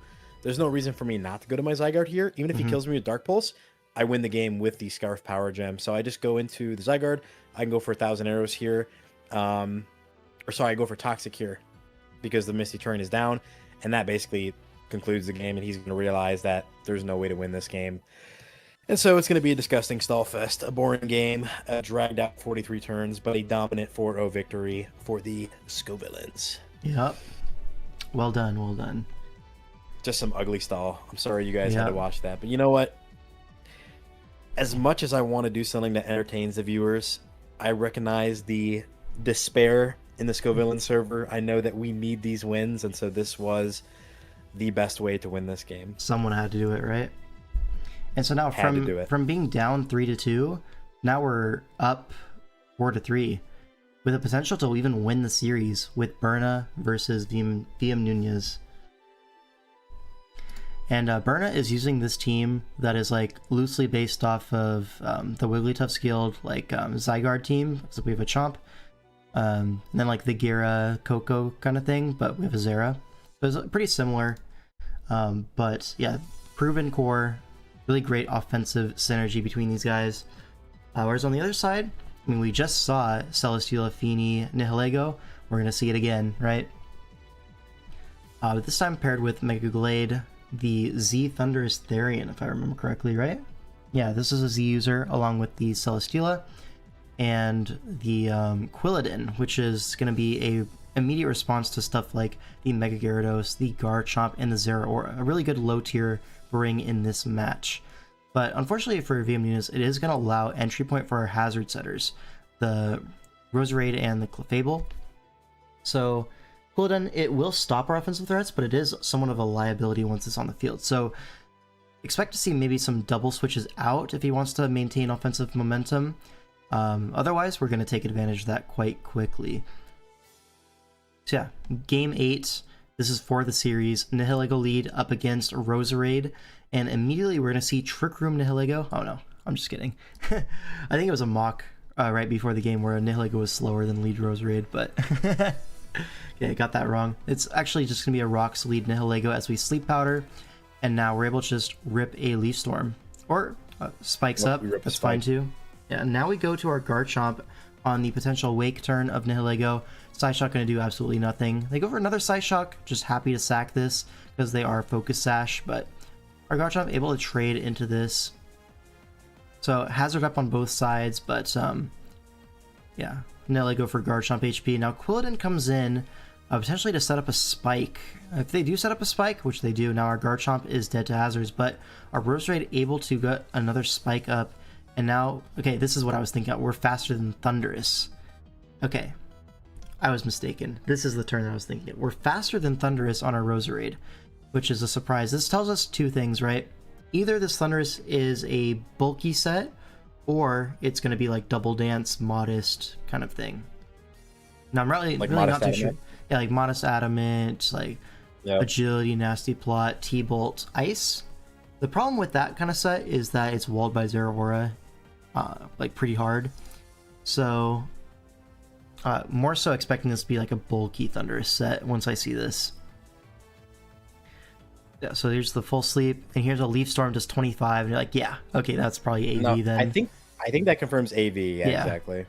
So a U-turn puts our Roserade in range of Gallade, no matter what it is. So we're gonna go Clefable, catches a potential like Zen Headbutt, or we're gonna see a Psycho Cut, which isn't gonna 2-hit KO.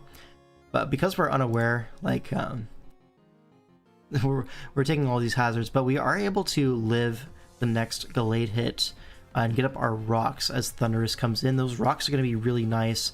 Our Clef goes down for it, but the rocks are going to be fantastic. If they want to defog, they're also getting rid of their double hazards, so it's like really fine. And now Zeraora hits the field in front of this Thundurus, and we're just going to rip the Z Giga Impact. Knocks it out from 75, and that's going to be a surprise KO. Quilladin comes in. Quilladin would have been 2-hit KO'd as well, so they didn't have a safe switch in at all. Here's the knockoff, gets rid of the Eviolite as they go for a Roar, and our Mismagius comes in, goes for the Mystical Fire, and Quilladin is down.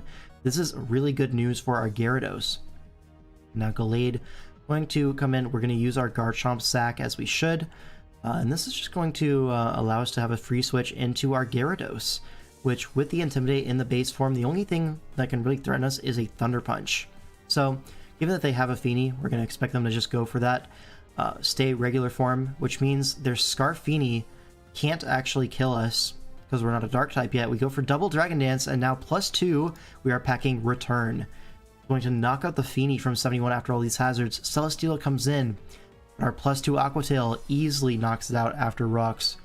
And now that's going to be the game. Gyarados sweeping up the end game with this DD Return set, and that's going to be the series. The Scovillains take down Nature's Guardians for 2 points on the standings.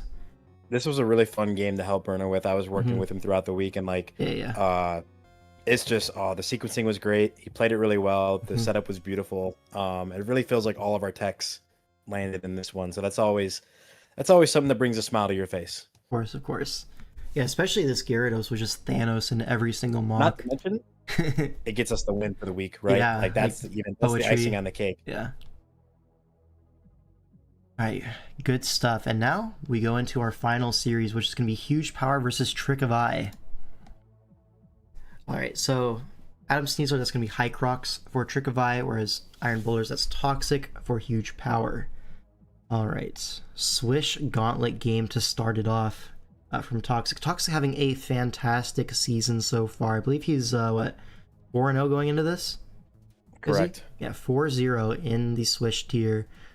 And High Crocs, I mean, he's going to try his best, but, I mean, the momentum from Toxic is immense. And here... So I did mock... Okay, go ahead. I was going to say, I did mock Toxic for this matchup. Like, important things to draw attention to. Urshifu Rapid is really devastating into Toxic's team, right? Could be something like Bandit, could be something like Scarf. Really, the only thing holding it back is the Tapu Fini or the Mew if it elects to be like a defensive set. So got to be mindful of how he positions around that. Torn is like relatively good as well. It's pretty annoying to kill. It's annoying to remove, but could allow entry points for the Archeops that Toxic has elected to bring. I don't. The Lycanroc is on Hycrox's end here, and the thing about it is like, I don't know. I feel like it should have been benched because it feels like where do you get in safely, and even when you do, you have to get a prediction correct every single time, right? So, kind of a questionable bring, I think. In terms of toxic ends, though, right? Like the Feeney's really nice. Like fairy resists are very limited for Hycrox's end. But again, there's that trade-off, right? If you like to be an offensive Feeney, then you're going to be more vulnerable to that Urshifu. So it's kind of an interesting decision to make. I also think Aegislash, if it finds a good positioning, which shouldn't be too hard, should find a position where it can get up and autotomize or a Swords Dance and potentially clean up once damage has been distributed. As you can see, there's no Ghost Resist. So yeah, I was looking at this team preview and I'm thinking to myself, like, Torn looks really, really good if you just have knockoff plus foul play. Like, how is Toxic supposed to deal with that? Like, knock, foul play, Hurricane, U-turn? Even U-turn, just like itemless or Rocky Helmet, something for the Crook, gives you like so many entry points. And then that foul play comes into effect so often, right? Swords Dance, Aegislash, Archeops is going to die basically from full low-key to that. Like, not really from full, but it's going to put it in Defeatist range for sure. It's going to die after a knockoff. The nice thing about the foul play that you're calling out is that a lot of times, like, teams into Torn will try to bait Torn's knockoffs or take advantage of it by running something like a weakness policy. And if you proc the policy, well, now your foul play just got dialed up by 2. Something like the Mew, right? Could be Dragon Dance here. If you're like a bulky Torn with foul play, that's solved, you know? Maybe not solved, right? Triple Axle is still going to do too much, but still, it's a great tool to have here. Just something I noticed. We'll see if Hycrox noticed the same thing. So Nidoking, once again, going to be the lead. We've seen this a few times this week already. Lead Nidoking, but Mew going to respond. An immediate trick, a Choice Scarf on the Nidoking, and it's now Choice Scarf versus Focus Sash Mew. And it's just going to be Trick, Spikes, looks like specially defensive, and it is Foul Play Torn. So good stuff. Now, going to be a teleport into Archeops, though, and Arctic Monkeys, the Urshifu going to come in, takes 58 from Head Smash, which is literally disgusting. It's eject button, but that is definitely choice banded Archeops from that damage. But Nidoking comes in. Can we just talk about, you know, I was really glazing this Urshifu Rapid. It's now at like 30%, a spike is up, and your item was eject button. Yeah. You're not gonna. It looks like we're just trying to grab momentum because the opposing team has a Feeney and a Mew, so you don't really bank on Urshifu doing too much. So we're using our best Pokemon in the matchup to get momentum. Yes. I don't know, man. Yes. That to me, that is a heinous call in prep. That is a terrible call in prep, I think. That's tough. Either way, Nidoking's going to come in. It is now Choice Scarf, so it's going to outspeed Archeops. But goes for Rocks, so locks into Rocks as Head Smash unfortunately misses.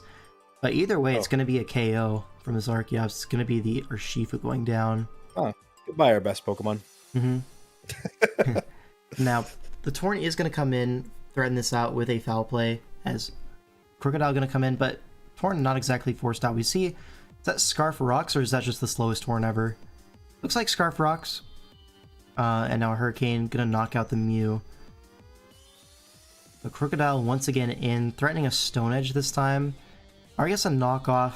It is Assault Vest Torn, so Hurricane going to bring this Crook pretty low, and you actually live the next knockoff quite easily, so going to be a Archeops sack on the foul play. Now Aegislash in. That's going to be U-turn. See a Rotomosh come in. Rotomosh should be able to 1v1 this from full, but a Shadow Claw comes out. 54 is kind of ridiculous. But here's the King Shield. Definitely running Spell Tag on that. Yeah. That kind of damage. And we missed the Hydro Pump, unfortunately. Goes for the Swords Dance and Endure, but another Swords Dance is clicked instead. So, outplaying the Endure, and now the Shadow Sneak gonna knock out the Rotom. That actually, hold on, that might not be Spell Tag. Based on the fact that he was so confident to go for the Swords Dance, I'm wondering if this was Lum. Yeah. Maybe more of a especially defensive Rotom, but that doesn't make sense into Cinderace's Crook. For the viewers at home, I regret to inform you that Hail does not provide a defense boost until Generation 9. Yeah, but it does live barely, and another foul play knocks out the Aegislash, so by the skin of his teeth he hangs on, but now the Feeney comes in to start to clean up, and it looks like Scarfini potentially. We see a Protect getting some Hail Chip on it, but there is the Scarfini. Knocks out the Ninetales. There's no water resist at the end of the day. Torn gonna come in, threatening a knockoff. Although, Loki, I feel like he would have revealed by now, and it's actually Sludge Wave, which, funny enough, is worse in Tefini than knockoff would be in this situation. Knockoff was game winning, probably. Yeah, honestly, the Lycanroc... You just won with Lycanroc, yeah. This is Scarf Crook, so maybe it's not so cut and dry, but... Well, wait, what percentage is it at? 29. So it'll live the Cell Rock, potentially. Yeah, it might not live Sucker Punch, though, but semantics. Yeah. Another Surf will knock out the Torn. I mean, still, this is in range of Lycanroc, right? So Lycanroc in the endgame definitely is scary. A Cell Rock knocks out the Feeny, but it does feel like Crook just comes in and Earthquakes twice. Assuming it is Choice Scarf, which it was faster than Torn, right? Here we're going to switch to reset the Intimidate, and Earthquake comes out, and now it could be a 50-50, right? If you see a Swords Dance on the switch to try to get the Intimidate back onto the Lycanroc, this is all banking on the fact that a Cellrock kills from here. Otherwise, it's just not a 50-50 at all. Well, I still think it should be Sucker Punch because there's an Aegislash. Here's the Cellrock. It doesn't quite KO the Crocodile. So that's going to be an Earthquake Sweep. I'm like so sure Sucker killed that. Or it was really close. Like the extra 10 base power plus Tough Claws does make a difference. Well, Cellrock is boosted by Tough Claws, right? Because it's Contact. So just the extra 10 base power. Yeah, 10 base power would be an extra 20% on 18%. It just doesn't kill. Yeah. On the same roll. Arg. So Toxic had that one wrapped up with the Scarf Bulky Earthquake. And that's going to be huge power at 1-0 up in the series. All right, and now imagine we clicked Survey Strikes one time in that game on anything. Yeah. Oh man. Could be pretty good. Oh man. But now we have Dr. Geo versus Josh. Joshua. Woo. Oh no. Oh, this game. Poor guy.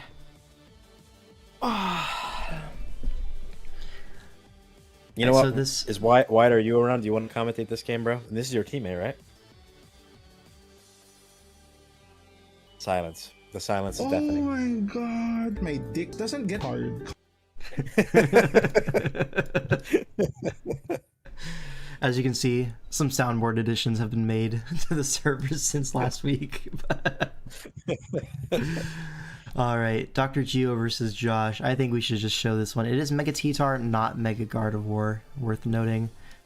But yeah, let's just watch this one. Cobalion going to lead off into the Excadrill. Kind of a volatile lead. Both of these could beat one another depending on sets. I'm going to see Josh withdraw into the Uxie. Could be Rocky Helmet, is Rocky Helmet. Get some chip on the Cobalion as we see a Rocks trade here.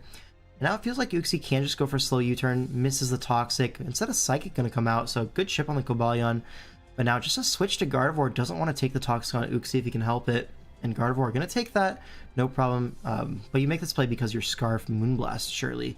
So Dr. Geo recognizes this, gets out of there into Zapdos, but with a Citrus Berry is able to eat 2 Moonblasts. So gets out of that one alive. Should be a Roost up here. Back up to full as Excadrill comes in.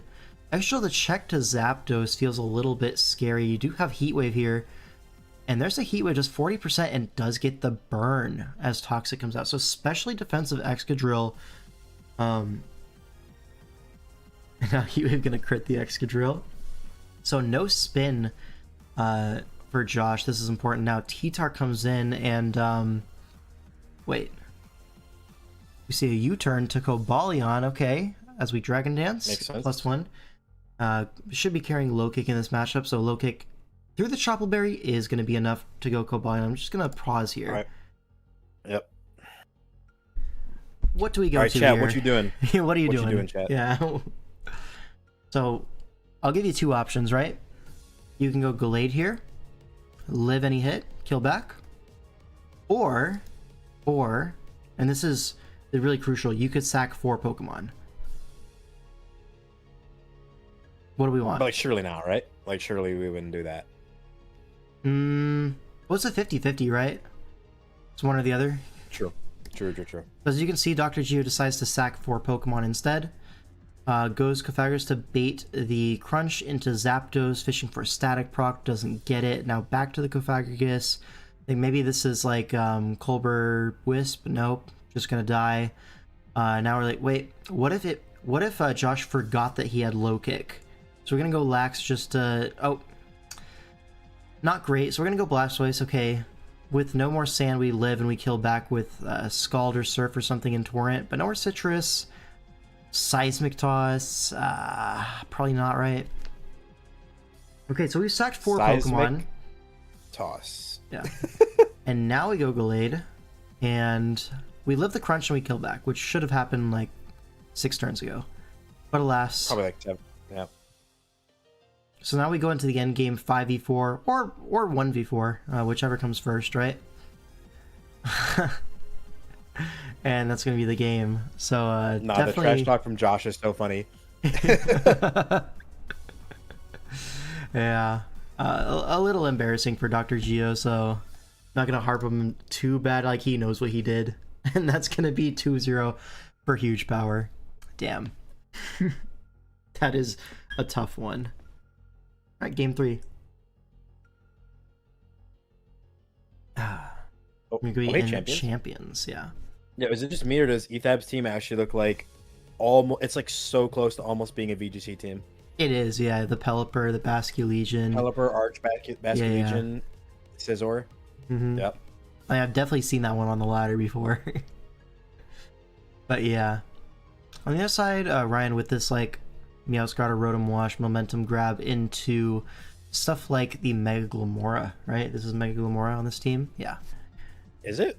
I believe so. I don't think Frostlass got drafted like Mega. We brought a regular ass Frostlass. Yeah. Heard that. Worth noting, this does not get Freeze Dry, which would be useful for the Pelipper here, but it just doesn't get it. Common misconception actually with Frostlass, people be saying. But yeah, Mega Glamora versus the Triple Steel team. Maybe not the best choice in drafts to bring. And to keep it consistent, we'll do Trickify on the bottom. Right? Ryan is on Trickify? Yeah. So, let's get into this game. Scizor going to lead off into the Frostlass, threatening Bullet Punch immediately, but this could be Sash lead. It's going to be Mega Evolve and actually catch a Will-O-Wisp. So, burned now, but we're going to go Talonflame on the next Bullet Punch, but instead a U-turn gets clicked, so Momentum grabbed into the Pelipper, threatening a Weather Ball, but we have a Rotom. We're instead going to Hurricane aggressively, trying to catch a U-turn, and we're actually going to hit ourselves into the J-Ricky range. So now we're going to U-turn into probably the Rotom Wash, yeah. The obvious play, but going to just U-turn again from Ethan. Now into... This is Ethan, right? Thanos? Yeah, Ethan with a B. Yeah, U-turn into Archaudon, and Light Screen goes up, but Electroshot is getting clicked, and Archaudon's not going anywhere anytime soon. Even with the light screen up, this thing is so strong. You see a Volt Switch, get that stamina boost. And another Electroshot is coming. There's no ground type.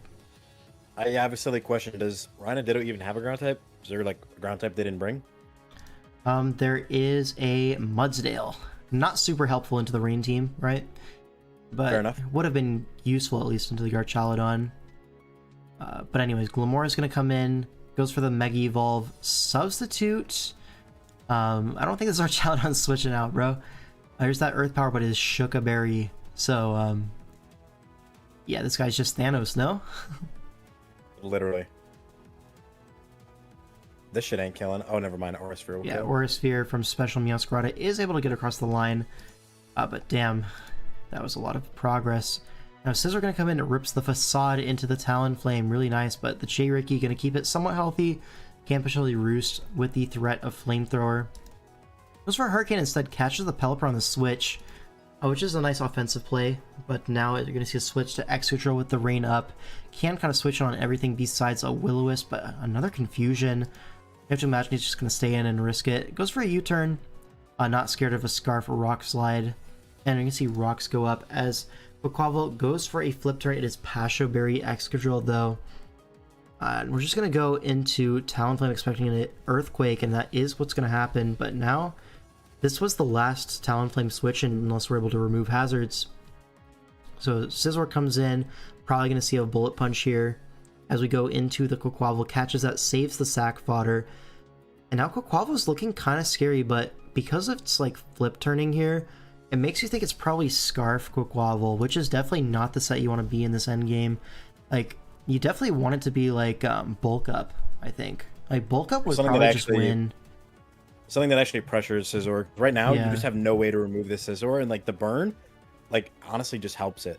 Like, yeah, it's actually an advantage because of Facade. You just have no way to kill this thing, yeah. Obviously, good prep bringing a Facade. Like, you're expecting to get burned in this matchup versus Rotom Wash, Talonflame, right? A burn will happen. So being prepared for it really heads up. But yeah, now Rotom Wash comes in. And Hydro Pump, this is like max Spadef Scizor, so able to take that no problem. Could potentially even like U-turn to Samurott, get a Ceaseless Edge off. But maybe this Rotom's faster, you don't really know. I mean, you could presume, right? But here's that Facade, gonna bring this Rotom low. I think with the problem of Pain Split, this Rotom, this Scizor is forced to be low if it wants to trade with the Rotom. You see Ethan, he's gonna like fish around for opportunities to trying to get Scizor at a higher HP by using like all of his roosts. I think it's just not possible. Your Scizor has to remain low if you want to kill the Rotom with it. And I think you do, right? So here, probably your best chance, right? The Pain Split's not gonna leave it too high, but instead we're gonna Roost. I'm just gonna skip this part because we all know what's gonna happen. Scizor's gonna end up low HP and kill the Rotom. There it is. So Scizor's low HP, Rotom's dead. Ends up at 31 HP as Quaquaval's gonna come in, threatening like a Wave Crash here as Pelipper comes in on close combat, okay? But now you can just go Basculegion, right?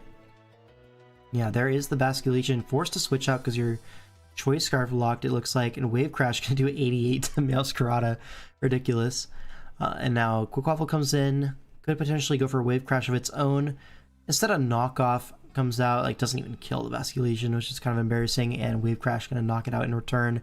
Yeah, well, Ethan with a pretty airtight end game there. As LowQP would say, Basculegion Thanos. Literally is Thanos. This is like multiple tours now where I'm just trying to convince my team to draft like a SV Basculegion with Terra, and they just don't want to do it. Maybe next time. But alas.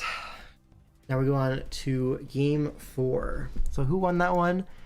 So this is 3-0 lead for Huge Power. Okay, wait. Why is II's team like 60 points tops? What's going on? There's a Yard on the bench and a Blastoise on the bench. So Yard, they've benched a few weeks in a row now in favor of this Flygon that they picked up at mids. We're bringing Flygon. Flygon Gaming? Is this like Flygon DPP? Gaming. What's going on? Yeah. I mean, I see the first 5 guys, and you could tell me it's a DPP game, and I believe you, right? But... Yeah, exactly what I think when I see Zeraora, Kartana. No, okay, smart ass. I was thinking, Nidoqueen, Gallade, Weavile, Heatran, Gengar, Flygon, Shades of Gen 4 OU. Uxie. Yeah. I get it. But okay, iPro been in a bit of a slump in the past year or two, to be honest. Whereas II is kind of hitting a new stride. He's been a top player for a long time, but truly dominant this season. Is it really new? I feel like this guy's always been good. Maybe not like he's been really good, but Giga dominant. Yeah, that's what I mean. Like he's been good, but this season it's another year for II. Currently 4-0 going into this game, so if iPro wants to break his losing streak, it's gonna be a tough one, right? But okay. Sure. Let's get into it. Flygon gonna be the lead of choice into Weavile. There's no triple axle here, so if this is like Sash, Flygon can just stay in. And you're gonna see a Swords Dance, aggressive play, calling the switch to Scrafty maybe, but instead we're gonna see a U-turn to Kartana. Ipro says it's probably Scarf Kartana, so I'm just gonna get my chip and go down. So yeah, now Gengar gonna be the response, but we have a Nidoking coming in. It is Assault Vest Nidoking.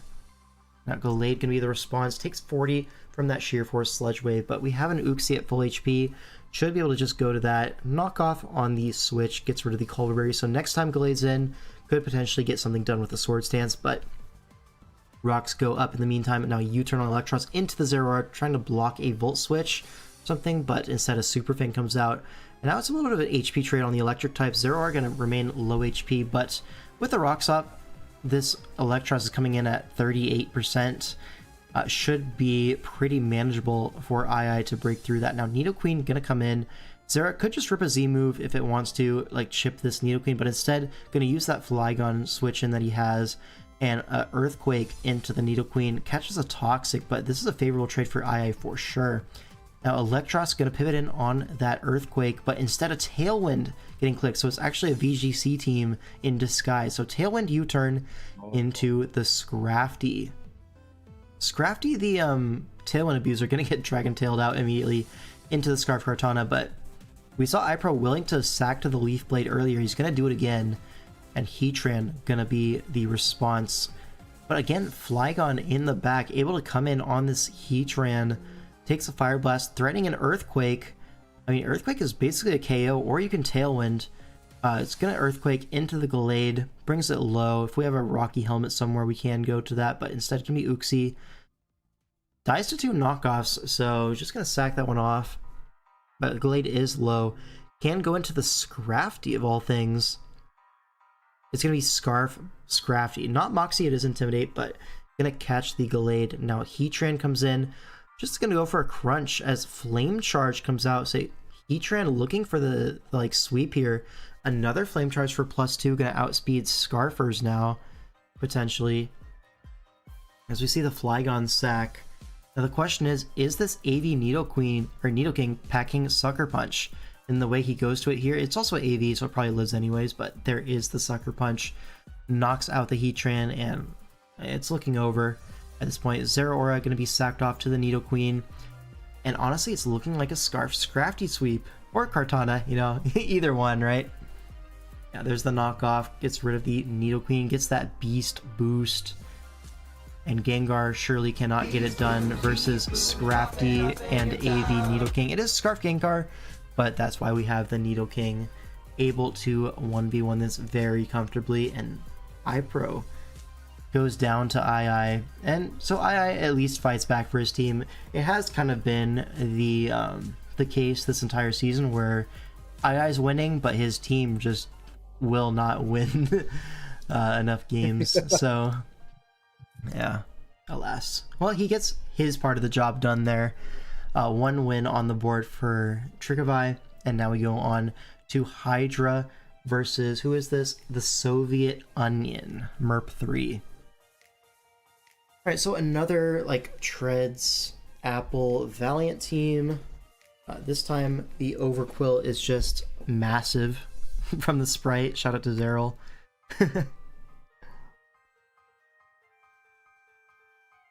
Alright, so here we see the double Fighting Core coming, I think for the first time. I don't think we saw the Infernape last week, but Infernape plus the Urshifu puts a lot of pressure on each other's counters, as well as frees up the Urshifu to not have to be the Scarf roll, which was a problem for this team pre-mids, right? You always saw Scarf Urshifu when really stuff like Choice Band or like Life Orb was just more effective, and that's going to be the case here, right?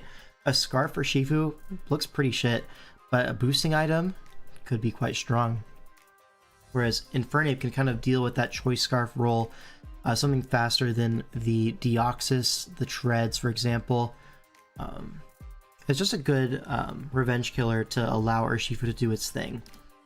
And now we have, let's see, Terra type. We have Poison on the Hydrapple, which is really good into the Urshifu, neutral typing into the rest of them, so pretty good there.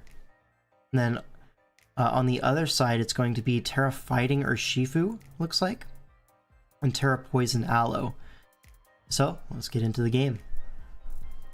Hydrapple going to lead off into the Zapdos, going to Terra immediately into that Poison type, catches an Eerie Impulse. So this Fickle Beam doing absolutely nothing. Zapdos immediately going to force out that Hydrapple. We just go for a Heat Wave. I would have loved to see like a U-turn there, but still gets some chip, knocks off the boots. And there is the Volt Switch, catches that. J-Ricky leaves it a little bit healthier, but now Urshifu comes in. Gonna go immediately for the Terra Fighting Close Combat. Says you're definitely switching here, so I'm gonna catch that switch. It's Rocky Helmet Valiant versus Life Orb Urshifu. Yeah, Life Orb plus Terra Fighting boost. Definitely a strong Pokemon So Valiant is able to force this out. We have a Zapdos to come in. Zapdos takes absolutely nothing. It really feels like a Moonblast could have been clicked there. There was no resist. But I get trying to knock off the AV on Aloe because that was the obvious switch in, but Zapdos going to work out there. Probably going to see a Roost here. Instead of Volt Switch, keeping up the offensive momentum, and now into Infernape on the Deoxys. This is going to be Scarf U-turn probably on the Overqwell. And now the Intimidate's already been used, so the Urshifu is coming in, and a CC is going to get ripped here. But it's instead going to be a Wicked Blow, and with the power of Life Orb, is able to 2-hit KO the Hydrapple. Although you have to imagine CC follow-up is going to be a pretty safe one. Okay, just goes for a Wicked Blow, not confident in CC killing, which makes sense. And now, Hydra makes some really nice reads, gets the Overqwell in with the Intimidate and the J-Ricky, gonna force out this Urshifu. Actually, not gonna force it out, it's actually a close combat, but with the Intimidate and the Rocky Helmet Life Orb, this Urshifu now is in range of the next recoil hit. So there's that Moonblast, forces it out, but the eject button into Infernape, could see a U-turn here. Goes for a Vacuum Wave, not going to be enough for the full para. And U-turns out into Zapdos. Now Tread's going to come in, threatening the Stone Edge. Instead going to get Rocks up, catches a Heat Wave for its troubles. Maybe expecting a switch to Aloe there, which is pretty reasonable, but Onion's going to stay in, catch a Stone Edge next turn. Now Aloe comes in, could potentially go for a Flip Turn, does go for the Flip Turn, gets the momentum in on the bundle. Could be threatening a Specs Pump here. Specs Ice Beam just as lethal, no resist to either one. Now Gallade gonna come in, and Aloe the response to the Sacred Sword. 42 should put it in range of Leaf Blade next turn, and so yeah, not really much of a response at all. Now Terrapago is gonna be forced to give up the shell in exchange for Chip on this Gallade. Goes for Rapid Spin, gets rid of the rocks, which is good for the bundle. And now Terra Starstorm reveals this is Assault Vest on the Gallade, but low-key that might be Specs Hydro Pump range. That's really hard to say. But Urshifu comes in to claim another KO. Goes for a Sucker Punch though, not confident we're faster. And here, the Recover trying to outplay the Sucker Punches, but Soviet Onion not going to mess around. Goes for the Wicked Blow, and now Hydrapple in. Goes for a close combat when could have gone for a Wicked Blow, would be stronger, but regardless, gets off some good chip. And now that's going to be in range of bundle. Can get a KO here. Looks like it's going to be the Hydro Pump. Misses that one, but as long as you connect the next one. We don't connect the next one. So Crunch going to bring this bundle low. Yeah, we do finally connect into the Overqwell, but now Hydrapple is going to come in. Hydro, it is going to live. Giga Drain, so the miss didn't really matter. It would have been in range no matter what. And now Infernape in. Can Infernape actually win this? Because, okay, you switch for the regen, but now Hydrapple comes in at 56. Can this Infernape get it done? The answer is going to be no, but Hydrapple, does it kill? It does kill with a Draco Meteor. So Hydra, very narrow endgame, but does get it done for his team. And that's actually Toe starting to fight back. 2 wins in a row, still down 3-2, but okay. Starting to fight back. Now it's Sablo versus Kyle. And Sablo has the Scovillain. Well, let me get the soundboard. We Scovillain! Nice. Alright, so Scovillain here. Honestly, a pretty okay matchup. You just have to worry about that Latias, and this Scovillain is Terra Dark. Alright, so Terra Dark going to be interesting as a way to try to break through the Latias, but most likely we're going to see the Terra go onto the Raging Bolt. Steel going to be selected there as like a Make It Rain resist, a Latias resist as well, because Latias could be like Mystical Fire or a T-Bolt to get through Corv, so having a backup Steel does seem pretty useful. But okay, on the other side, Terra type is going to be Goldango with Fairy. Alright. And the Ogerpon is also able to be Terra'd if you want to. Alright, look at this game. Weavile going to lead off into the Darkrai. Weavile trying to counter lead the Ogerpon Cornerstone, Triple Axle through the Sturdy, but Darkrai, I mean, this is like, it can go both ways, right? You could have Focus Blast, you could have like Banded Triple Axle, both of them going to do big damage here. Weavile going to switch out into Raging Bolt and catch a T-Wave. Okay, so well played there. It's actually Scarf Draco, so going to get some big chip on this bulky Darkrai. Knock off the Choice Scarf, though. And now you just go safely to the Ting Lu, try to establish a layer. Goes for Volt Switch. That felt a little bit ambitious. The Ting Lu is always going to come in there. So Corviknight probably...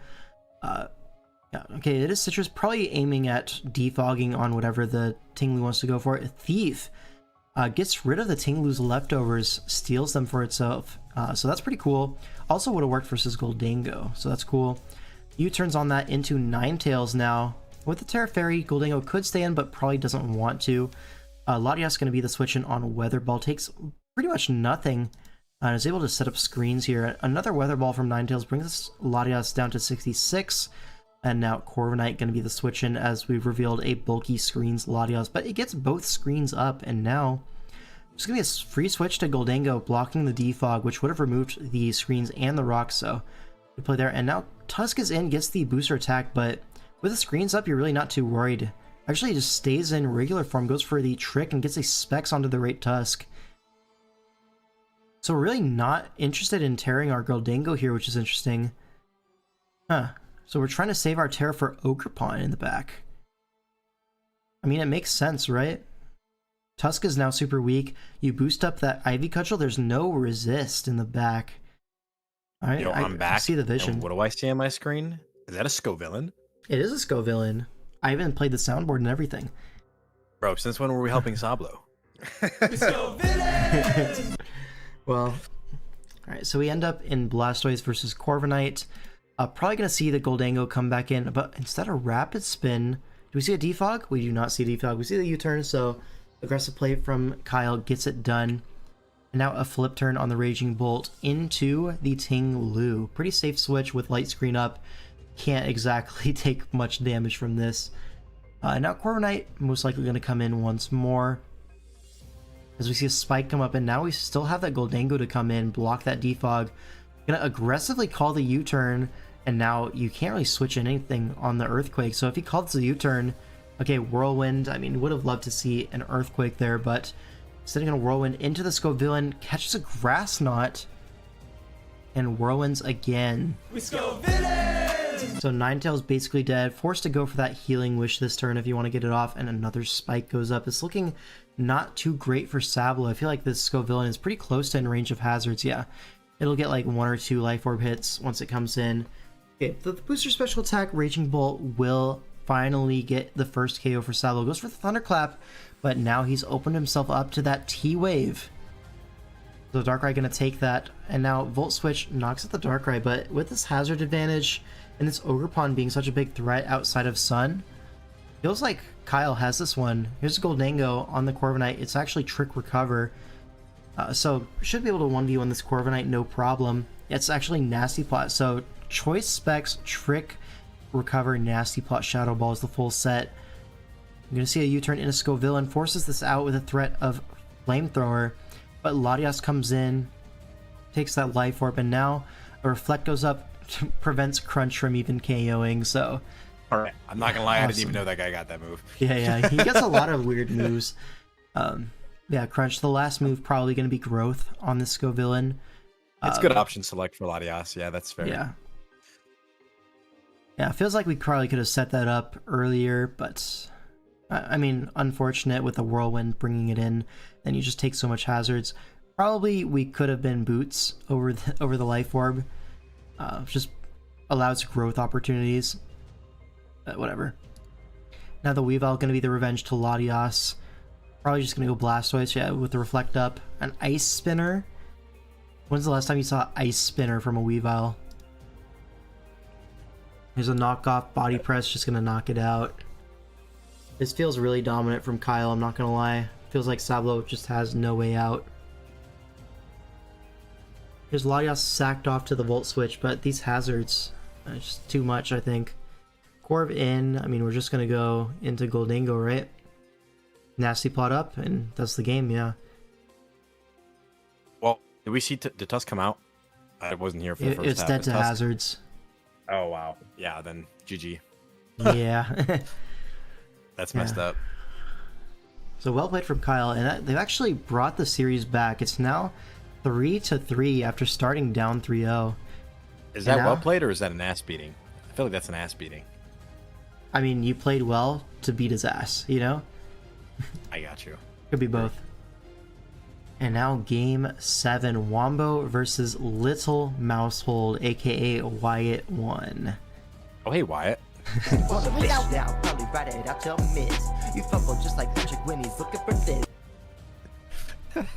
Does Wyatt have a mic for his game? This is the big question. Oh, hey, Wyatt. I'm gonna guess not. Alright, so Wyatt unfortunately will not unmute from the call. This is so sad. But okay. Can I just say, why didn't we bring Thanos Supreme? This is so sad. We should have brought Thanos Supreme. Literally should have brought Thanos Supreme. So basically, I was like, yo, he's not bringing Tentacruel. And look what happened. No Tentacruel to be seen. So Thanos Supreme, aka Volcanion. He brought Volcanion, but not the Thanos set. Yeah. We were this close to greatness. Yeah. Wow. Damn. Oko, Yep. Oko. Man. Actually just kills the entire roster after rocks. But okay. Literally. Shout out to his team, convincing him not to bring Thanos Supreme. You have to imagine this is why Triggervi is so down in the standings, right? What Skyhorse Prep does to a motherfucker. Literally. But okay, the Wyatt versus Wombo. I don't know why we just decided to bully Triggervi like that. Okay. Well, I have an idea why. Yeah. Foreshadowing, yeah. So it's Skyhorse's fault for not helping his teammate in prep, is what you're saying, Wyatt. I get it.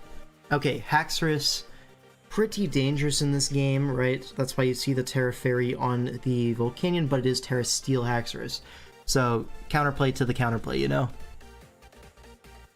Other Terra type is going to be... Okay, Flying on the Torn, Water on the Goldango. Feels pretty standard. Water into this kind of bulky team does make a lot of sense. You get that Terra Blast coverage into Ting-Lu, as well as just solid defensive typing, especially into that Volcanion. Especially since we are benching that Tentacruel, right? But okay, let's get into the game. Base of the Jirachi going to lead off into the Haxorus as we just go immediately for the Icy Wind. Many such cases for Wyatt, the lead Icy Wind tech. This is actually a Covert Cloak Haxorus, right? Or there's like one other item that also does this, but prevents the Icy Wind drop. A Clear Amulet would be the one, yeah. But they don't have an Intimidator, so my thought is probably Covert Cloak, just because it would guard against Steam Eruption Burn, maybe. Yeah, or that like makes sense. Chain. Yeah. Yeah. But either way, this Jirachi gonna outspeed 2-hit KO quite easily with the Icy Wind. You don't have a switch into Icy Wind, so Haxorus aka Thanos has gone down turn 2. Deoxys comes in for the revenge, but bang. Now U-turn, the Torn-T, gonna reveal Scarf here. U-turns on the Deoxys as Misto Beam gets clicked. So baits out the Misto into the Ting-Lu. This is pretty good. Now Ice Beam, gonna bring this low, but the J-Reiki gonna heal it back up and payback, knocks out the Deoxys. So favorable trades for Wyatt so far. Valiant comes in, gets the booster speed, goes for close combat, doesn't kill. Is this heavy slam on the Ting-Lu? Would be pretty big here, but alas, it's only Earthquake. Still, good trade on the Iron Valiant. I can't lie, not going to Torn. Low-key SL, no? Yeah. I feel like booster speed, no move Bokos. I guess you gotta worry about a stray Thunder Wave, perhaps, but are you really gonna Thunder Wave in front of a Ting-Lu? It's kind of iffy, you know what I mean? My Scarf Torn is slower than Speed Booster Valiant. What? That can't be correct, right? That, surely you're lying, like, right? legally, that's not allowed. Then what the hell is the point of running Scarf Torn? I'm so confused. Shout out to Trickevi. I'm not lying. I wish you were.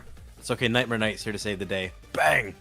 E-Speed into Mandibuzz, so max defense versus like Modest Dragonite or something. Like that's embarrassing damage. Oh, hey, low IQ. Yeah, foul play here. But Knockoff gets rid of the Sitchwisp AoE. As a U-turn comes out, slow momentum into Gliscor. Threatening an Earthquake or just hazards up, I guess. Yeah, there's the rocks.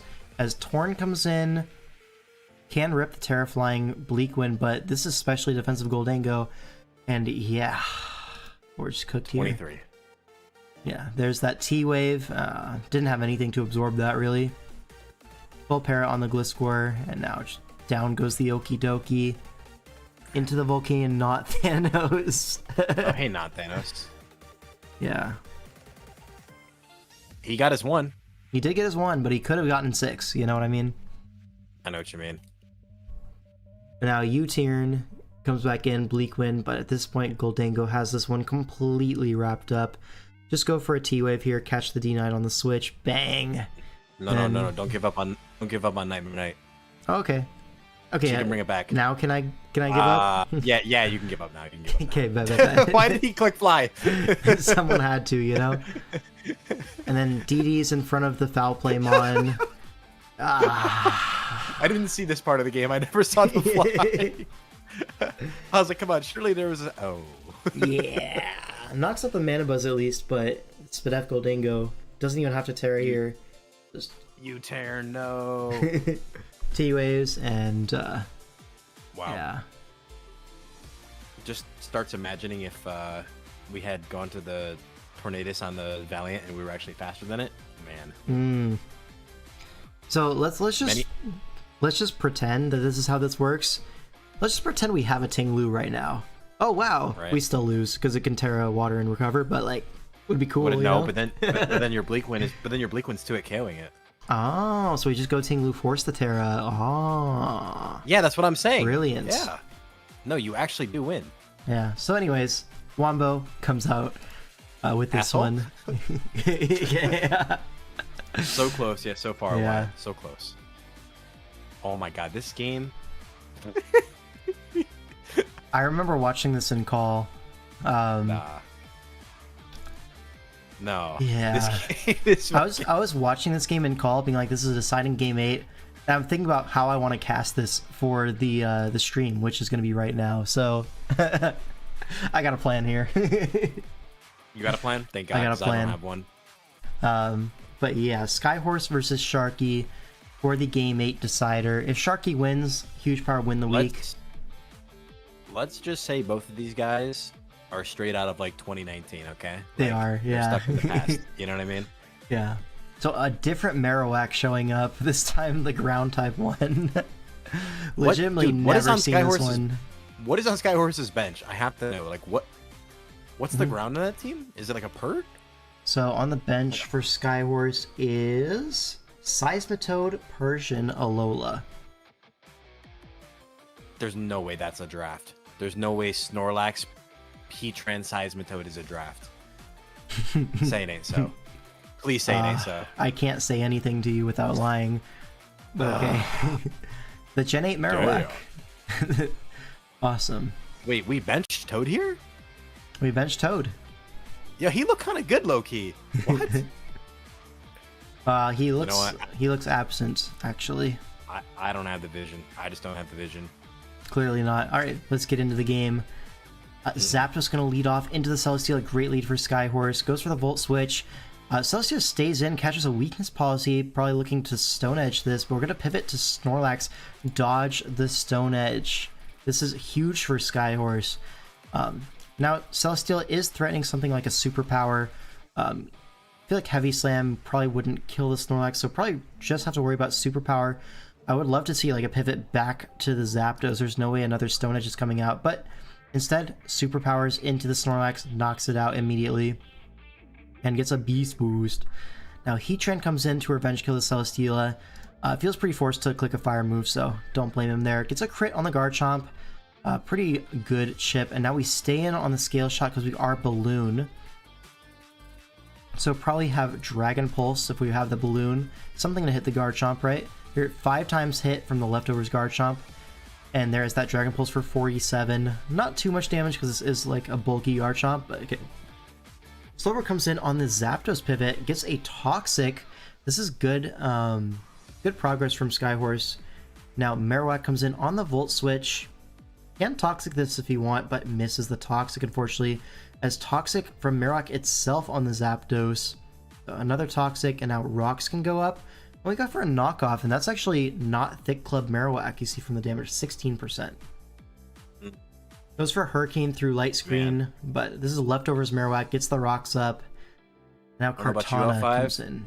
I love when my best Pokemon is knocked off and Toxic to end at 50% and Rocks are up. Yeah. Not good, right?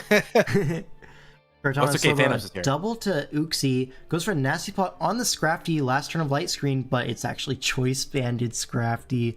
Knocks out the Uxie from full after Rocks. Gets rid of the Life Orb. So the plan there, obviously, was to Nasty Plot up and then Draining Kiss all this HP back.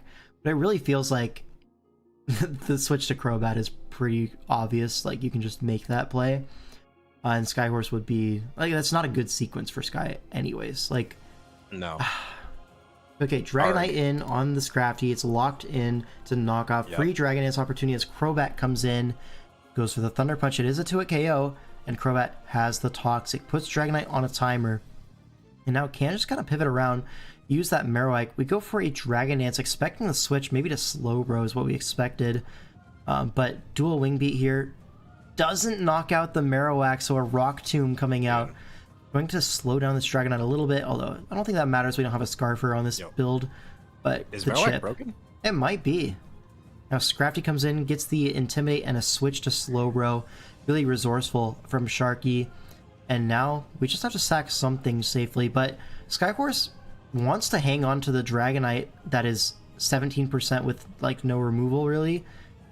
I guess this boots right, but surely just ripping an attack there would be better. No, I mean, I get it, because, like, from Sharky's end, like, you just sack the Celesteela, and then Dragonite's dead. So in this case here, it's like Skyhorse is being one step ahead, and he's preserving a sack as well. Which I get, right? You need an extra body so you can, like, sack and reset Toxic turns on Zapdos so that it can maybe try to win in the endgame. I guess, yeah. That's definitely what's happening here. All right. It is a good heads-up play, but the problem is that, like, well... we already see the problem. So Heatran in, goes for Magma, almost kills the Garchomp, but not quite. So if we have Protect here, we just kill Chomp. Yeah, here's that Dragonite sack.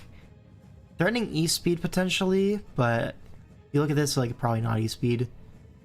Yeah, it is an E-Speed, but Sharky scouts it anyways, and Dragonite goes down for some chip on Steela.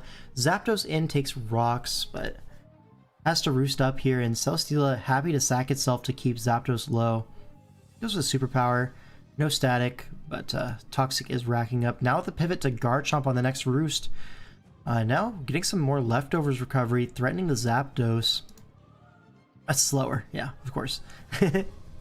So Zapdos gets out of that one alive.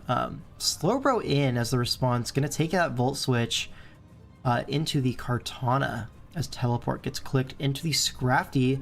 Now here, I just want to take a moment to look at Heatran, and then look at Sharky's team. Can we do that real quick for me? So Scrafty's the only thing that really can handle it, right? Slowbro gets like Fire Move into Dark Pulsed.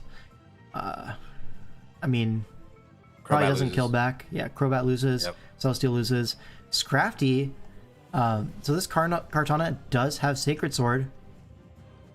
Could we just put this in range of Heatran, maybe? Maybe like a Fire Blast, perhaps, maybe? perchance? Yeah. Maybe just a little... No, I see the vision. I see the vision. No, we're gonna defog.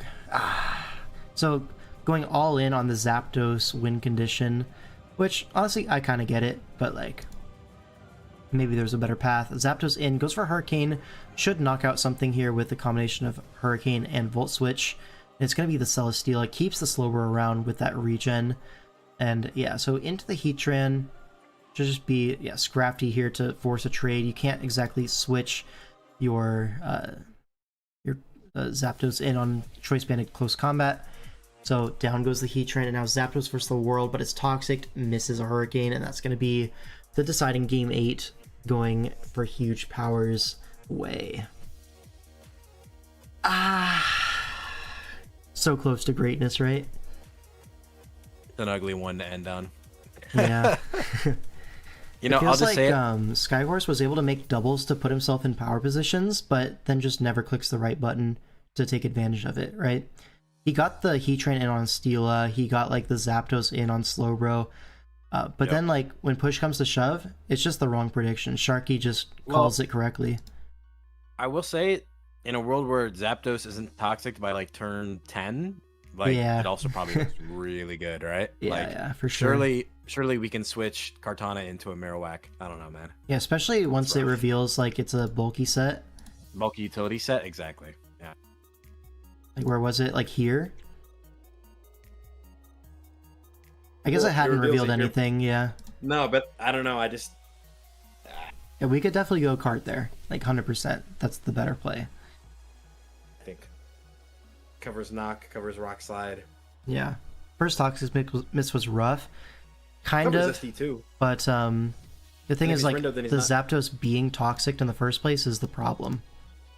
Yeah, and so this thing not toxic literally kills everything. Yeah, like it can't lose. Yep. But okay, that's gonna be it. That's all the games, and yeah, thanks for joining me. Oh my god, my dick doesn't get hard. Oh my god, my dick is hard. Yep, the duality of man, right? Thanks for tuning in, guys. Pleasure as always to join you, L5. We will see you guys next week. Yeah. It's your dunk. Ooh, your dunk, F tier. The fuck? Anything interesting in next week coming up? Let's see, we got Brian versus Gypsy, two players doing quite well this season. Pyro versus Bobbert, Addy versus 100p. Okay, this Guardians versus Judgment Day series is looking kind of tough. Void versus Manu also. Looking forward to that. Dodgers versus Huge Power. Hunter versus Helm, that's going to be a good one. Are you still live? Yeah. Just taking a preview at the end. I've done this the past few weeks. iPro Count Riario. Yo, that's going to be like career ending if iPro loses that. Because he's lost so much, and then you're going to really get beat by the guy coming out after like a 4-year break. That's tough. Money just took down Rye. Can he take down Josh? Keep it going. Some questions here. And then Toe versus Big Dogs. What are we looking at here? OG Albina entering the lineup for the first time in a few weeks. I think since pre-mids, right? And yeah, we got Wyatt versus Hava. Shout out. But this matchup is really good for Wyatt, I think. I looked at it a little bit earlier. Like, if he loses, he's probably like, I don't know, a stupid idiot. It's your dunk. Ooh, your dunk, F tier. It's maybe not that extreme, but like, I think Wyatt should win this one, all things equal. Kyle versus Lack should be good. Nim Hydra, the two up-and-comers in Swish, I think. That'll be a good one. Alright. That's it for like the preview. The other thing to preview, guys, stay tuned for the Chicken Nugget Challenge. It's gonna be great. We're gonna be so awesome. Alright. That's it for me, and thanks for watching, and I'll see you guys in the next one. Peace.